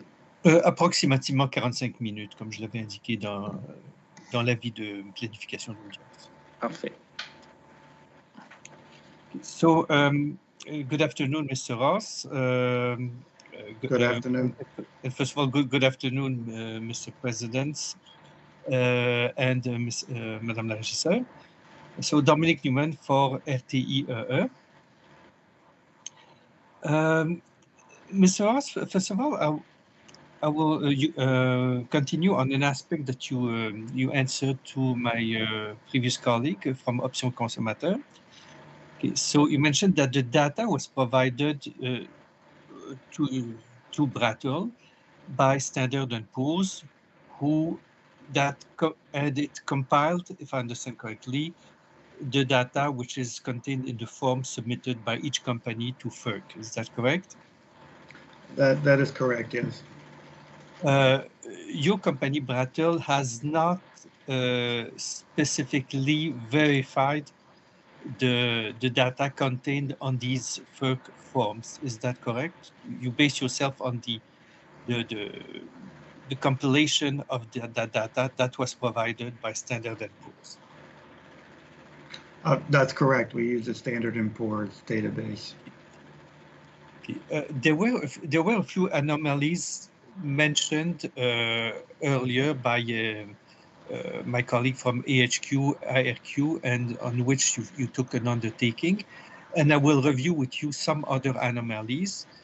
But before going into that, I'd like to ask you, has it come to your attention that the data in other circumstances that the data provided to you and to other research companies by Standard & Poor's might be incorrect, that there might be flaws in that compilation made by Standard & Poor's of the FERC data, or that there might be errors in the FERC files deposited by the companies themselves? Generally, has it come to your attention that there might be a problem that goes beyond the specific anomalies that will be going through in this file? No, it's just not come to my attention that you cannot trust the FERC data for regulatory purposes or for the purposes that we're using here in productivity. As I mentioned in my report, no database is perfect.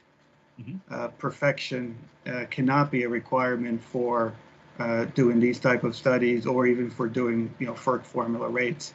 There's always likely to be some data issues in any database. In this particular example, we have 74 companies over 25 years, many different accounts. So those are thousands and thousands and thousands of data points. Are there likely to be one or two percentages that could be errors or noise?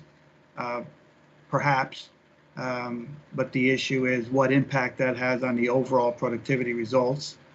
And that is one of the reasons why we like to have more companies rather than less. Having more companies minimizes any type of issues with respect to somebody, entering in a number that was off by a factor of 1 or 2 or 3 times. So that's I just want to kind of give that preface to that in terms of the FERC. But no, it's not come to my attention. The FERC is the gold standard of U.S. regulatory accounting, and has not come to my attention that there are systematic problems with the FERC. The FERC periodically reviews its FERC accounting, issues notices. So that would be my response to that. Okay. And my question was not only about FERC's, the FERC's forms, but also about Standard & Poor's, and I know it's a very reputable company, that has it come to your attention, or that there might have been problems in the assembling of the data that is provided by Standard & Poor's? No, absolutely. And in fact, let me just add something. In the preliminary proceedings for this case, before I actually got involved, I think right at the time Brad got involved, there was a document from PEG providing commentary on how to do these studies. And one specific recommendation from PEG was that Brattle would be better off if we use the S&P data directly, rather than using the data directly from FERC, because the S&P and the SNL data source has long experience and history of taking the FERC data, putting it into a common database, and inquiring within the FERC about certain anomalies. So by the time we've gotten the S&P SNL data, it's already been cleansed, it's already been cleaned, and while there could be some remaining data issues, those are part and parcel of doing with it. So that would be, again, kind of my quick comment on that. Okay. And finally, on this general line of question, do you have is it a certainty that the economic data which is that you've used in the database is only the economic data on the electric transmission part of these companies? Because some companies also have activities in distribution, and some companies also have activities in gas. So are you absolutely certain that the data that you have only touch the electric transmission part of these companies? Yes, absolutely.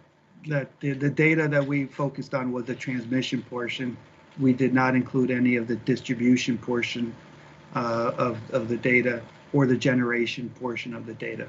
And you were properly able to separate the electric transmission data? Well, I don't have to do that. The FERC does that. Okay. The FERC has specific generation accounts. It's got specific transmission accounts, the kind we talked about this morning, about 30 transmission accounts. And then it has specific distribution accounts. So the FERC already does that. And as I mentioned, they've been doing this for 70 years. So I would ask Madame la Greffière if she could project or exhibit CRTEE 26, which is a compendium of some of the data that is already provided in different pages of the proof, and some graphs and tables that we made out of these data, so that and those data are mostly coming from your report. Is it a new document that you filed today or something like that? It's a document that was filed this morning around 8:30. Oh, I'm sorry, I didn't have the chance to take a look at it. Mr. Ross, can you send it to me? Well, it's on.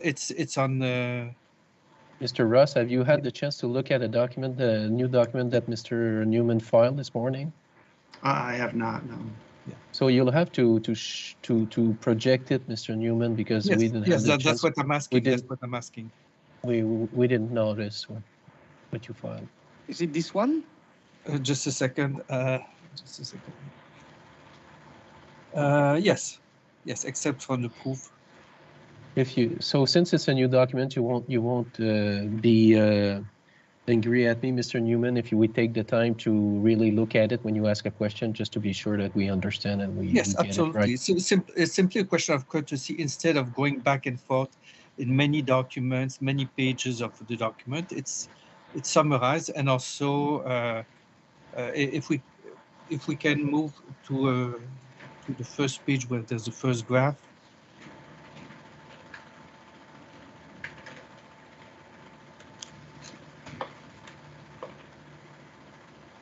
Est-ce que vous souhaitez, Maître Fachette, est-ce que vous voulez avoir quelques minutes pour en prendre connaissance ou It's on des a questions. document.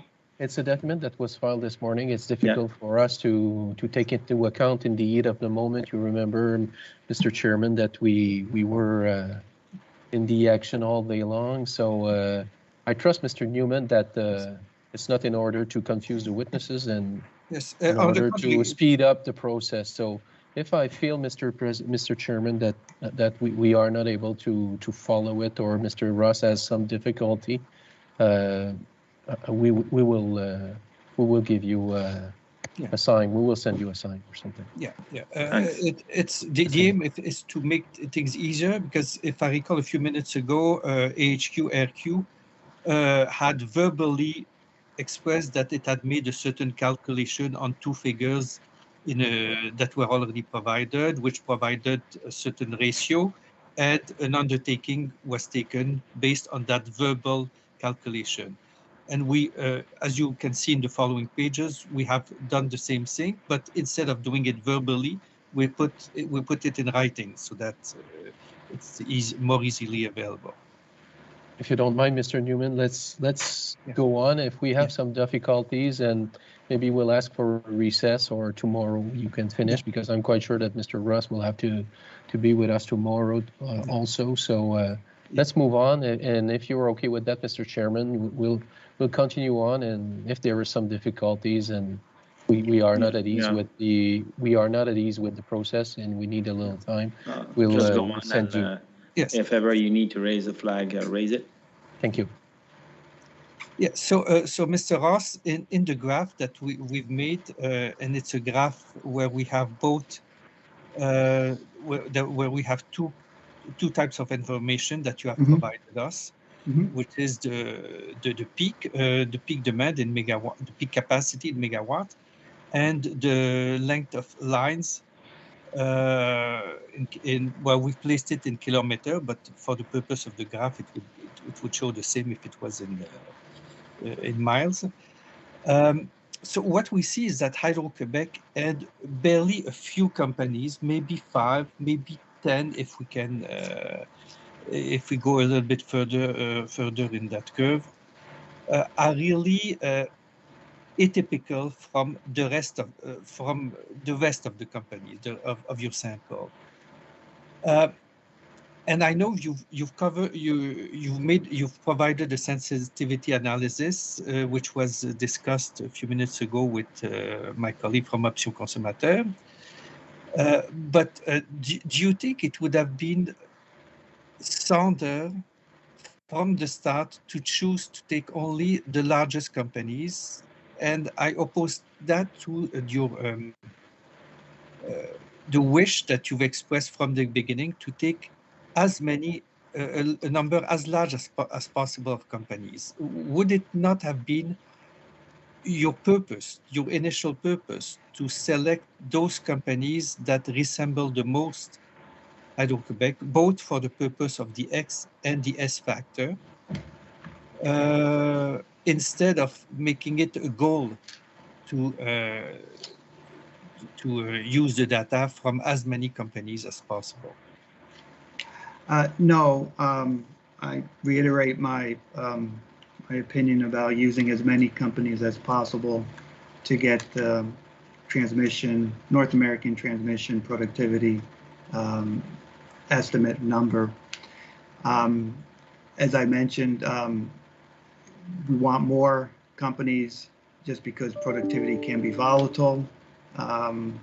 As I mentioned, I showed in the results of when we did the smaller sample for responding to the régie that the volatility surrounding that TFP was much more volatile. And also, with respect to productivity, we're interested more in the growth, not the absolute level. And productivity growth between a small company and a very large company, it may not be all that that different in theory per se. There still might be some economies of scale that are occurring. But in the productivity study, since we're interested more in the productivity growth and not the level, it's another reason for having a large varied company.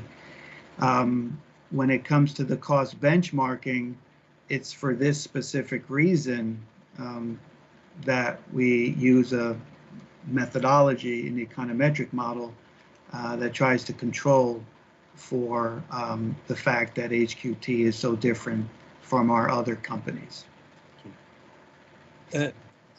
If you would have taken a limited number of very large companies, both in terms of megawatts and in terms of length of lines, would it have reduced your need to use a specific methodology, the methodology that you call fixed effects, to normalize the data, to control the data, to avoid HQT being penalized for its distinctive features? No, it would not, because even if I compare HQT to the top 10 US firms, it's still different, still significantly different in ways. So I would have continued to use that same approach. Do you think it would have been appropriate for your company to use that methodology called fixed effects also for the purpose of determining the X factor? Those are completely separate issues. They two separate things. Fixed effects has nothing to do with the productivity study. Either for the purpose of the X factor or for the purpose of the benchmarking used for the determination of the S factor, did you have any way of taking into account, or as a matter of fact, subtracting from the data those elements that for HQT are subtracted from the mechanism, which is the Y and Z factors? Was it possible to isolate those Y and Z factors that exist for HQT in order to subtract them from the data you were comparing HQT to, in both for the purpose of the X and the S factor? No, I don't think there's a way to do that. Would it have been possible if you would have had a smaller sample? No, I mean, no, it would not have been. No matter what sample I had, that would not have been possible. Is it possible in your methodology for calculating either the X or the Y, the X or the S factor, to normalize the data in order to have an equivalent quality of service, to take into account the fact that some companies have an obligation to serve, others have a lesser obligation, or sometimes not any obligation in that regard?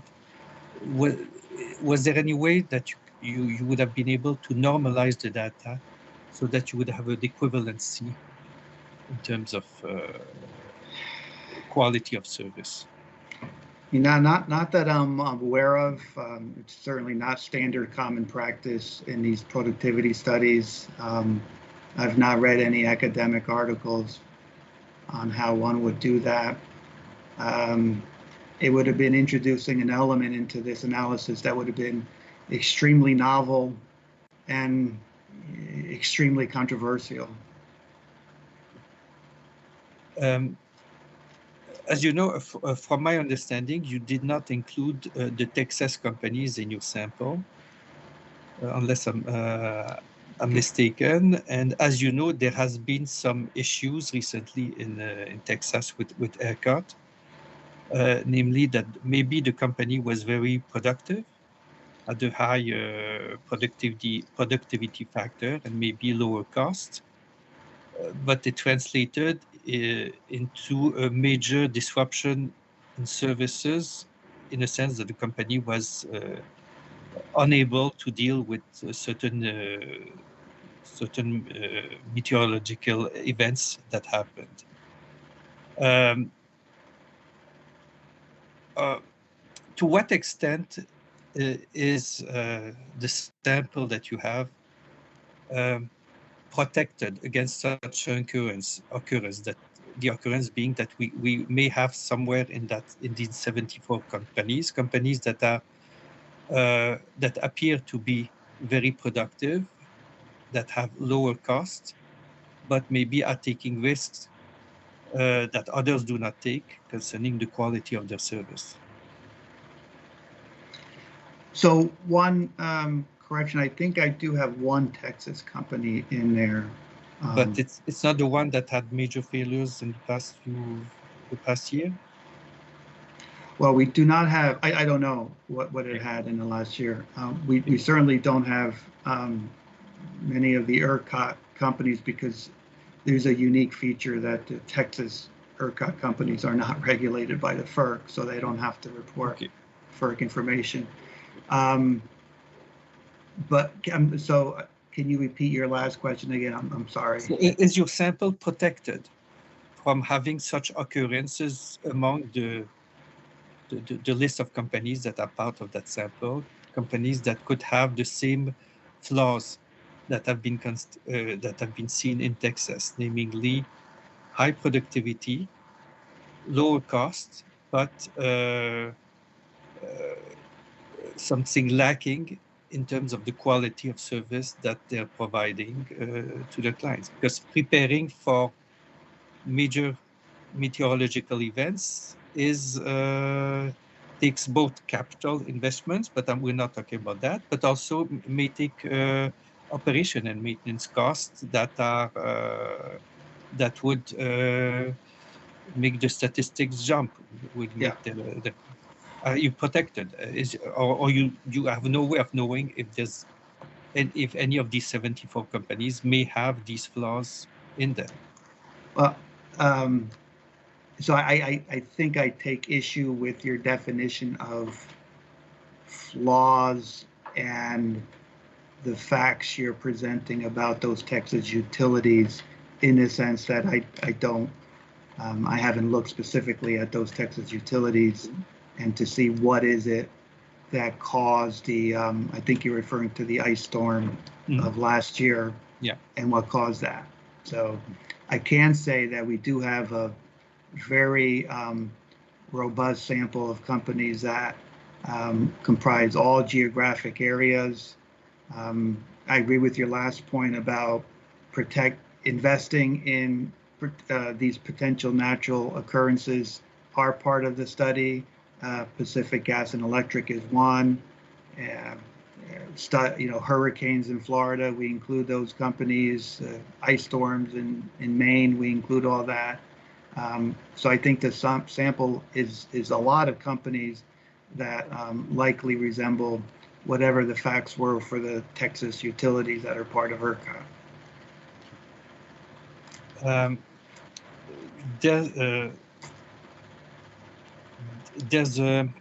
We have found an article from Dimitrios Giannakis that was several weeks ago. We found that study published in 2005, and there's an excerpt from that author that we've quoted on a few occasions. We've quoted when we've asked questions to Peg, who answered those questions. And it's not necessary to go to that full document, but that author expressed the idea that it's plausible and desirable to integrate quality of service in benchmarking and incentive regulation of electricity networks. Would you have any, are you in agreement with such statement or in disagreement? I think I'd be open to looking at that, considering that. I'm not opposed to that as a categorical statement.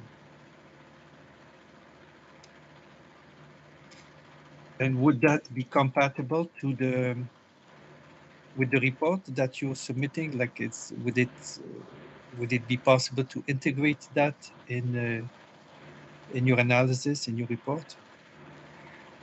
Again, this is not common. It's not been done in the past.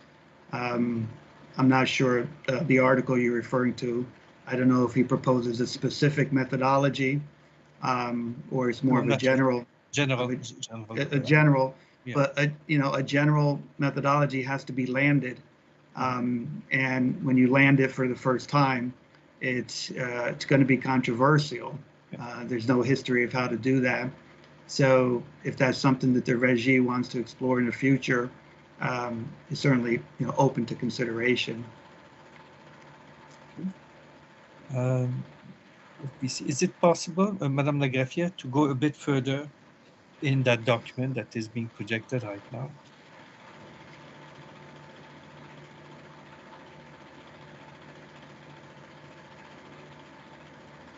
Is it possible? Que voulez-vous exactement? Est-ce que c'est possible de changer de page? Oui. Vers quelle page? Vers la page suivante. D'accord. Okay. Est-ce que c'est possible d'agrandir? Ok, oui, c'est ça. Okay. J'essaie d'agrandir un tout petit peu plus pour voir. Oui, agrandir, c'est possible. Is it possible to make it larger so that the whole table will be protected? To make it smaller, not larger, but to make it smaller so that it would. Yeah. I'm sorry, Mr. Newman. Is these extracts, or did you choose between inside the tables that Brattle furnished, or you took it as it is? No. To answer your question, I'm doing in a written way what was done verbally by HQRQ, which is, as you can see, it's not the total list of 74 companies. It's so you extract. It's a selection. Is the one that have the lowest percentage at first, and then there's a thicker line where we did not reproduce the companies in between, and then after it's the other companies that have a higher percentage. So you took Brattle information in order to do something else. Is that right? Yes. It's the information that was provided by Brattle in answer to our written question. Mr. I won't object yet today to it, Mr. Newman, because we wish to go on, and I know you're a good person, but if Mr. Ross is uncomfortable with the way you're presenting it, or you need sometimes to take a good look at it, Mr. Ross, don't hesitate to flag me, and I'm sure Mr. Newman will be happy for you to take the time to take a look. Absolutely. That's okay. Important. It's clear, Mr. Ross? Yes, it's clear. Yes. Thank you. So, Mr. Ross, we placed among the 74 companies that are listed in your sample. We've classified them. Based on the previous to last column, which is the load factor, the ratio between the system peak and the total energy. So we start from a low figure of 1.64%, which was the one mentioned to you a few minutes ago by HQRQ on Central Main Power Company. And that figure seems implausible, an implausible load factor. Then we kept going on as the figures went up, and we comment, but it's up to you to tell us if you agree with that comment or if you disagree, that certain figures, certain percentages seem either implausible or abnormally low. And then in the second part of that table, after the tick line, we have a percentage that are extremely high, 80%. Then we see it goes until 94%, and there are other figures that we don't see on the screen, which even go until more than 100% of load factor, which seem either abnormally high or technically impossible if it's more than 100%. And the last one, if Madame la Greffière can go a little further down in the table so that you can see the last line, yes. It ends with the Ohio Valley Electric Corporation, which has 127% load factor, which seems impossible. And that's the company that was mentioned to you verbally by HQRQ. And so you've already taken an undertaking to comment on both the first line, the main company, MAINE, and the last one on Ohio, And but would you have any comments on those other seemingly anomalies? But you'll tell us if you don't think it's abnormal, but figures that may seem abnormal for these other companies that are listed in this table. Yeah, it's hard to comment on this, seeing this for the first time. I will say, a couple of things. If you go up, in the way you're calculating this is just the annual total megawatt hours divided by the peak demand. Yes, right? it's based on the two first columns. Yes. Yeah, I mean, so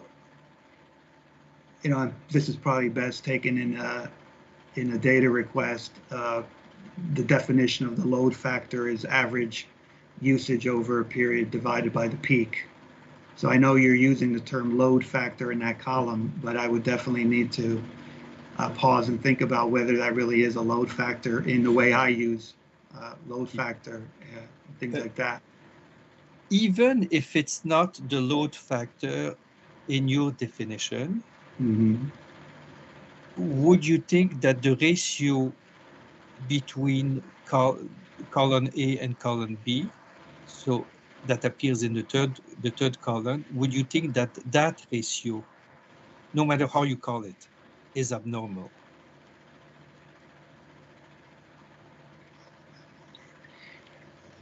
So the total energy provided in a year divided by the peak, that's what you're doing? Just a second. Yes, the total energy by the capacity, yes. By the capacity or by the peak? By the peak capacity, yes. Peak, yeah, the peak. Yeah, load. but they're two. Sorry. I'm talking. I'm using the words that are used to describe column 1, which is the peak, which is what you have described as the peak. So I'm using those words. Maybe, yeah. Mr. Newman, it would be preferable that you send us the way you put on this graph. It seemed to be difficult. You have some. Are you capable of going on, Mr. Ross? Or? Well, I'm using the same equation that was used verbally by AHQ RQ, which used the same percentages for the last line and the first line. So I'm using exactly the same ratio, the same way that was calculated by HQRQ, for which you have taken an undertaking. And maybe you'll want to take an undertaking to comment on these other lines. There are maybe about 10 lines or 10 or 12 lines. Maybe you want to take an undertaking to comment on these lines. But what would it be, Mr. Newman, is to explain what is your question? What you're looking for is well, what we're looking for is that does Mr. Ross feel that there's some abnormality in the figures that appear from these about 12 companies? I didn't count them. So the Dayton Power Light Company, the West Penn Power Company, Niagara Mohawk, Public PG&E. From Maine on the top, the Maine, M-A-I-N-E, until Ohio. From the top to bottom. So the whole chart, is that right, Mr. Newman? The whole chart for which an excerpt is filed here. Well, it's not the total, all the 74 companies. It's those companies that you see here. Newman, on a beaucoup de difficultés à comprendre ce que vous recherchez. Maître Newman, si je peux me permettre, là, ce que vous cherchez, c'est de Black Hills Power jusqu'à Ohio Valley Electric Corporation. Vous voulez que M. Ross vous dise si les chiffres en pourcentage lui semblent une anomalie, c'est ça? Yes, well, I'll say it in English. First of all, if there are some... J'aimerais ça qu'on s'entende, vous et moi, puis vous reposerez la question si on a bien compris. S'il croit que les chiffres dont il s'est servi dans la base de données sont exacts, et je fais référence au fait qu'en réponse à la HQRQ, tout à l'heure, le témoin avait dit que peut-être qu'il y avait une erreur dans le chiffre. Oui, donc, mais ça a été pris avec un engagement. Alors, M. Ross, il n'y a pas de réponse encore à ça. Oui, justement. Donc, c'est la même question, non seulement sur les deux compagnies la première et la dernière, sur lesquelles il y a déjà un engagement, mais sur les autres compagnies qui sont dans ce même tableau. Pour les fins de compréhension, vous pourriez l'écrire et nous revenir avec une question écrite. Parce que là, il y a beaucoup de confusion. Là, on va passer je peux formuler beaucoup de temps la question. à rédiger en groupe une question. Je peux juste poser, I can formulate the question right now. Like, Mais là, vous avez parlé d'avoir un undertaking. Ça fait qu'il faut juste l'écrire. Yes. So, Mr. Ross, do you think that there is an anomaly in the ratio column, or the third column of this table, and could that anomaly come from an error in the data which is contained in the first two columns? Well, I would say I've read it. Thank you, Mr. Newman. I'm really uncomfortable with it, Mr. Chairman. If there is an undertaking that has to be taken by Brattle, is to maybe have a second look of what's on HQT 10 document 6.1 page 12 to see if he wants to look at these figures another time, just to be sure there's something missing or there's a comma that is not at the good place or something like that. But asking Mr.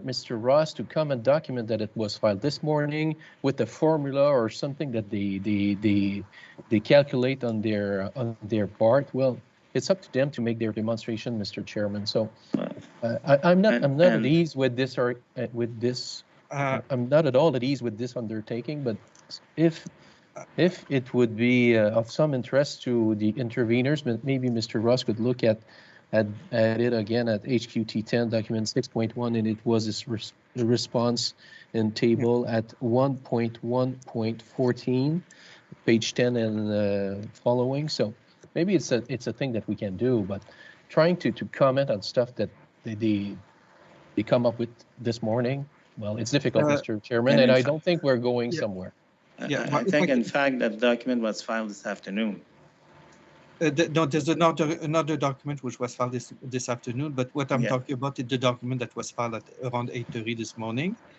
But there's also the point of relevance here. Yeah, and I think that we're spending a lot of time on something that seems very much unclear, and it's not too much to ask from you to write it. So we will see what is the undertaking you wish, and we will see if it's relevant. Because honestly, I don't understand what you're saying. My educator just asked you the same questions. Okay. So we're not here just to discuss forever about what you're looking for. Can I explain? Is it possible to me to explain what is the load factor? No, you are not a lawyer, Mr. Laflamme. It's not the first time you raise your Mr. voice. Laflamme, you cannot talk, Mr. Laflamme. I can explain that. Mr. Laflamme, you cannot talk, please.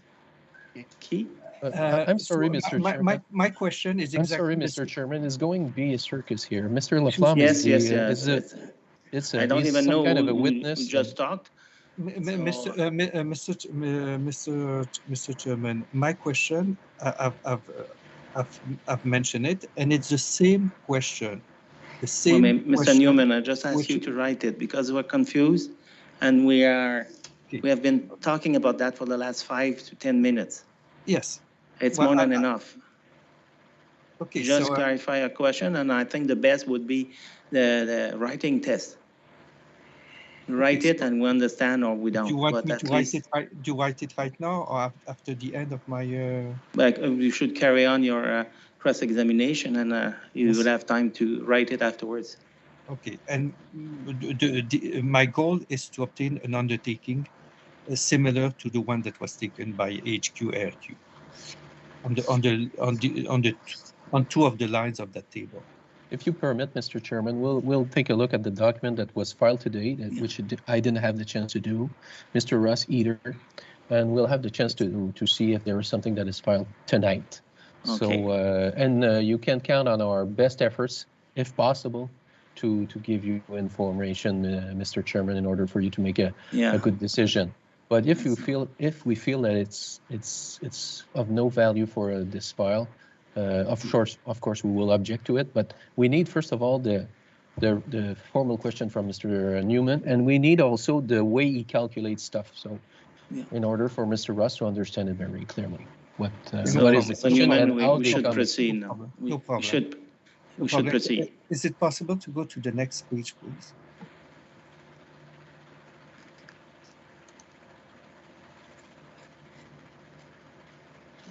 Is it possible to go to the next page, please? It's coming, huh? Oui, excusez-moi.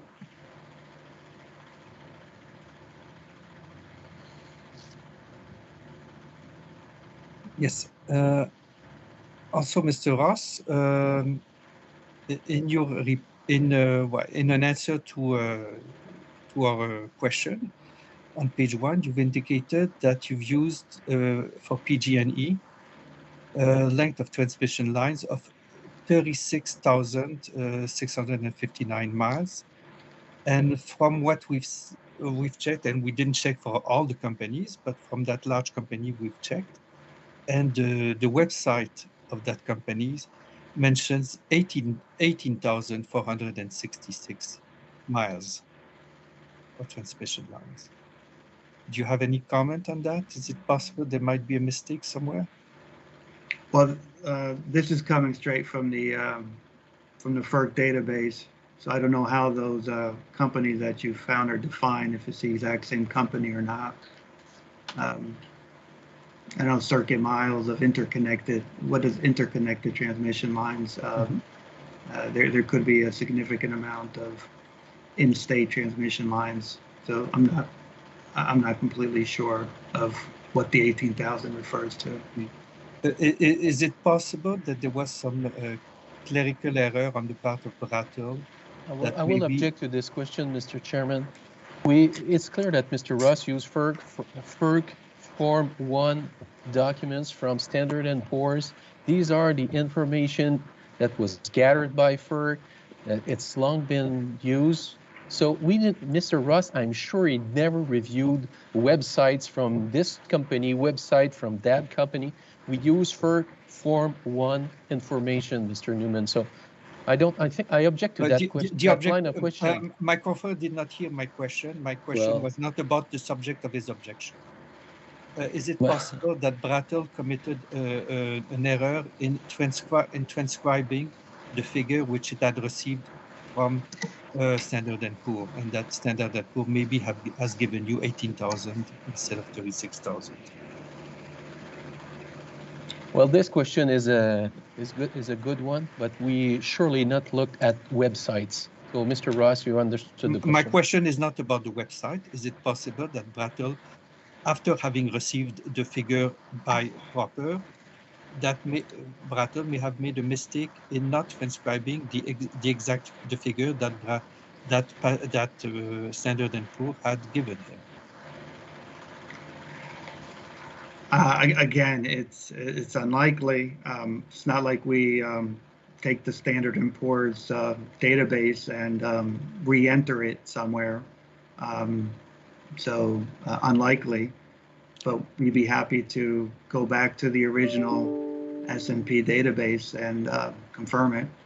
Yeah, because it's a bit such a difference is a bit surprising. So it would be satisfactory if Mr. Ross goes back and just check if the number in the S&P document is the same.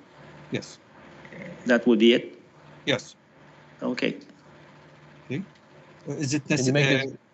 Just make this verification, Mr. Ross, just to be, but I'm not sure what we're looking for, Mr. Chairman. Anyways. To verify with S&P data if the 36,659 miles is in the information they provided Brattle with. That's the 18,466. No, 1814. That's the figure that we found. Okay, so the 36,659. You have filed 36,000. That's the one. That's all that could be checked. Yeah, that's all. Okay. Sorry. No, you understand, Mr. Ross? You're. Yes, I understand that. My assistant just checked it out, and it is the same one. So you confirm that the data that you use in your report are are from the Standard and Poor's, and that is one. Yes, it's the first one. 36,659 is the correct one from Standard and Poor's. Thank Okay, that makes it. Mr. Newman, Yes. could we proceed? Yeah. On the rest of the items in this document, I've already asked my questions in another way, so that document is covered. Okay, we filed another document, but it will be used in our own testimony. It will not be used for questioning of Mr. Ross. Mr. Ross, I would go to your presentation of today.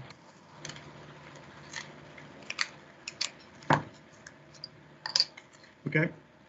Okay, on page 8, you mentioned, on page 8 of your presentation today, you mentioned that the X factor tends to go to 0. Let me see, I think it's the middle paragraph of page 8.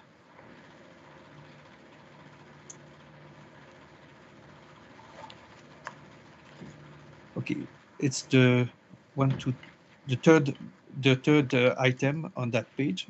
Yes. It says that it tends to go to 0 in the long run. That's not correct. That's not correct? No.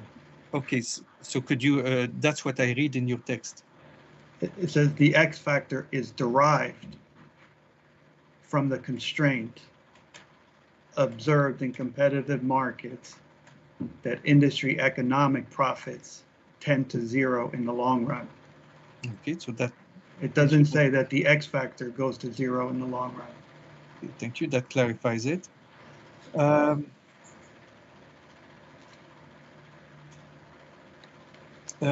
page 13 and 14.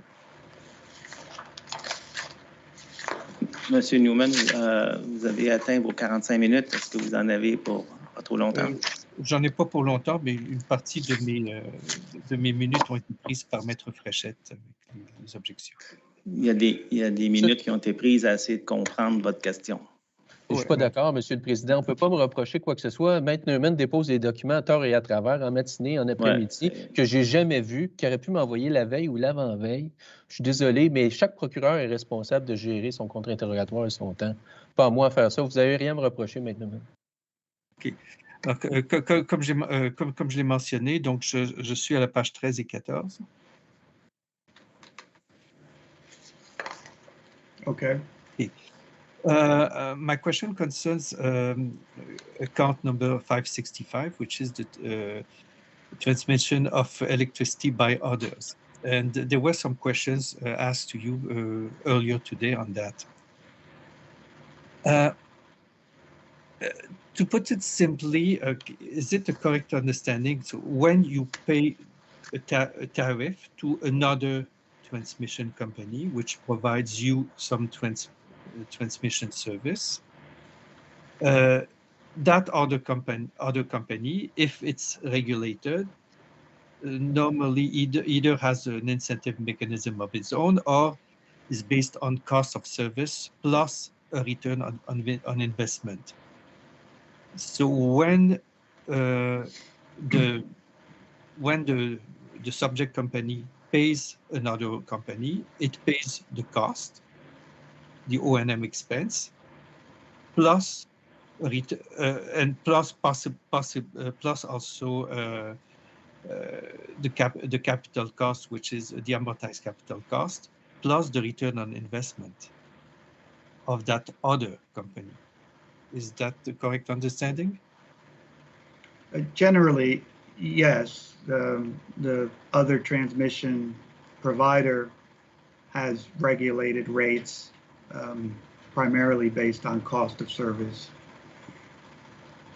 Would it have been possible for you to isolate within account number 565 of these various companies the part which they pay to other, which consists in O&M expenses and not in amortization of capital and not return on the investment of that other company.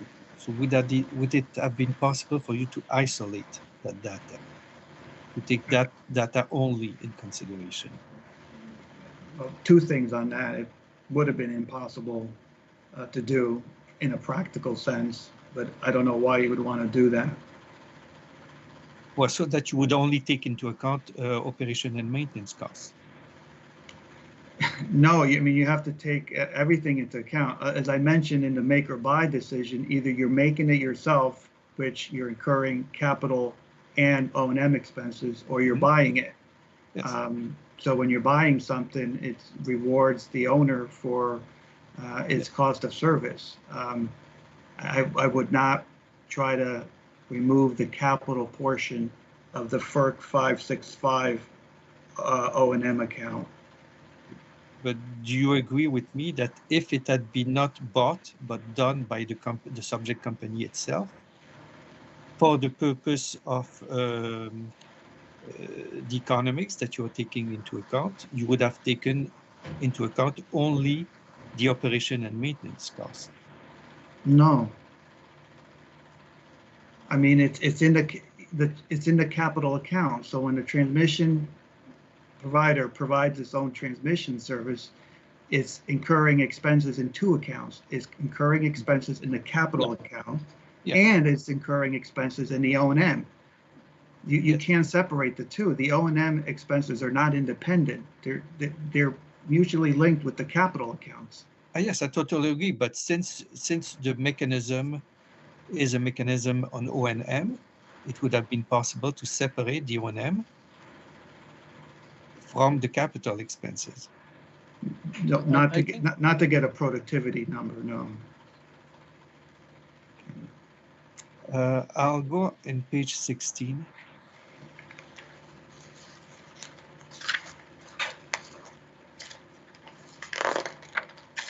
Okay. When you state that Maine is in close proximity, just a second, I'm going to the same page.